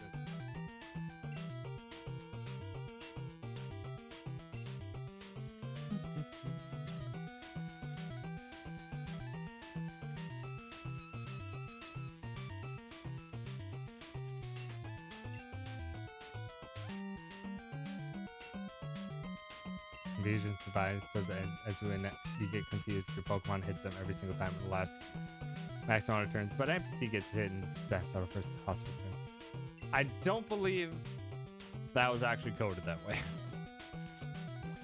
Gen 1 had a lot of coding errors. I don't think that was actually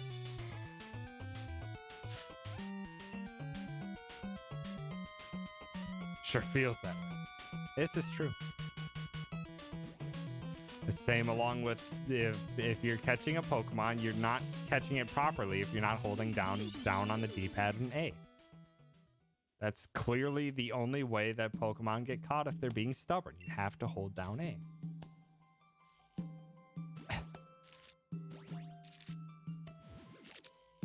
Down B. Oh, sorry. I don't remember. I had some trick to it growing up as well. And I'm sure there was a thing among the people that played Pokemon.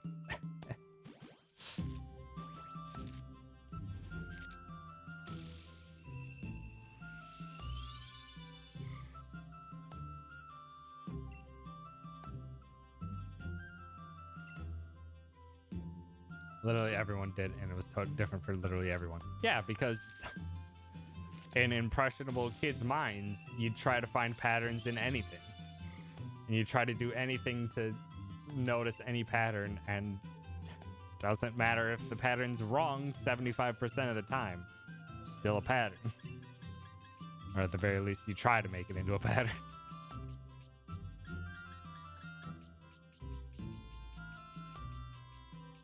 Hey, as soon as the sprite disappeared into the ball, I think I did something like that too, Greg. some sort of timing. I'm just like, dang it, I was slightly off that time. It's just like, nah, it's just RNG.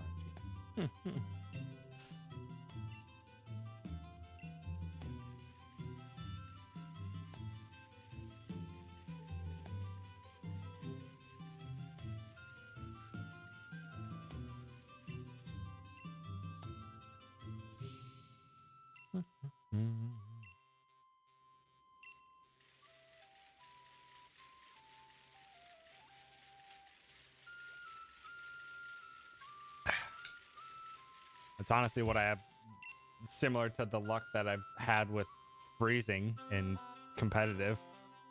I've gotten enough good luck to get freezes off in competitive before, but almost every time they just thaw out the next turn. It's like, God damn it.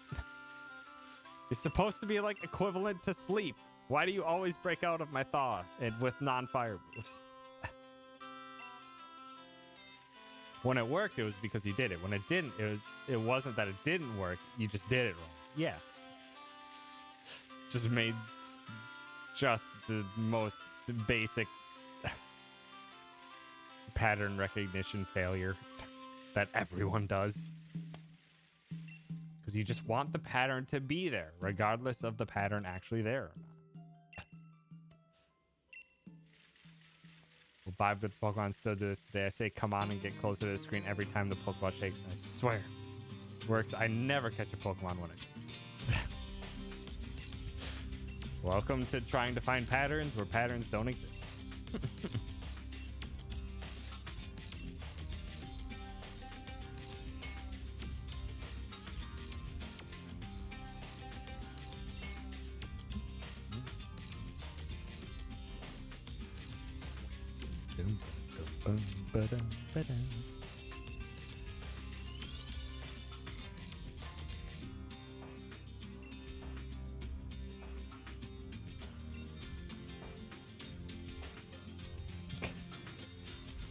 No, there's no RNG gods. There's most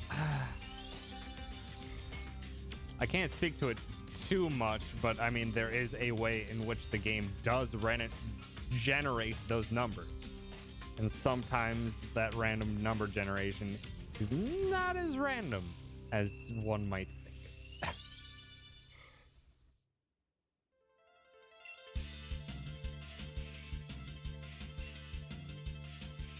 Especially if it all starts at a single seed input.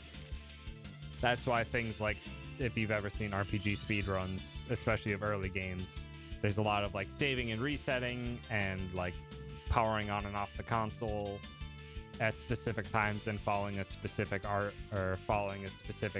path to get a very specific thing to happen. Because if the RNG sets at the same seed every single time, that means you can tell at a specific time frame if it's advanced this amount of values, you know what that value is.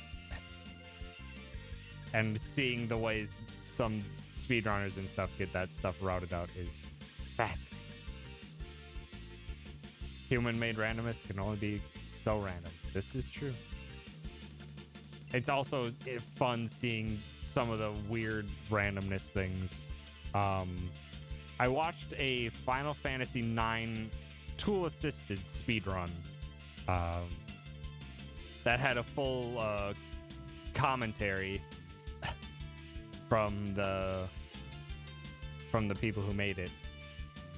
And like during the points where randomness was something they cared about, they would actually bring up what the RNG table was and what the values that they were aiming for were. And to find out that sometimes the RNG can be dependent on how many things it's trying to pull from the RNG table at any given time. And just like seeing there's one town in Final Fantasy IX that rains constantly, and they just for fun they just showed the randomness on screen. And it was just like going through like 25 different random number generator pulls every frame, so that the table is just like constantly getting messed with. just like seeing numbers fly by so much faster than anything except for a tool assisted speedrun can process. It's just like, god damn.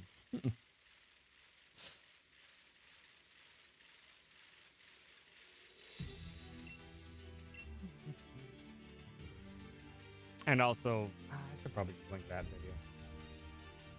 Because if you haven't watched this video, it's a fascinating video of learning to RNG manip, not RNG manip, but RNG track Legend of Zelda: The Wind Waker.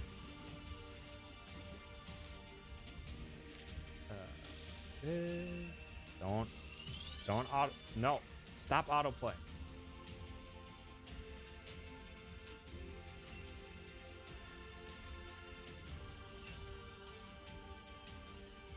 The ad's done, so I can get a short link.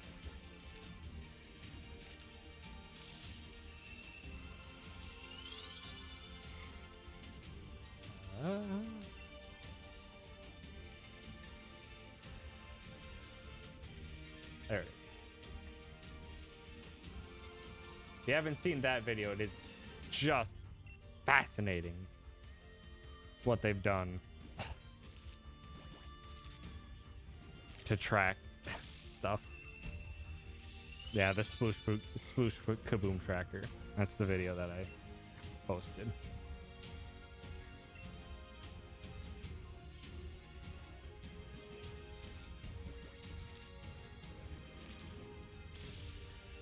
It's just so fascinating how much work they put in to track it.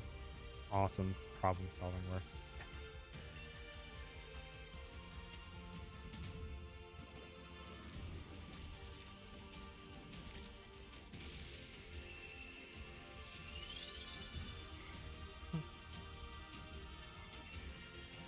Or else 55 more hatches for the night.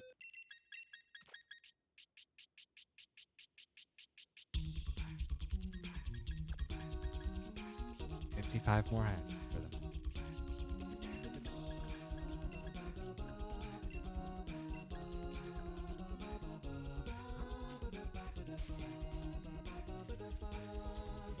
Just got a pseudo right? Nice. Brian's 6'8" because it's like he mastered weather effects after 120. How's the weather up there, Joe? Wow.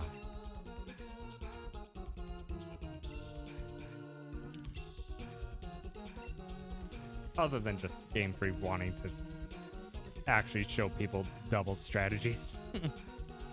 Even though this game lets you become so overpowered so fast, you probably don't see any of the actual double strategies play out. I'm very curious how the doubles fights are going to go in the new DLC.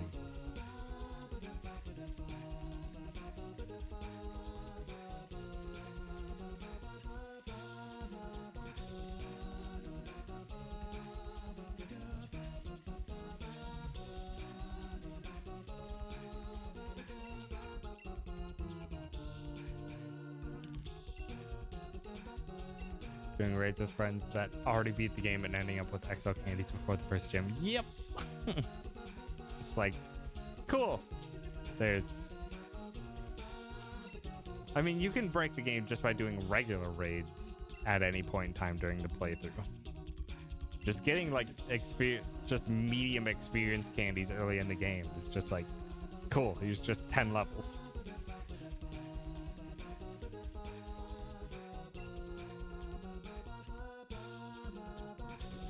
Like, it took a lot of work for me to choose my final party and then not use them until I entered the final town, just so that I entered the final town all with my main 6 Pokemon at level 50. Even then, the only fight I actually lost was against Leon, and that's because once I got to Leon finally, I was actually under-leveled. And I didn't want to use the new legendary that you have to get.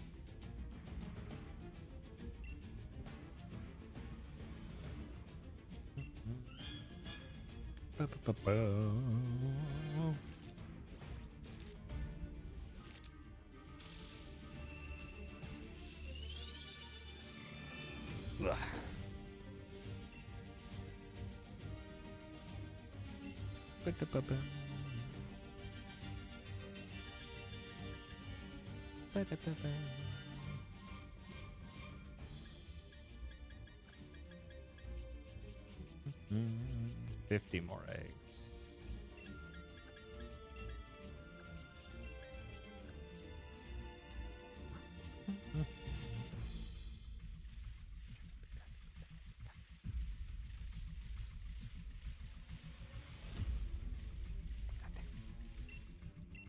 Now I just want to watch speedruns of Final Fantasy VII Remake.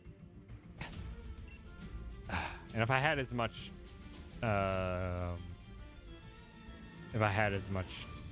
free time as I had last year, I would have absolutely speedrun Final Fantasy 9 or Final Fantasy 7 Remake.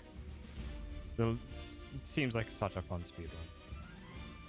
My Chandelure is shiny or normal? It is shiny. It was provided to me by Greg because the shiny hunt redemptions that I've done, Greg's just sent me a shiny in return. Just because Greg's a mad lad like that. So that's why I have a shiny Chandelure. Can't wait to get a PS5 and finally play Remake for yourself. Nice. I want to play the Demon Souls Remake. I'm very curious of it, but I'm not going to get a PS5 for a while. Mostly because, well, I didn't bother doing the pre-order, so it's just going to be a while before I can find one. Though it was reassuring that so at the very least with PS4 titles, Sony said 99% of PS4 titles will be playable at launch on the PS5. Which is like good. And obviously it'll make use of the it'll make better use of the SSD. So I mean it'll lower your stuff like that. Counting on that because you never got a PS4.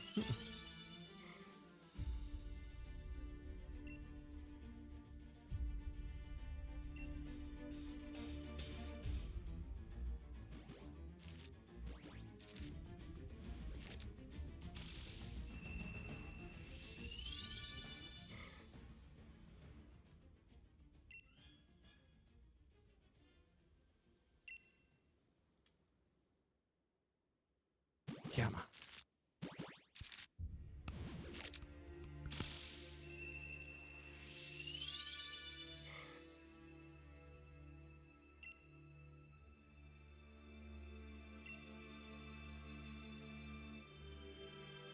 Else. You are absolutely gonna be my highest counting one, aren't you?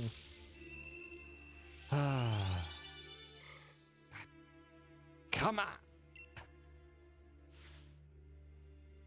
Mute hop setting, or just, you know, a way to make text go faster, cutscenes shorter. These things would be nice. There's a skip cutscenes button in the game, or in the settings, and it skips almost nothing.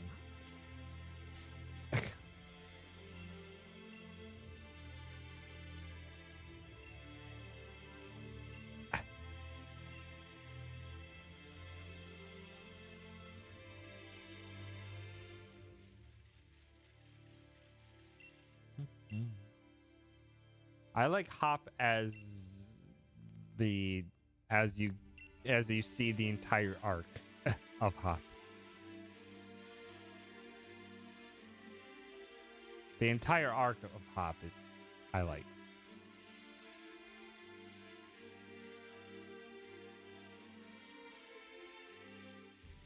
Same as House with left payoff. I don't remember House.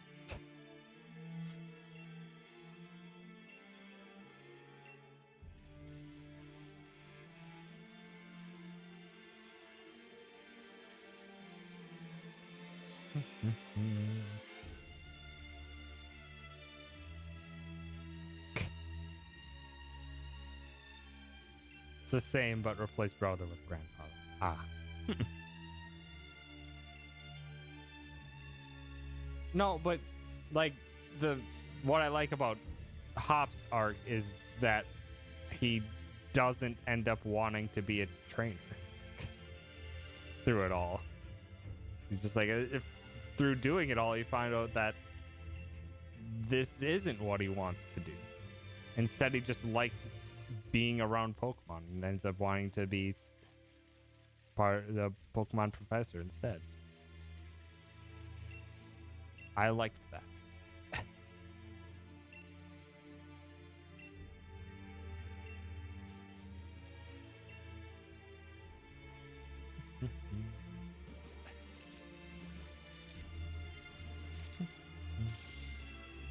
Hop needed to fight and lose to Leon for his arc to be complete.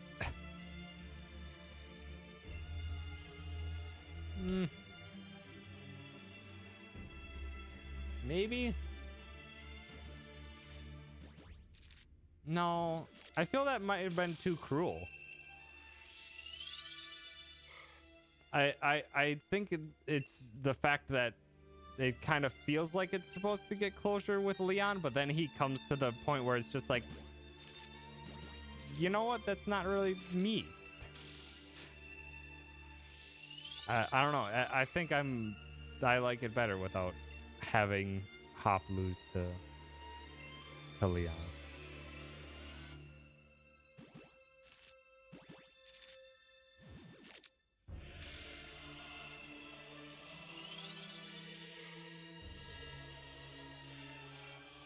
I'd like a rival that like whose party size and level gets scaled to what yours is. That way when you're actually playing through the game, it actually feels like you have a rival rather than just a same trainer that you fight a bunch of times.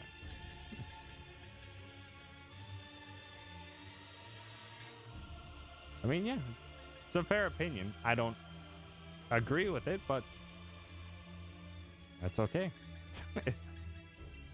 Can agree to disagree. It felt like there was enough closure from my aspect. Just because, yeah, I can sympathize with that scenario of like being so invested in something, trying to live up to what others' expectations are of you, and then just through doing that, just being like, you know what, this isn't me.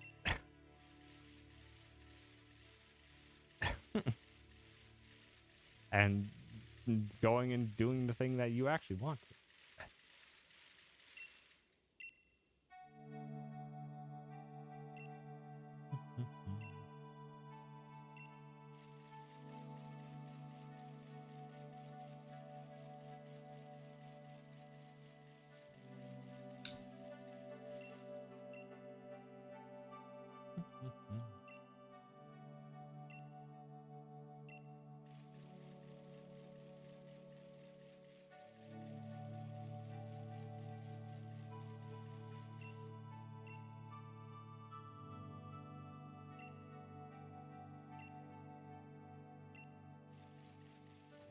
More eggs.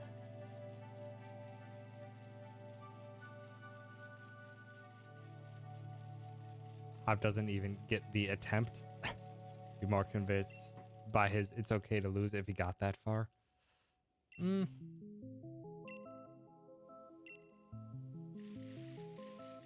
Oh, at this point,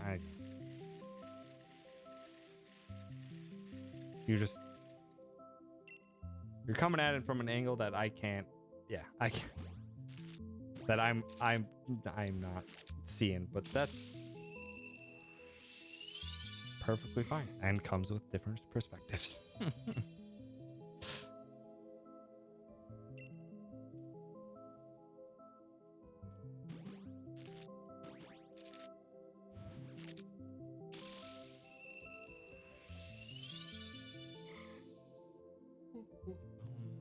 Come on, Ralts. I don't want to do another stream of you. We have so many other shinies in the bank.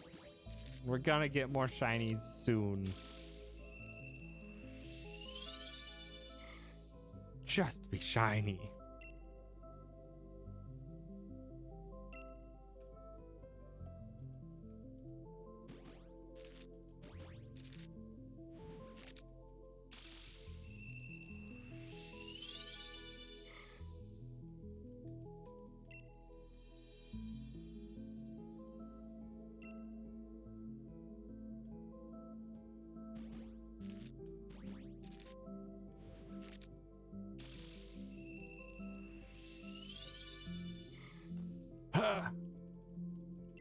Hang on to your credits and you have no more shinies in the bank. Well, it's just gonna get added onto the list.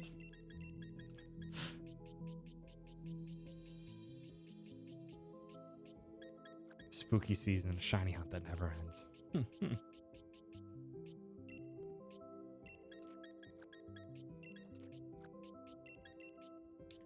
Also, our egg hatching has not been keeping up. Wait until I have no list, but then it's just gonna get added to the list, and then we have a list again. Give me 1 week off. Well, I mean, I took an entire month off from the shiny hunts, ostensibly. Freeze out.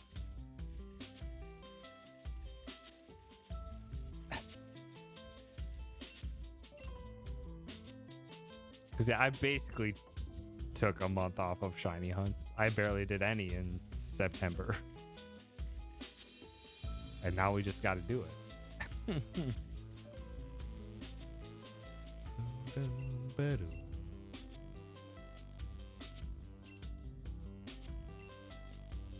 Can't watch both streams, you'd be so much closer to.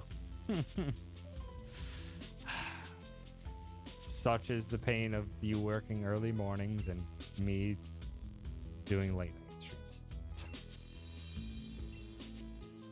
Getting shinies really fast does whittle down the list really quickly. It does. That it does. When I got actually 4 shinies in one stream, that took a very overbearing amount of shinies and just done.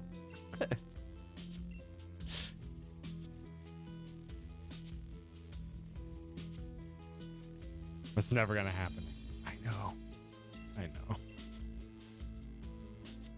I know.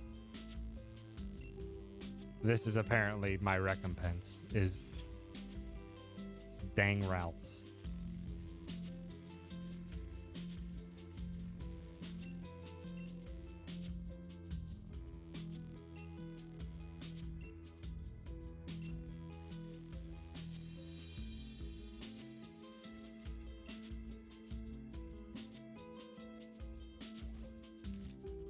Ways away from submitting a request. At some point, if all of these shiny hunts are being super slow, I'm gonna have to bump up the price.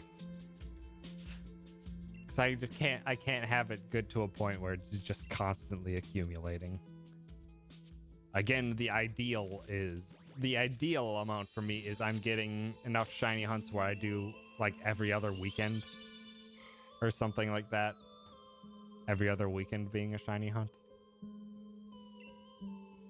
Versus right now where it's 4 in the bank and one very stubborn one being at the front.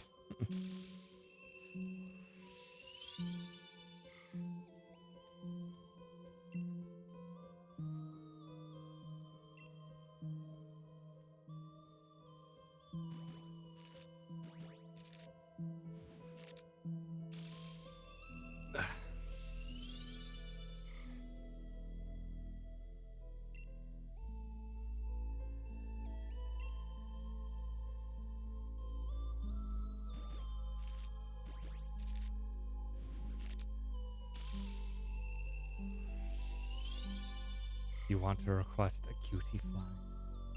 You can, once you have the points for it.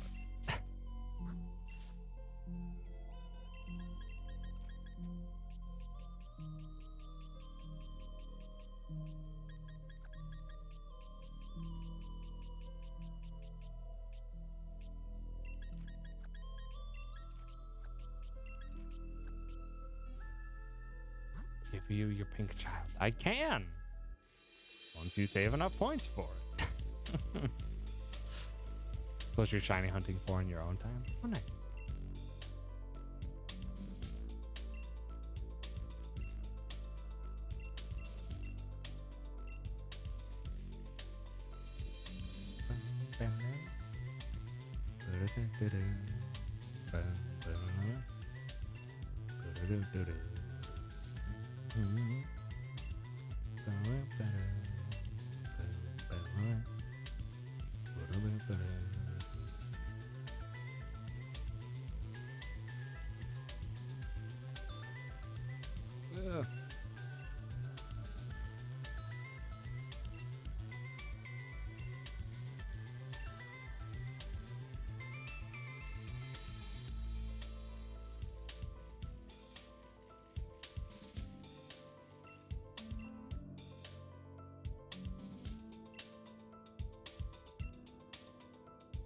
Full odds shiny Robombi when Ultra Sun and Ultra Moon came out. Lucky.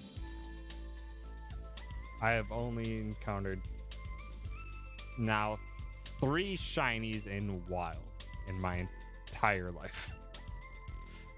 Shiny Steelix Gen 2, a shiny Kyogre in Gen 3 that I did not catch because it killed itself with Takedown.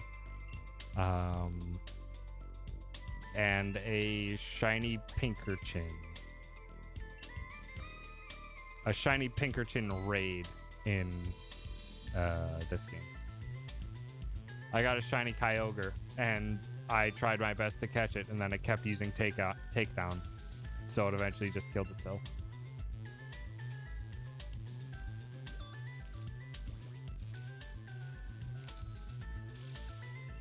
It was a pink Kyogre. Or not pink Kyogre. Yeah, it is Kyogre. Yeah. A pink Kyogre. It's what I encountered, and I didn't catch it. Because, yeah. Raids can have a higher odds for sure. This seems to be true. Would have cried. I know I was disappointed at the time. For sure.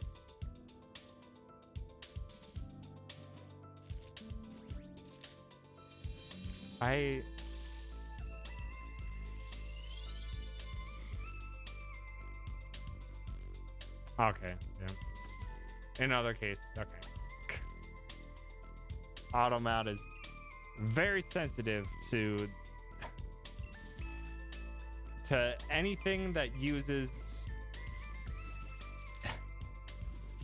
N and G in any clear proximity. If it uses it anywhere near that, Automat's like, no! Which, I mean, is fair, because assholes gonna be fucking assholes.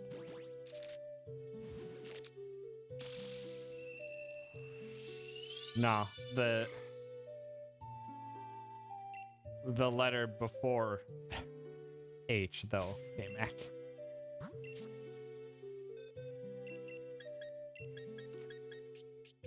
Well, it's because you just said... That's all you said, Juice, was French fuckers.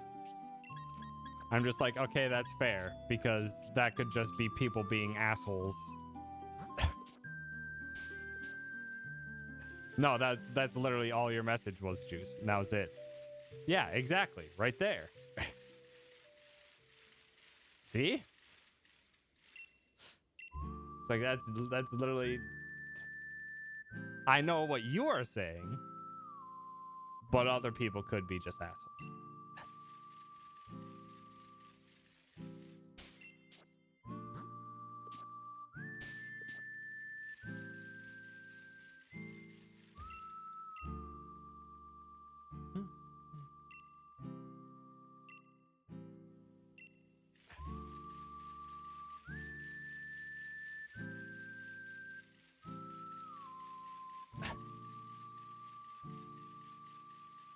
I'm glad Automod's there. But yeah, sometimes they do flag some interesting things.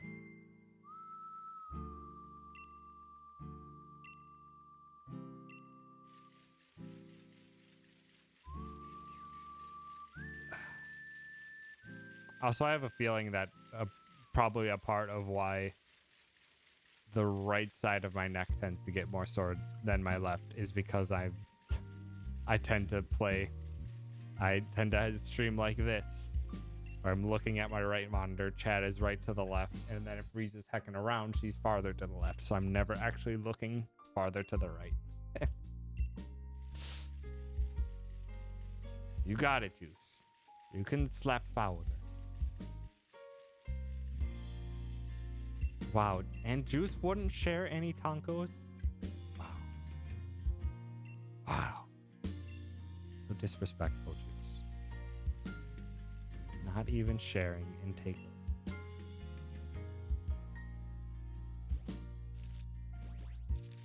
So I need to start subconsciously start looking to the right every now and again. Also, sorry for bumping the button.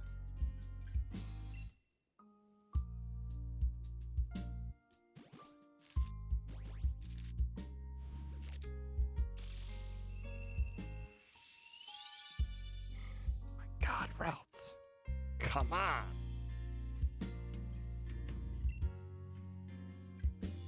We only have 20 left. You're gonna be my new worst one, Ralts. You're gonna be my new worst one.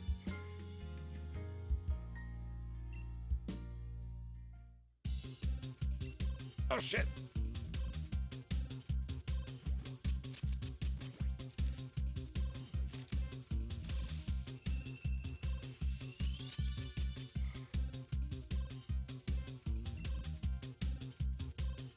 Oh, it's so funky.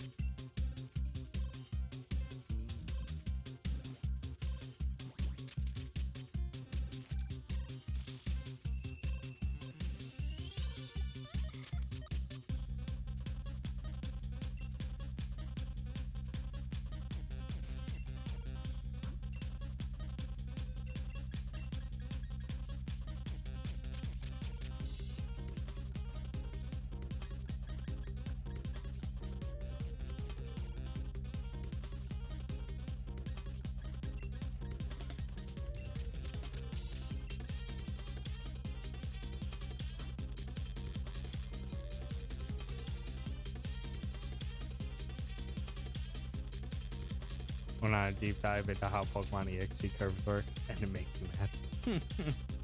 I actually don't know how the curves progress from level to level. I just know know a bit about just growth rates. That math is insane. Okay,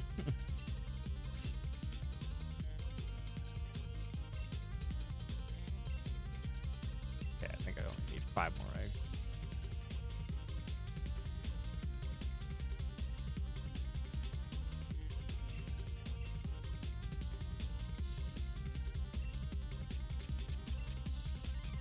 I'm just curious what the curve even looks like.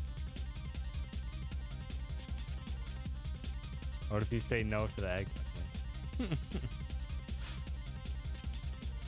Method is why they had no level 1 Pokemon for the first few games.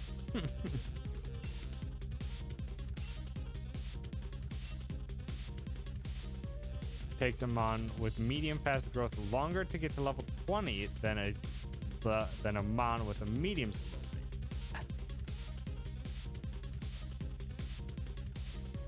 The formula you used went negative when your level was 1 experience.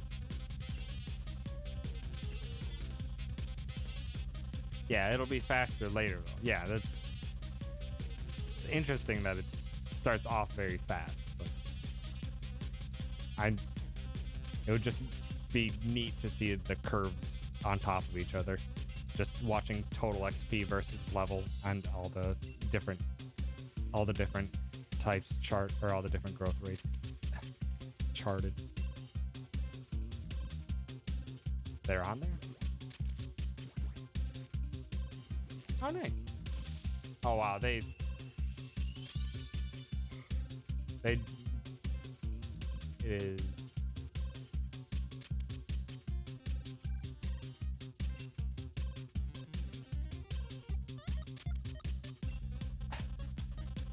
the nature of the erratic and fluctuating curves can be seen more clearly here. and an experience for next level. It's interesting. Some of them are constant, and then there's others where it's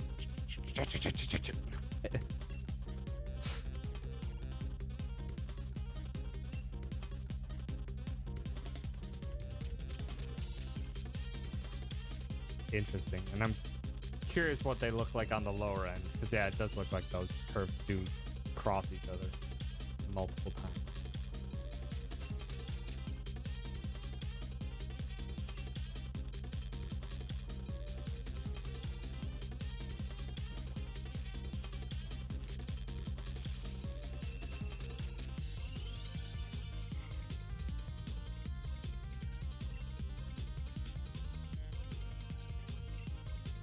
Oh yeah, it's neat to actually read through the maps and stuff like that. Especially some of the older maps that they did. It's just like, what?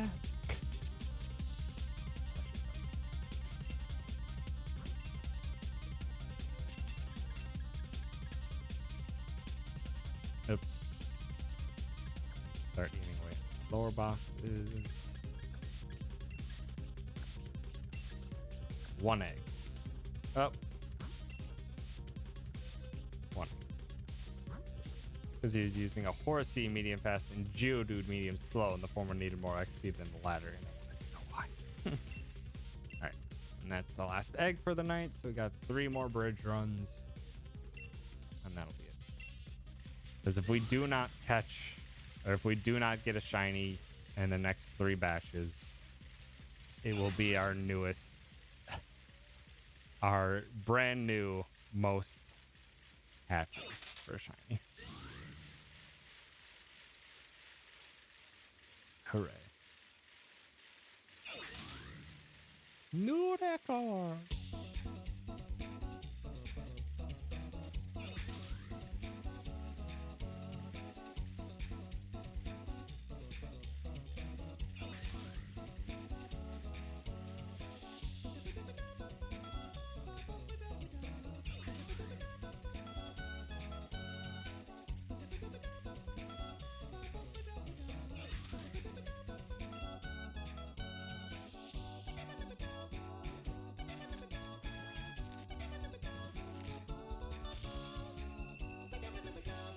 Yeah, Mr. Freezer.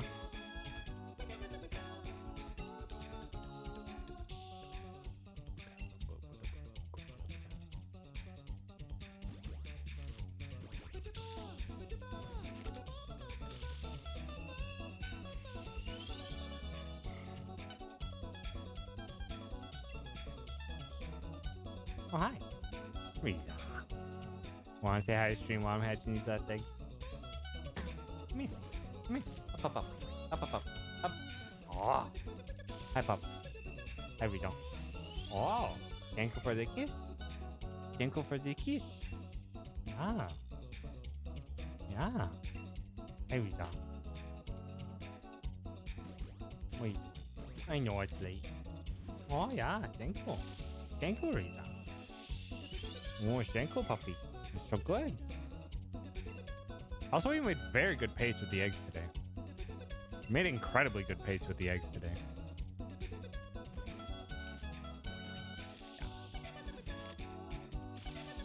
Hi. Love you, Rita. You're so good, puppy.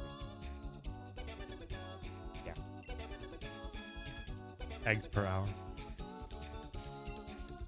Yeah, at the moment, we're not even at 5 hours. We're not even at 5 hours, and we're about to hit. We're about to hit.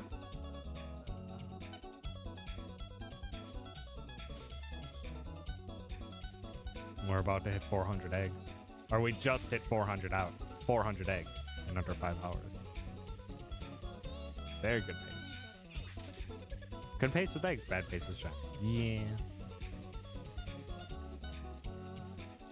Yeah.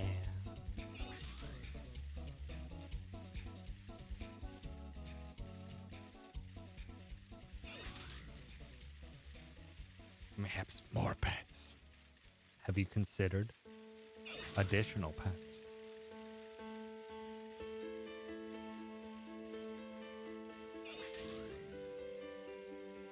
an incubator that passively hatched eggs for you outside your party. That's all that does is just appease the shiny hunters. It just appeases the shiny hunters. Which I don't think they care all that much.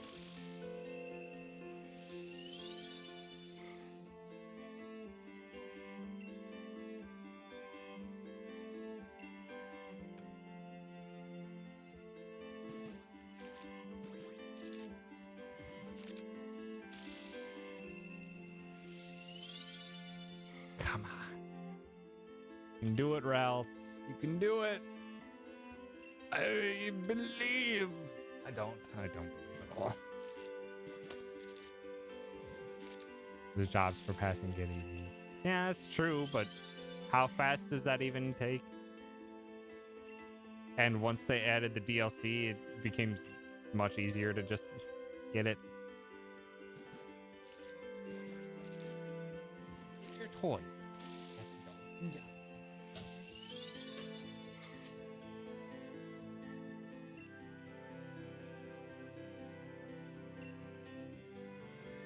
Polygon has an article for speed builds for Animal Crossing.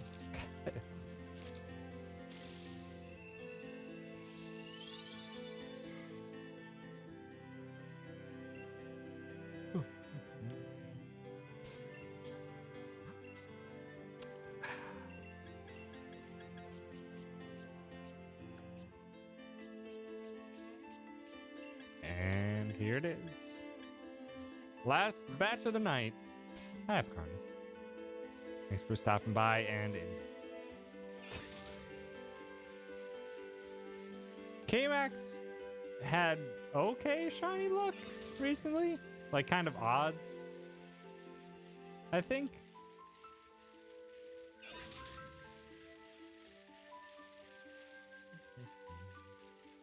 Definitely just okay. Mine tends to just swing a lot more, apparently. Thank you for the power. You did get a shiny Yamper quite recently.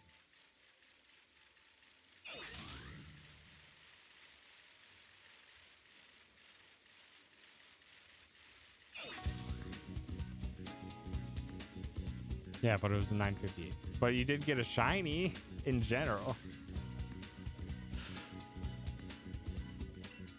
All right, last batch. Come on, Persona 5, you can do it.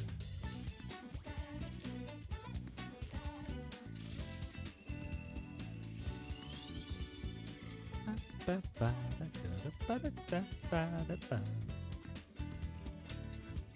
right, this ties the Litten.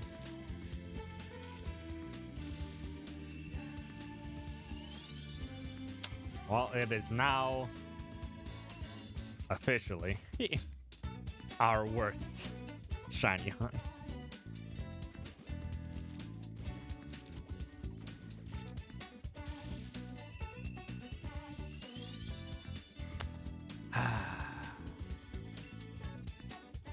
Congrats, Routes, you did it. New record.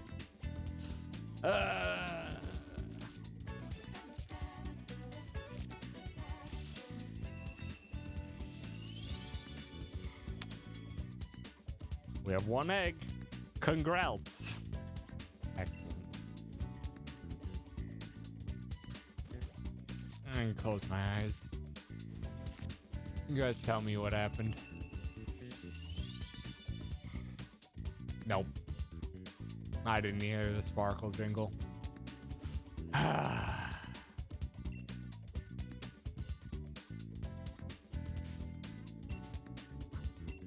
Hooray!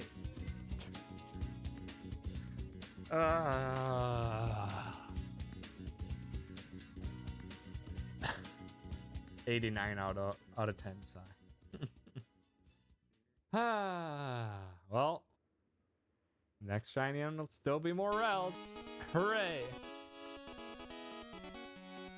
Hold on. Do I have a song for a moment like this? Probably don't have anything specifically that I can think of.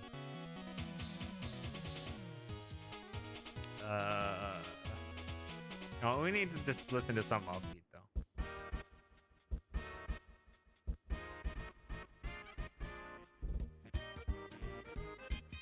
Make me feel happy from the immense sadness of Ralph's being a butt.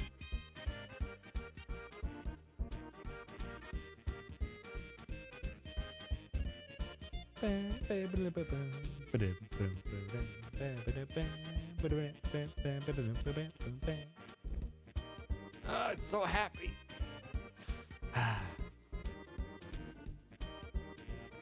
Shine hunts where I look for routes for a long time.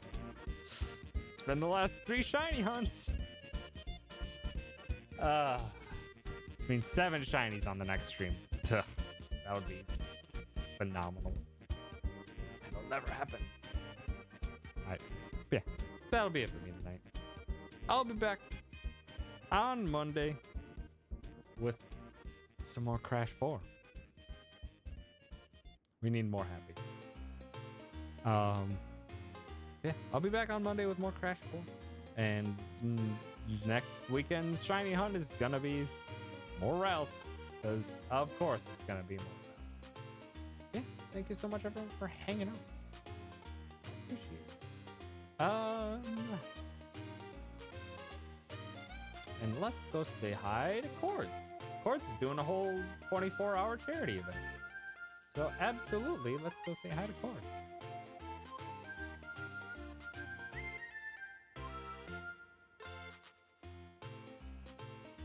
If I can type. There we go. I believe that's his icon currently. Yes.